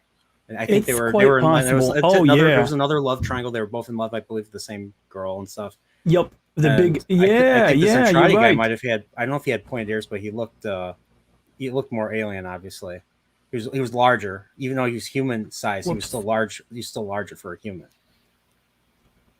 But you're absolutely right. That's another thing. Sometimes you'll see these Zentradi who like develop a little differently. Here we are. That's not it. I had it here a second ago, but is House of Dragons on HBO Max now? I guess it is. Yeah, and I think it's premiering tomorrow night. Yeah, I think I know somebody who's going to be doing an after show. Yeah. That was creepy. I'm sorry. Yeah. I'm shocked. Dude. Michael Chiklis says hello, Cash. That's right. Hi. Hello. Oh, you remember. So I do want to watch The Shield. I did watch an episode. I watched an episode of The Commish. I did watch an episode of The Commish back in. I think it's on Roku. That's a good show. Yep, there it is. Yep, I was right. and he is big. I know we haven't talked in a while, Nerdporial, but yeah, dude, we'll have to talk about Better Call Saul. It's I'm over. Curious to see. I know, but I'm curious to hear what you have to say about the series finale. I'm catching up on it too. I mean, I did a whole bunch of shows. I mean, yo, you should watch dude, it if you want to. yeah, week after hours week, and one hours, live yeah. stream. Yeah. Yeah, but Saul gone. I started watching it. Just message you on Discord and ask you. Yes, I've watched your streams, obviously, dude. But yeah. I actually watched a recap of seasons 1 through 4. I don't know how much I actually missed, but I figure I'll watch it piecemeal because I'm sure I missed a bit. It doesn't, yeah. It's very, I mean, I'll let you speak, Cash.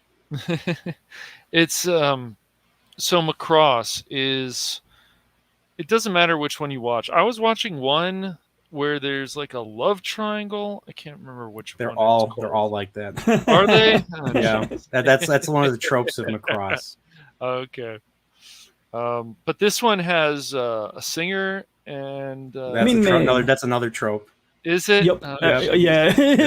He named like 5 of them. That's hilarious. Okay. And that's the thing, Robotech. So Robotech, whenever Lin May sings a song, they'll feature it. They'll introduce. They'll be like Lin May's new song, and it'll be the same song every time. And at least on the actual SDF Macross, you do get different songs, which is a nice change.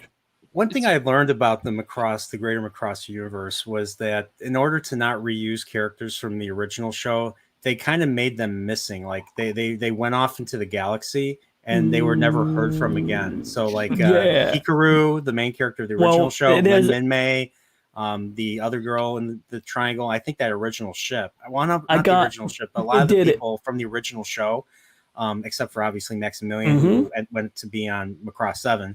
But they all went into like some black hole, and they kind of and they just vanished. And my buddy told me this, and I'm curious if they'll ever if Shoji Kawamori, who is I think he's still making shows. I mean, he's getting up there in age, but they won't. They won't. I'll tell you why. Why? Well, sadly, the guy who did Hikaru's voice, he was hoping to be, around Macross 7 era, he was hoping to be revisited. He was hoping to get hired again. Yeah. And they didn't pick him up at the time, and he killed himself. And, Kawamori kind of feels bad for it, and unfortunately they decided not to resurrect him and give him a different voice actor because they didn't want to, they didn't want to, disgrace or whatever the terminology is. But yeah, they basically made the decision not to revisit Hikaru's character and instead to just leave it at Mega Road 1, which was SDF 2, was lost, with no sign. Maybe they got lost with all hands. Maybe they went to a different galaxy, but they're likely not going to revisit it because of that. So basically, it's basically one of those instances where they go off into space and nobody knows what happened to them. They simply went missing. I mean, it's the life of a pioneer. It's one of those mysteries. It's one of those mysteries within the series or within a franchise that kind of gets fans interested. But I didn't know about that. That stinks. So he killed himself in the 90s when they were at some point. I believe in the 90s, and basically he was having kind of high hopes that he would get hired again for the franchise. He was kind of he liked the character, he liked playing the role. Kawamori had nothing against him. It's just, I guess, the way production crumbled. They didn't need his character at that particular point in time. I didn't realize that he was a kid. He was only a kid when he did Macross. He was only 30 years old when he died. I'm looking at it now, 1996. Arihiro Hase. Holy shit. Oh yeah, 1982, 97. He jumped from his apartment's window 7 stories to the ground. And yeah, they ruled his death a suicide. Holy crap, this is whoa. 1 year. Yes. 66.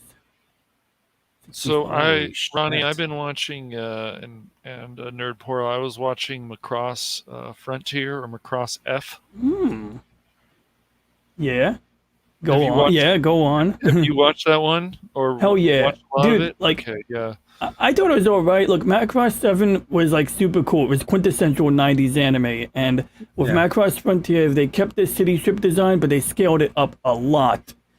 And they did a few other things different. Like one thing I loved about Macross 7 was you had different ships part of the fleet. You had like a museum ship, or you had like a vacation ship. You had a science ship called Einstein, and they had this thing called the Rainbow Road. No, it wasn't called the Rainbow Road, but they had like a road. It's Mario Yeah, they had Kart. something. It had a name like the Rainbow Road or the Rainbow Highway. I can't remember the name all of a sudden. I think it was called the Milky Road. As weird as that sounds now, like the Milky Way, maybe, I don't know. And it was like made of force fields, and it allowed you to take a vehicle that had semi-hover capability between the city ships. So you could like, and that's what they would do, like a band. They would have a van, like a band, and they would rent out a truck so they could bring all of their musical equipment to a concert at the resort town, let's say. And they'd have to drive across space between the city ships in order to, accomplish this. And some of these ships had a significant population, like, although you had the big city ship, some of these other ships also had a population. They had a Hollywood ship, and they were filming, like a Lin Min-Mei movie, and there was a scene where, like, a guy who looks like the main character from the original series, the guy who looks like Vitai, with the metal plate on his head, shows up, and he almost stepped on someone. He's like, "Oh, sorry," Yeah. But like not with Macross Frontier, then you had big city ship thing going on. You had the idol. Always you gotta have an idol. This one they had a band. I think in Frontier they had a band called Valkyrie, or in German the word Valkyrie starts with a W. It looks like the word Walkure. Yeah. But I think you pronounce it with a V sound. Valkyrie. I don't know, but absolutely right. So they had that. Yep. Flight of the Valkyries, and that show was pretty good. There were some things that were weird, but I'll take it. I'll accept it. I was a happy camper. I know there's little details that one day I want to overanalyze it in my own videos and overanalyze just little details. Like how they changed the hyperspace effect in every series, basically. Like in Macross 7, it's like the ships are teleporting away, and then in the other series they have a bubble forming around them. Stuff like that. But what did you think, Cash Money, about Macross Frontier? I've watched most of it. I'm going back to start it over again. Sometimes I just don't, but I found it very interesting. You got the ship, you got the love story, you got there's some characters that die. I've grown up liking robots, so you got the space, and then they're on the planet, and they're going to school, and then you have this love triangle, as you guys were saying. All Macross, every Macross has that thing. As you said, it's a trope. But it seems pretty cool. I just need to go back and watch it again and finish They it. did a few divergences. Like they had this like private military contractor handling a lot of the operations. They had the United Nations, now dubbed the New United Nations, which they did in Macross Plus. And you basically to save money or something like that, the military now uses this private company to do their military stuff. But basically same concept. You got your Valkyries and you got your Veritech fighters, or over technology, or whatever they call it. And there was like at some point, I don't know if you got to this point yet, but they had like a plot where like basically like brother against brother type of thing. It wasn't exactly a civil war, but it was a situation where like people who were friends were forced to point their guns at each other due to circumstances beyond their control, because of a girl, in fact. Yeah, like the guy was like in love with this girl. She's in a hospital, so he's got to protect her. But his friends are on the other side, and stuff like that. But I don't want to ruin it. That's fine. Yeah, but I enjoyed that when it was the Macross Frontier. I'm mixing up Frontier with, what is it, Delta. I might be mixing up Delta and Frontier, actually, yes, because Frontier comes before Delta, if I'm remembering correctly. I think so. I haven't seen that one yet. So yeah, like I'll eat up every new Macross series. They all take place in the same universe, which is nice. Yeah. Well, they're willing to retcon a little bit in every series, which I kind of respect, because like sometimes you can get so obsessed with canon. In a way, they're telling people up front that, hey, we might change a few things, and live with it. We're gonna add pointy ears this year. Yeah. There you go. Have any of you guys ever heard of the anime series Monster? No, yes, it's actually available to watch here on YouTube. Oh, is it still? I wasn't sure because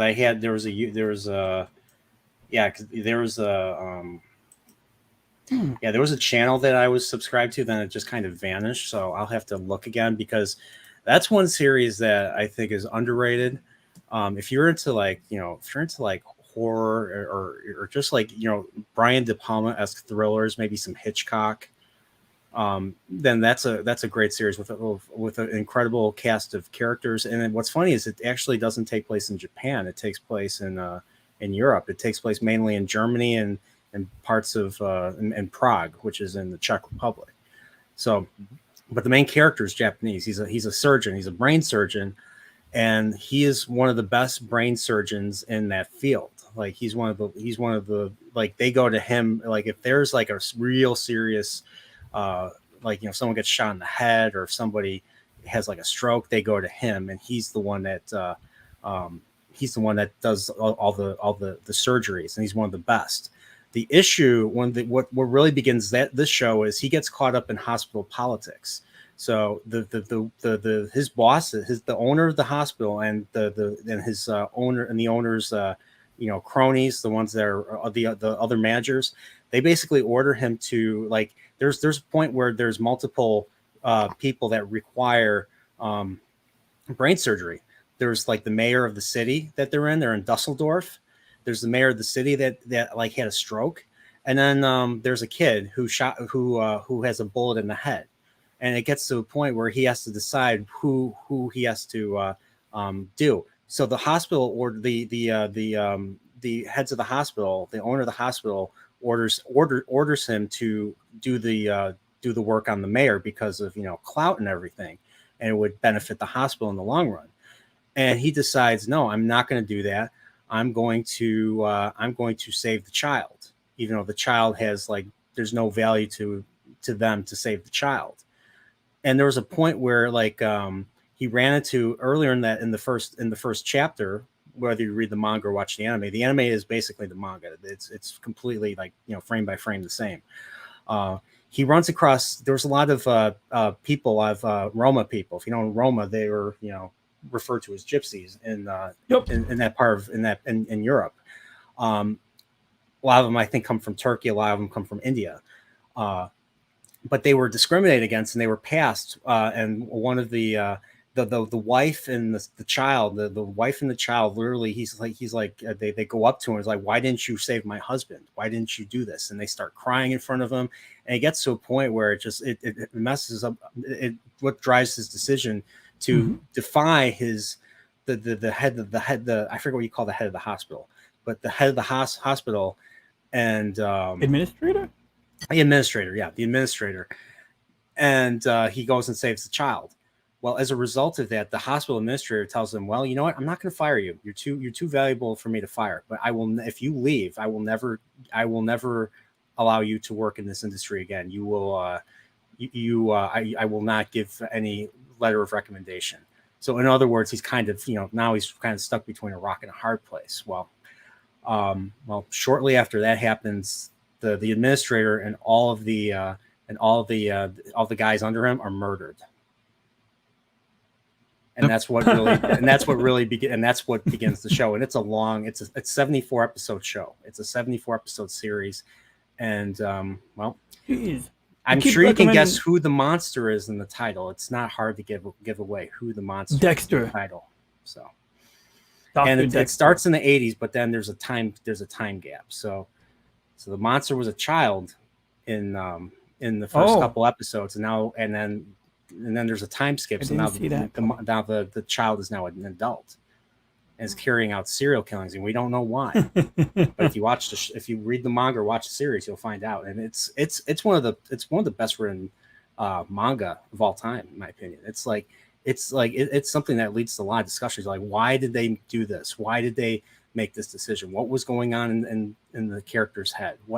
It's crazy. Like, why did they enter why they ended it on I'll say this, they ended it on an ambiguous note. You're like, why did he end it this way? And there's a great channel called Alexander.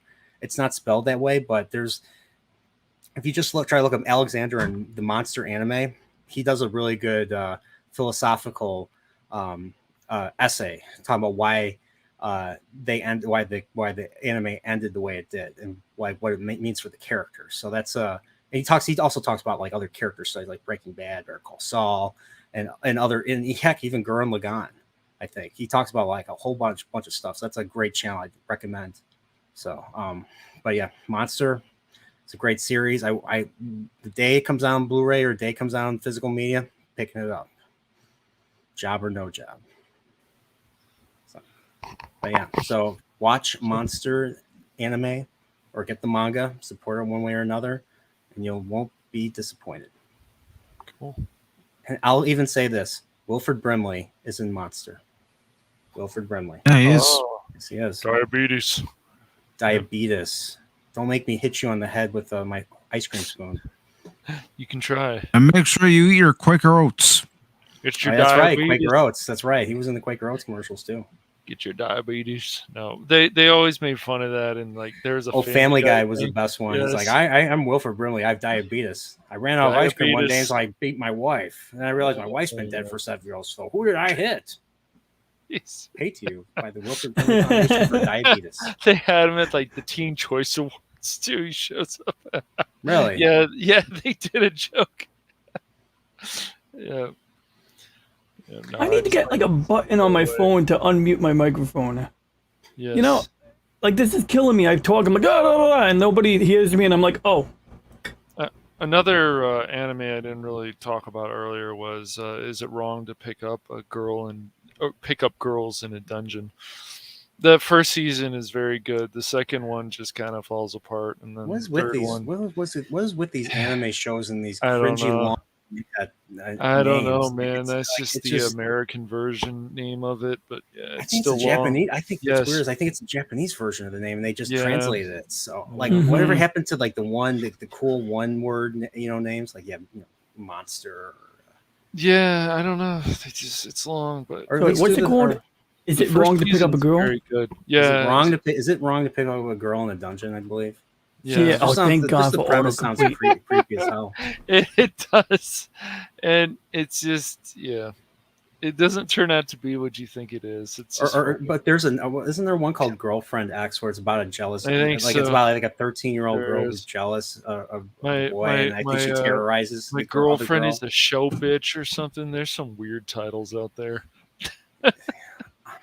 I'll be honest, I'm not a fan of modern anime aesthetics. It's just I tried watching One Punch Man because the idea was pretty interesting. Like just one guy It's who pretty actually, funny. I've watched some of it because I watched some of like the action sequences, especially he's fighting this one It can be guy in entertaining. like episode 3 or episode 4, and just the motions just look like nauseating to me. Yeah, I don't know what I can't explain it. It's hard to explain, but it's just I don't like the way it looks. I don't like Yeah. the way the animation looks, especially when everything's moving. It's hard to explain. I miss Yeah. I miss the early 2000s well, mainly the 90s and the 2000s. That's one of the questions I had. Sorry. That's one of the questions I had for tonight was, do you prefer the traditional cell animation, or do you prefer a combination of the traditional cell animation and computer animation? I mean, I'm with Fat Steven Seagal. I mean, he talked about the new Berserk show, which is the perfect example of what you should not do with animation. Like that second series is unwatchable because of how bad it looks. And not only that, I mean, they skipped over chapters because I've read the manga, and I want to see every aspect of the manga adapted. Like I want to see the Guardians of Desire chapters done, because that's what basically caps off the original Black Swordsman arc and believe it or not, introduces the God Hand.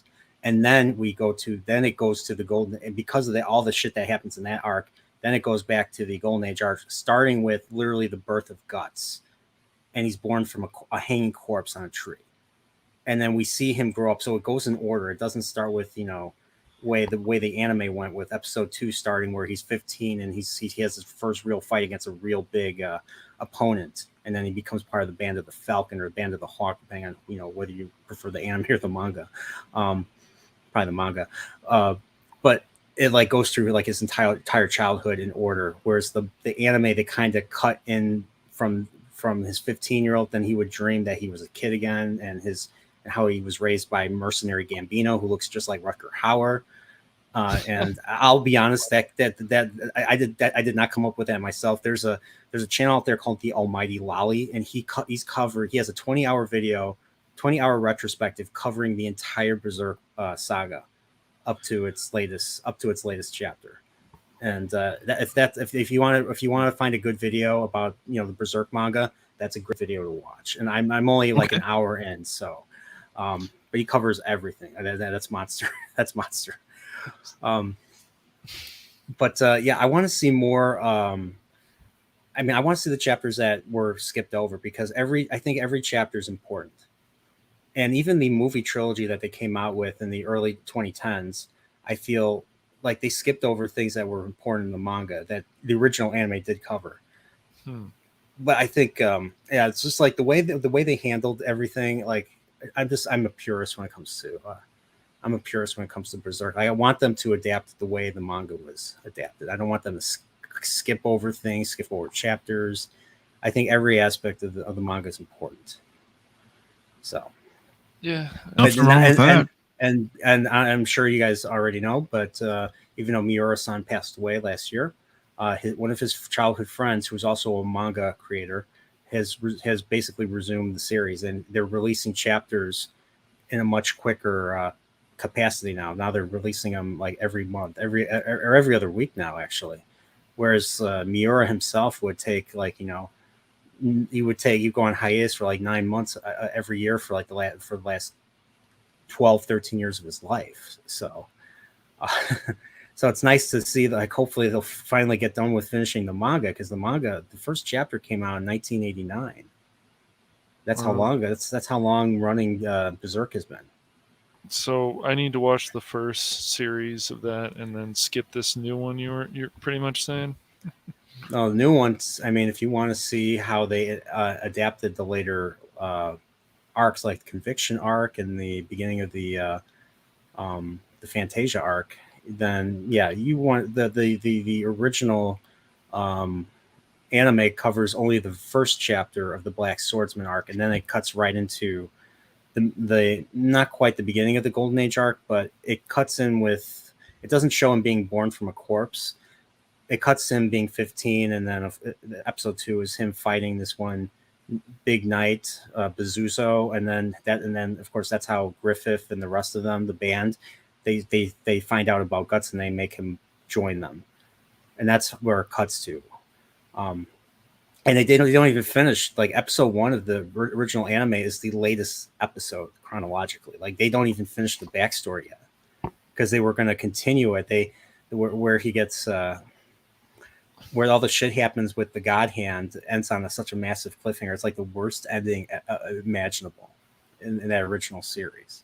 And they wanted to make a season 2, but they didn't, because that's where in '98 that's kind of where they were with the manga. Like, they were already caught up with the source material at that point, so they were working like right alongside Miura when he was like, he wrote the Eclipse and all that stuff around the same time that they were animating it. So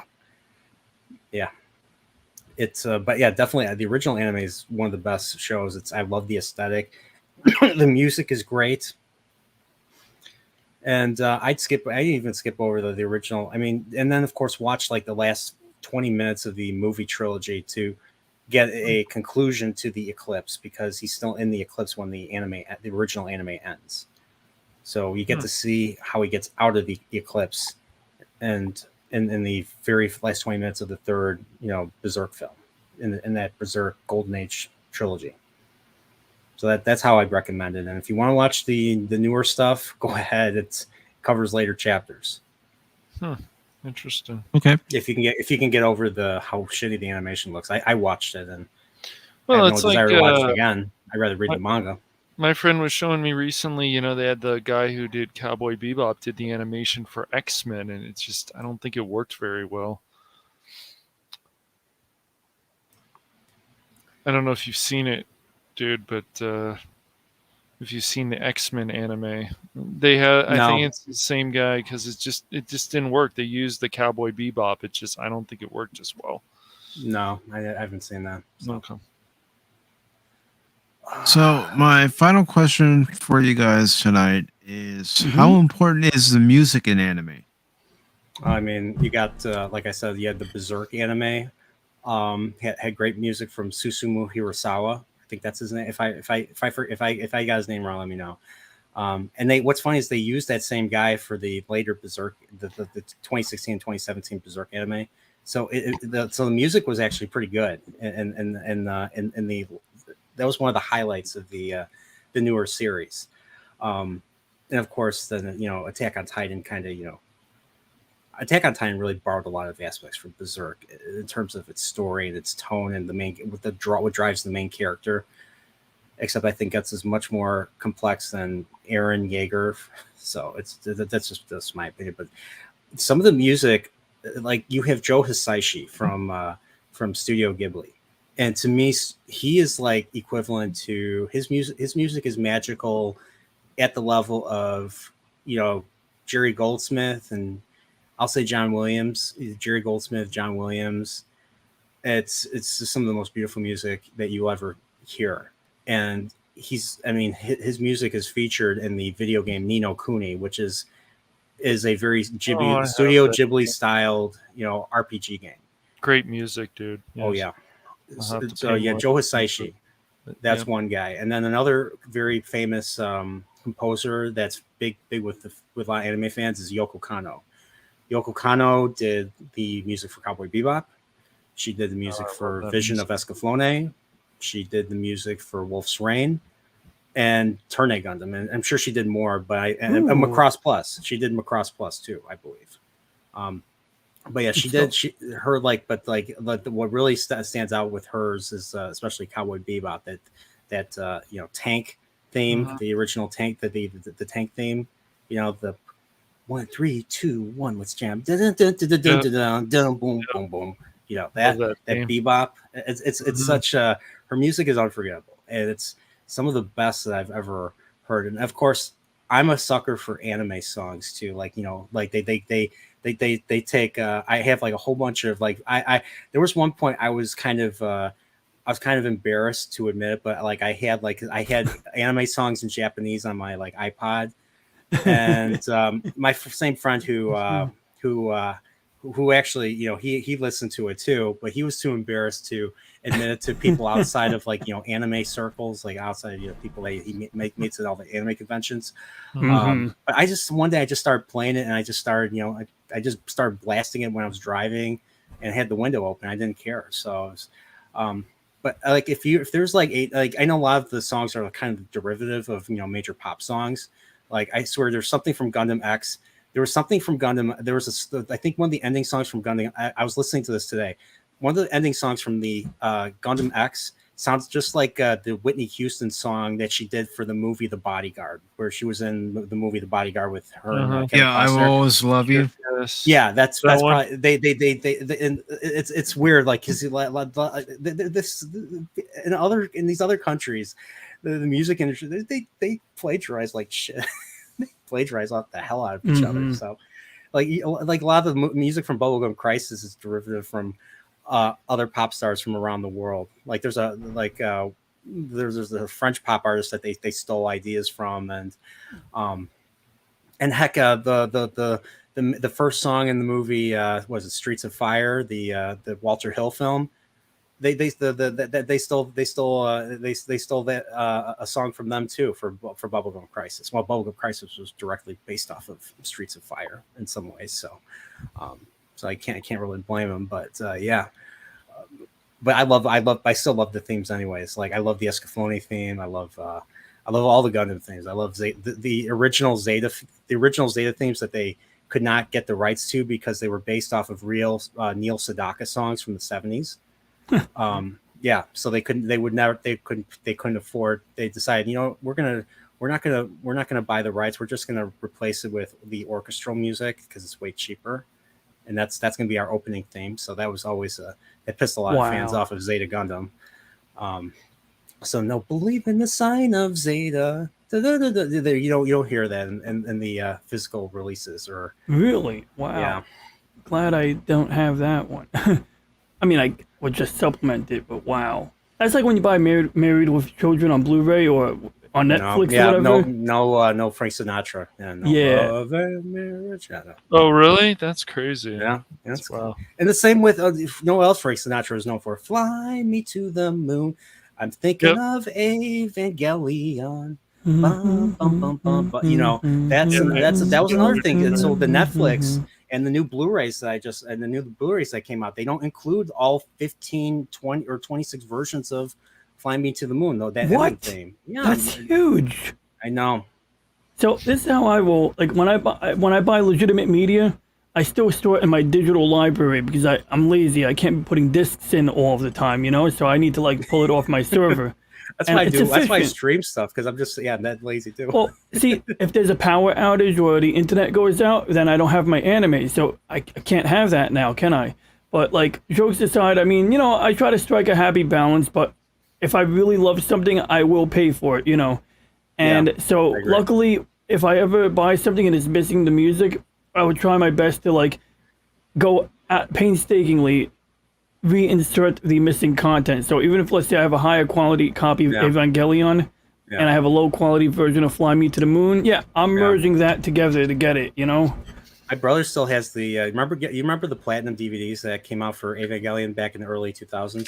My brother, I had a copy, or I bought my buddy's copy, and I ended up just giving them to my brother. My brother still has them.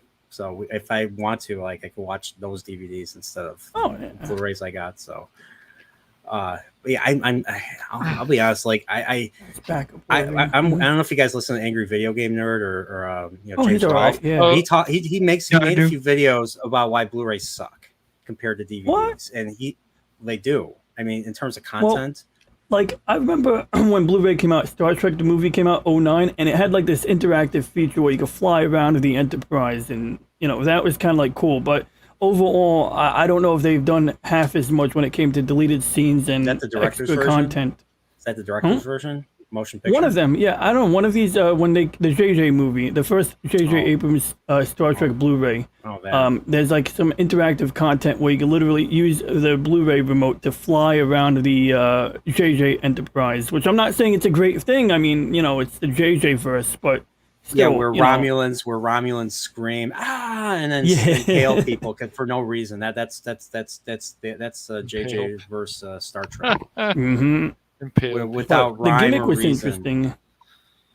Wait, what? And then, like, with the Stargate SG-1 DVDs, I mean, they had a lot of cool bonus content there, and they people, you know, also bundle the webisodes together with Stargate Universe. But in Stargate Atlantis and Universe, you'd have these extras where Daniel Jackson explains the discovery of the Stargate, how it works, and it's just like this extra content, and like it usually shows up on the show as like 30 seconds of the main character, you know, being brought up to speed on the Stargate program. But then you look at the deleted scenes, and apparently the source content for those 30-second clips were like 5-minute clips of Daniel Jackson talking about it. Is Daniel Jackson a character, or is that an act? Okay, so the actor is Michael Shanks. I know, like I've not seen any. I've had 0 hours put into Stargate. I've been told by many to watch SG-1. Yeah, I recommend it. It's worth it. It's a lot to catch up on, but like if you can, it is worth it. Mm-hmm. Okay. Cool. I think it's on Netflix, or it might. It's on streaming. They might have taken it down. Oh, you know what? It's on at one point. What's that called? Pluto. They got it on Pluto TV now. They got a Stargate channel, and you know, it's readily available. I think they took it off Netflix a few months ago. Speaking of Pluto, did they ever reinstate it Or as a Amazon? planet? Did they ever reinstate that place as a planet? No, I guess not. Not. Because why? Because it's too far away. How about no? Well, Pluto. The problem with Pluto is if you make that a planet, like we talked about. I sent you a picture of Sedna, and this is like a dwarf planet that is about the same size as Pluto, a little smaller but more massive, heavier. Mm-hmm. But other than that, now it is like recent data that we might actually be finding Planet 9 very soon. And so if we induct Pluto as a planet, we got to add like at least 3 more, if not more. Is it further out than Pluto, or are they further in? Oh, well, that's the other caveat too, is that a lot of these weird, you know, Kuiper Belt objects and Oort cloud objects have like anywhere from like 1,000-year orbits to like 20,000-year orbits. At that point, yeah, I can see where Pluto deserves to be a planet because at least it has a reasonable. How long is Pluto's orbit? How long It's does like it take 180 years to revolve something around like the that. sun? Yeah, Okay. but it's not like crazy compared to like compared to like these other objects. 248 years, but that is still way more. You got these objects where they have like this elliptical orbit where like if the sun is here, they'll be like out here and then they'll make a close flyby here. So some of the conspiracy theories about like recurring disasters involve an object that we have yet to detect that when it comes close, it causes earthquakes or some shit like that. Now, I'm not saying I buy into it. I'm just saying these are some of the theories. But at the bare minimum, you got smaller objects on really wide orbits, sort of like comets. A lot of comets have these really long orbits where obviously they're not going to cause problems for us. They're just going to come by every so many thousand years. Mm-hmm. Interesting.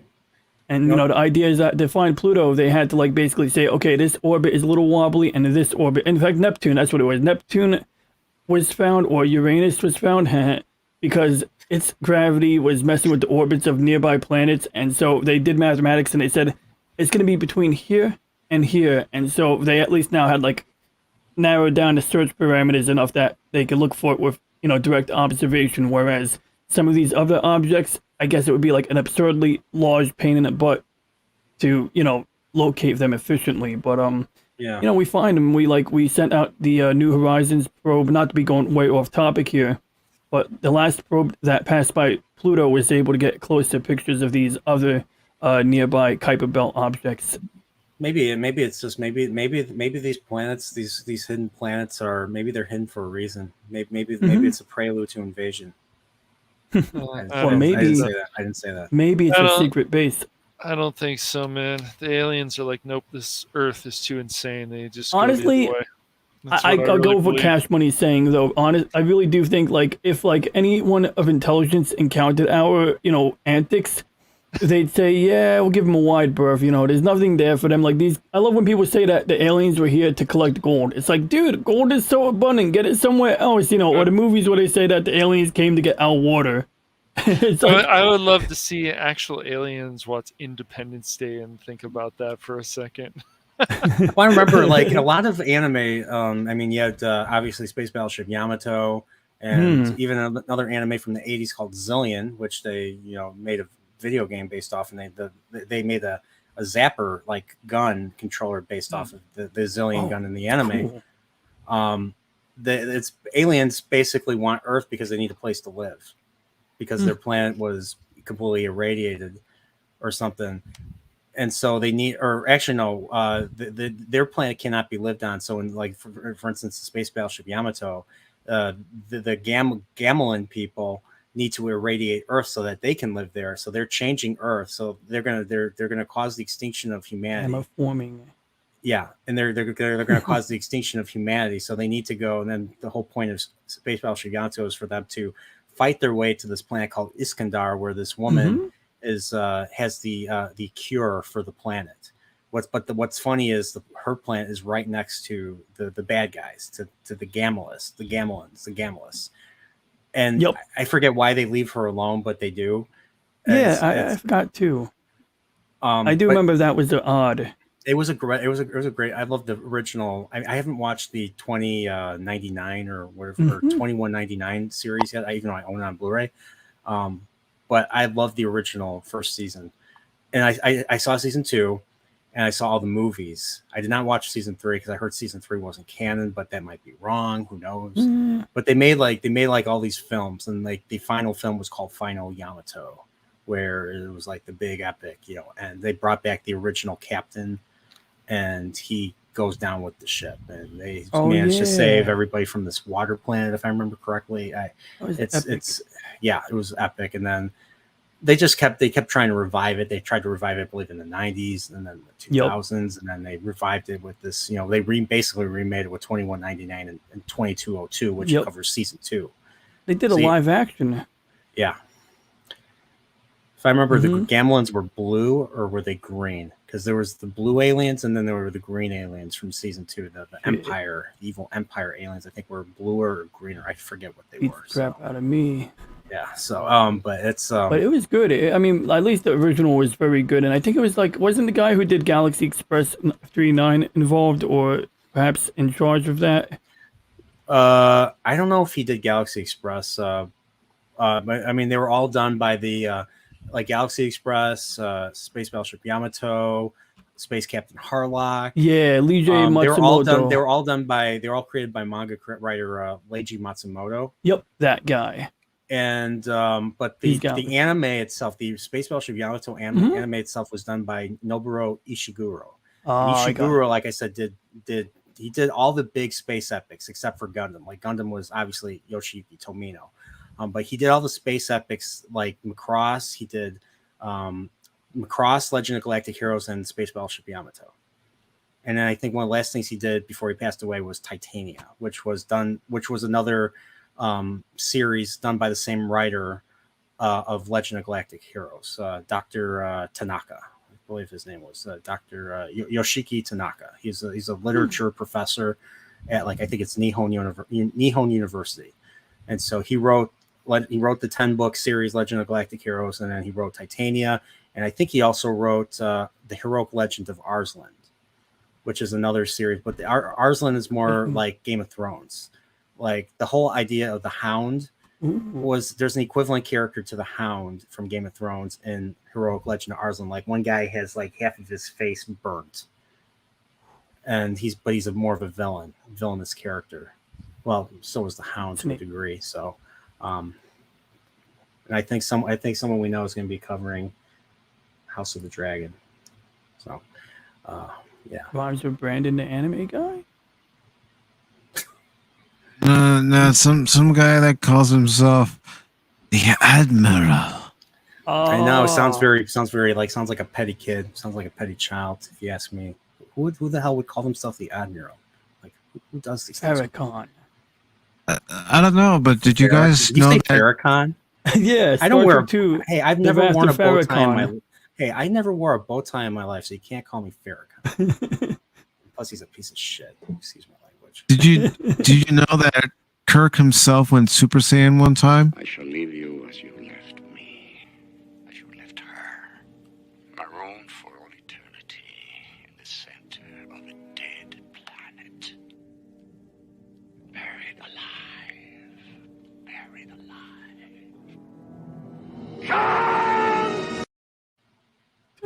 And what was so great about that scene is it was all feigned. That was all feigned anger. It was not real. It's beautiful. Yes, it is. Just to get Khan and leave them alone. Make him think that they're being left there for all eternity. Well, guys, I think I'm going to go ahead and wrap up this edition of Pacific 414 Pop Talk. I want to thank you, Cash Money, for being on the panel. Norporial, it's always a pleasure to have you on the panel, brother. DJ Ronnie G. We had Channel 66, Brandon the Anime Guy, King Phoenix, Bat Steven Seagal. Thank you all for being on the panel. Really appreciate it. And I want to go ahead and give you guys an opportunity to plug your channels.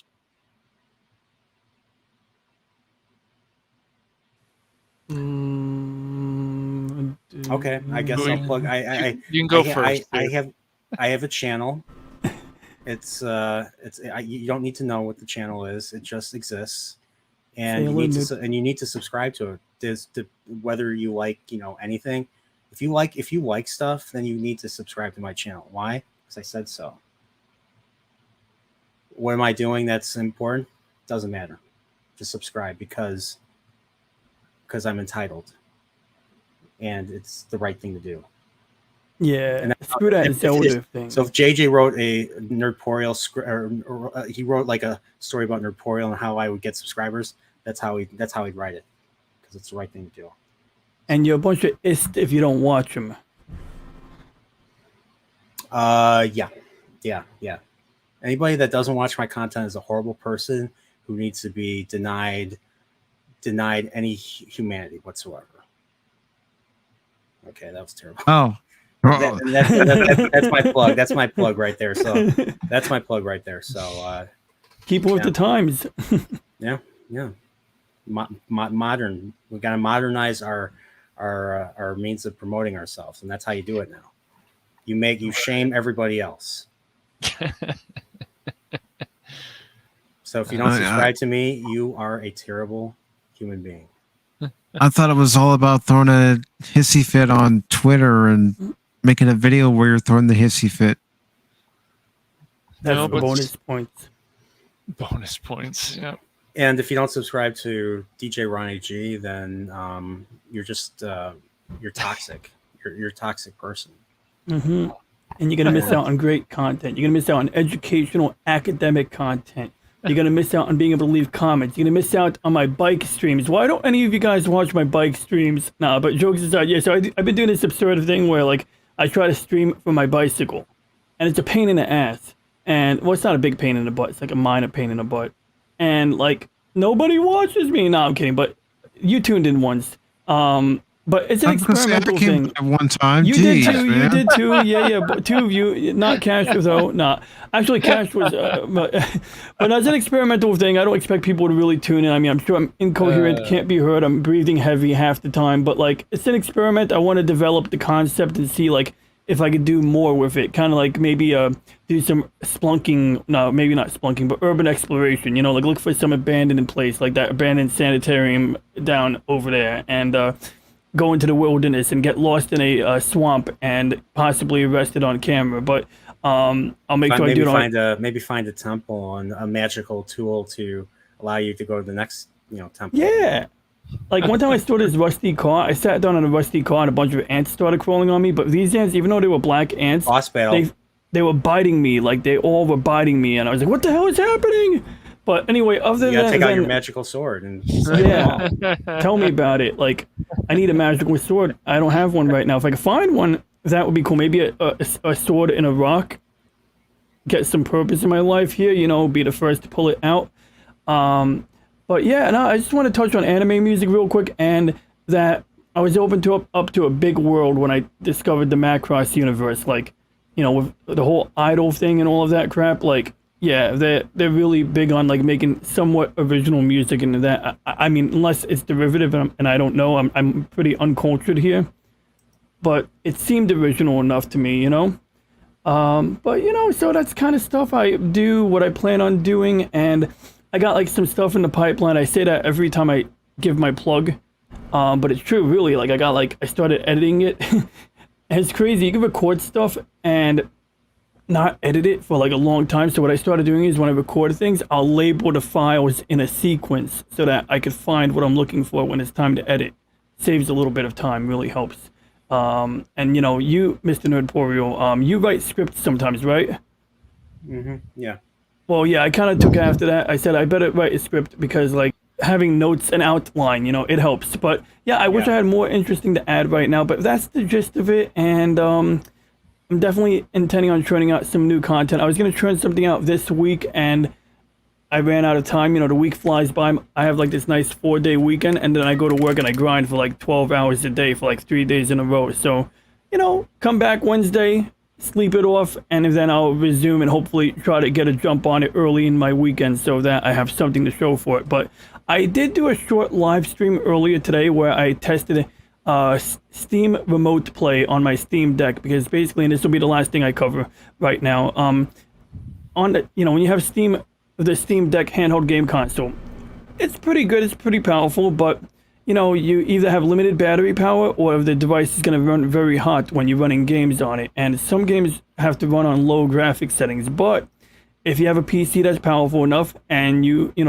especially if you're hardwiring your Steam Deck instead of using Wi-Fi, and you're hooking it up to your TV anyway, you can actually stream games from your desktop PC to your Steam Deck. And this allows you to basically play your PC games on your TV in a completely different room with better settings, with better graphics. So I did like a little video just showing people like what that looks like. And ultimately, that's going to contain source content that I recorded while doing the live stream for a future video where I'm going to do a direct comparison between playing the game on the Steam Deck using Remote Play and playing the same game natively on the actual PC so that people can judge, for themselves, like how much worse is the user experience. And in my opinion, the user experience using Steam Remote Play, at least in the same, room or house, is better than simply playing the game on the Steam Deck. If you're outside, on the other hand, then yeah, you're gonna have a better experience playing the game in your Steam Deck in the palm of your hand. So yeah, that's some of what I'm doing and some of what I got in the pipeline, and I take requests in the comments as long as they are reasonable. Oh, and finally, I've been working on this doofy ass video. Basically, I've been watching Sequest DSV, and at the end of every episode, they do like a public service announcement, and like this one's about penguins, and this is actually Don DeLuise's son, and I realized, well, okay, it's a PSA about penguins. So then I threw like Punk Waddle in there because like it just kind of fits in really nicely. And then at the end, he's like, "See you in the next episode of Sequest." And they play that epic music. So yeah, I have a little parody content in the pipeline. And that's basically that. And Mike, thank you so much for letting me ramble on and talk about my content. Not a problem. Not a problem. That's why I said plug away. I'm not going to yell and scream and go, "Oh my God, you guys, what are you doing?" No. Ray. You did exactly what I asked you to do. You promoted your channel, so don't worry. Alrighty. Yeah, now you got the more you know stuck in my head now once you said public service announcement. Jeez. The more you know. Yeah, so the Phantom Hooligans came back recently because I was trying to figure out a better direction for my channel, and I didn't want to just do live streams. So we started back this week, and Mike and I talked about The Old Man. And if you haven't seen that show, you're looking for a really good cat and mouse chase, I highly recommend it. And so you said the young man? The old man. The old man. Yes. It's a mini series on FX. You can also find it on Hulu. But the first season just ended. I finally got you here, Nerdfoil. You've been on the run for many years, and I finally found you. Now I'm gonna bring you in. You know who would have been a great actor to play in The Old Man? I mean, Jeff Bridges is okay, I guess, but I think Jonathan Banks would have been better in that role. Whoa, wait. Okay, sir, you're a Lebowski, I'm a Lebowski. That's terrific. Wait, let me explain something to you. I am not Mr. Lebowski. You're Mr. Lebowski. I'm the dude. So that's what you call me. His dudeness, his Deuterino, yeah. I love that movie. I love that movie. So it's one of my favorites. Yep. So that channel's the Phantom Hooligans. You can find that with the banner of the hooligan that one of my friend Nick made. And I'm gonna be doing more consistent streams, doing the live streams. I'm gonna be working on some videos. I'm gonna be playing some games again. Coming up in a few weeks, Mike and I, and hopefully some other people, are gonna start playing the Cowabunga collection. Going through, we're gonna probably torture ourselves with turtles and on NES and other stuff, just like Angry Video Game Nerd did. Mm-hmm. Oh yeah. So if you want to hear a stream where we're ranting and raving and cursing like sailors, well, that'll be the stream for you. Exactly. So that's what's coming up on the Phantom Hooligans. I'm also probably going to do a recap soon with my co-host, and because we haven't talked about on the Phantom Hooligans yet, Better Call Saul. So. I've never heard of that show. Who watches crap like that? Jeez. Yeah, it sounds like Drek. But yeah, that's what's going on on my channel. So very cool, guys, and make sure whether you're watching this currently right now or you're watching this on the replay that you subscribe to everybody who was on the panel this evening. I really appreciate you guys for coming on. Thanks for having me, even though I wasn't planning. I wasn't originally planning on being on here, but once I heard Ideon, then it just it just made me type a whole bunch of stuff about it. It all clicked for him. That's what did it. Yeah, because I don't know a whole lot of people that have seen it. I mean, just besides me and my one friend, I don't know a lot of people who are familiar with it. I've been telling people about it. I haven't gotten far in it. I got 6 episodes. I got to get more. I might have to buy it. It gets so messed up because everywhere they go, like the enemies keep following them, and then people die, and then they're blamed for everything. And these are kids. It's like a White Base and Mobile Suit Gundam. These are kids who are basically on the run from a military, from like an empire, power that wants their technology, that wants this doomsday level technology, and they don't want them to have it. So, and what's funny is even Earth, well, I don't want to spoil that, but it's Earth, even Earth betrays them. And, that's what was great. Just being able to hear you guys talk about your love of anime and the different shows that are worth watching. And, that was the whole point of tonight's stream, was to hear about recommendations and not so much go on my own experience this past year of watching anime, but those who have watched it for years on end and what your favorites are. Again, I really do appreciate you guys taking the time, especially with it being a Saturday, and coming on here. Don't worry, Mike. I'll just send you a bill. That's it. I got work at 7 tomorrow. I got to be up at 5. All right, brother. No, it's okay. I'm not rushing out. I'm just saying I that's how much I wanted to be here tonight, and it's worth every minute. Again, I appreciate you guys so very much.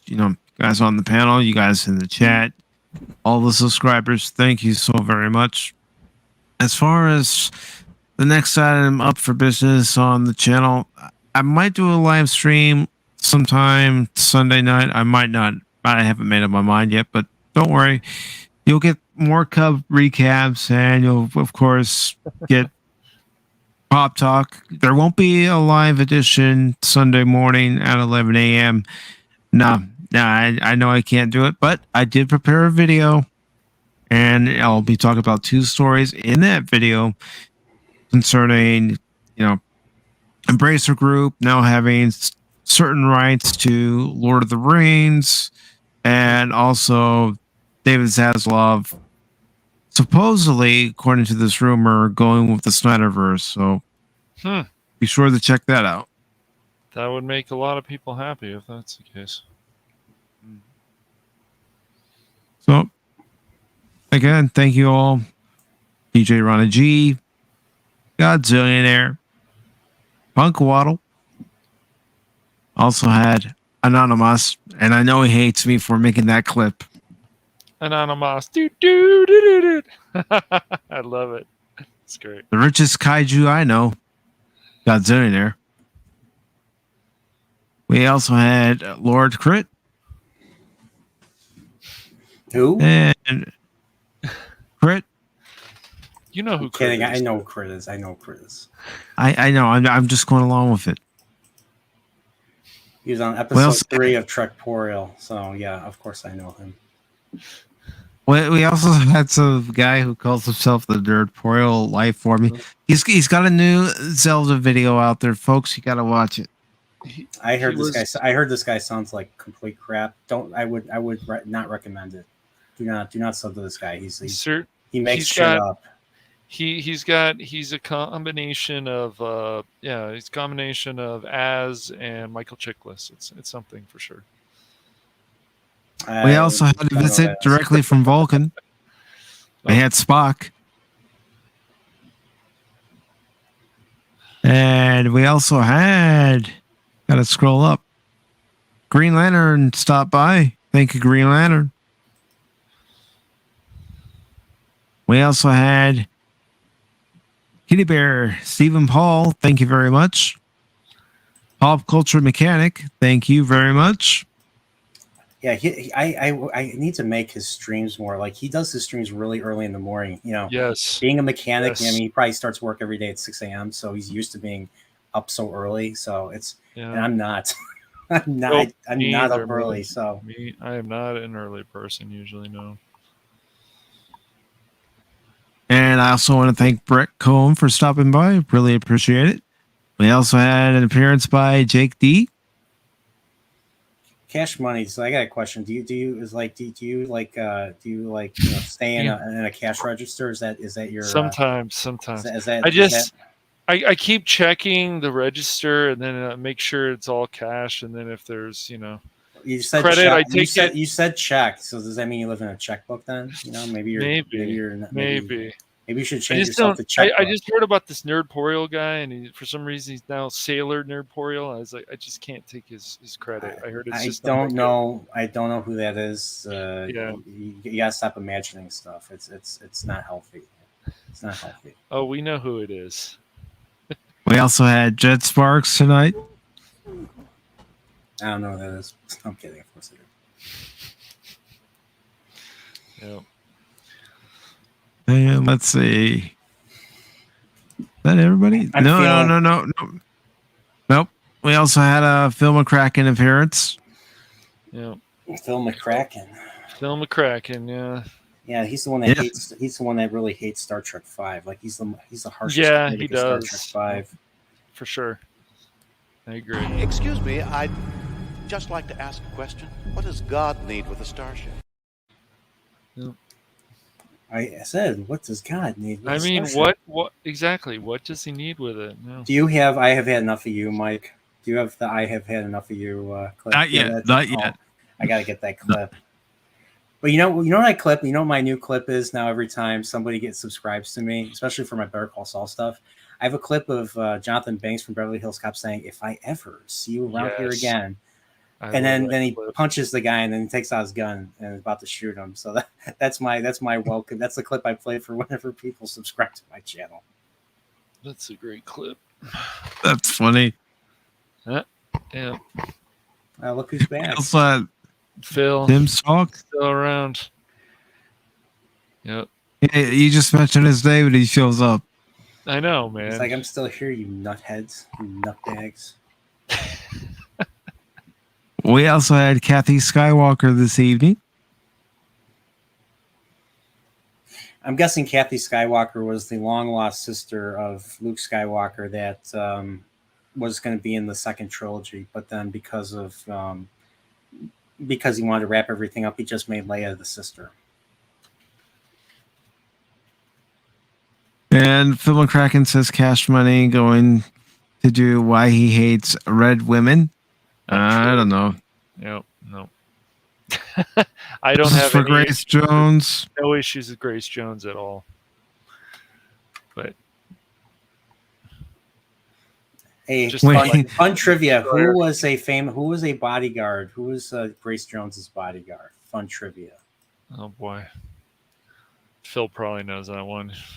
I'll be because she was in View to a Kill. What actor before he was famous for another role was in View to a Kill as a henchman? I'll give you a hint. He's blonde, and he will break you, or he must break you. Dolph Lundgren, of course. Yeah, Dolph Lundgren, the man, the chemical engineer from Sweden. That Dolph Lundgren. And oh yeah, Phil, I skip over your post. I just read you off, brother. Jeez. But anyways, thank you all for tuning in. If you like what you heard, leave a thumbs up, share this video, subscribe to all the panelists, and thank you. Have a good night.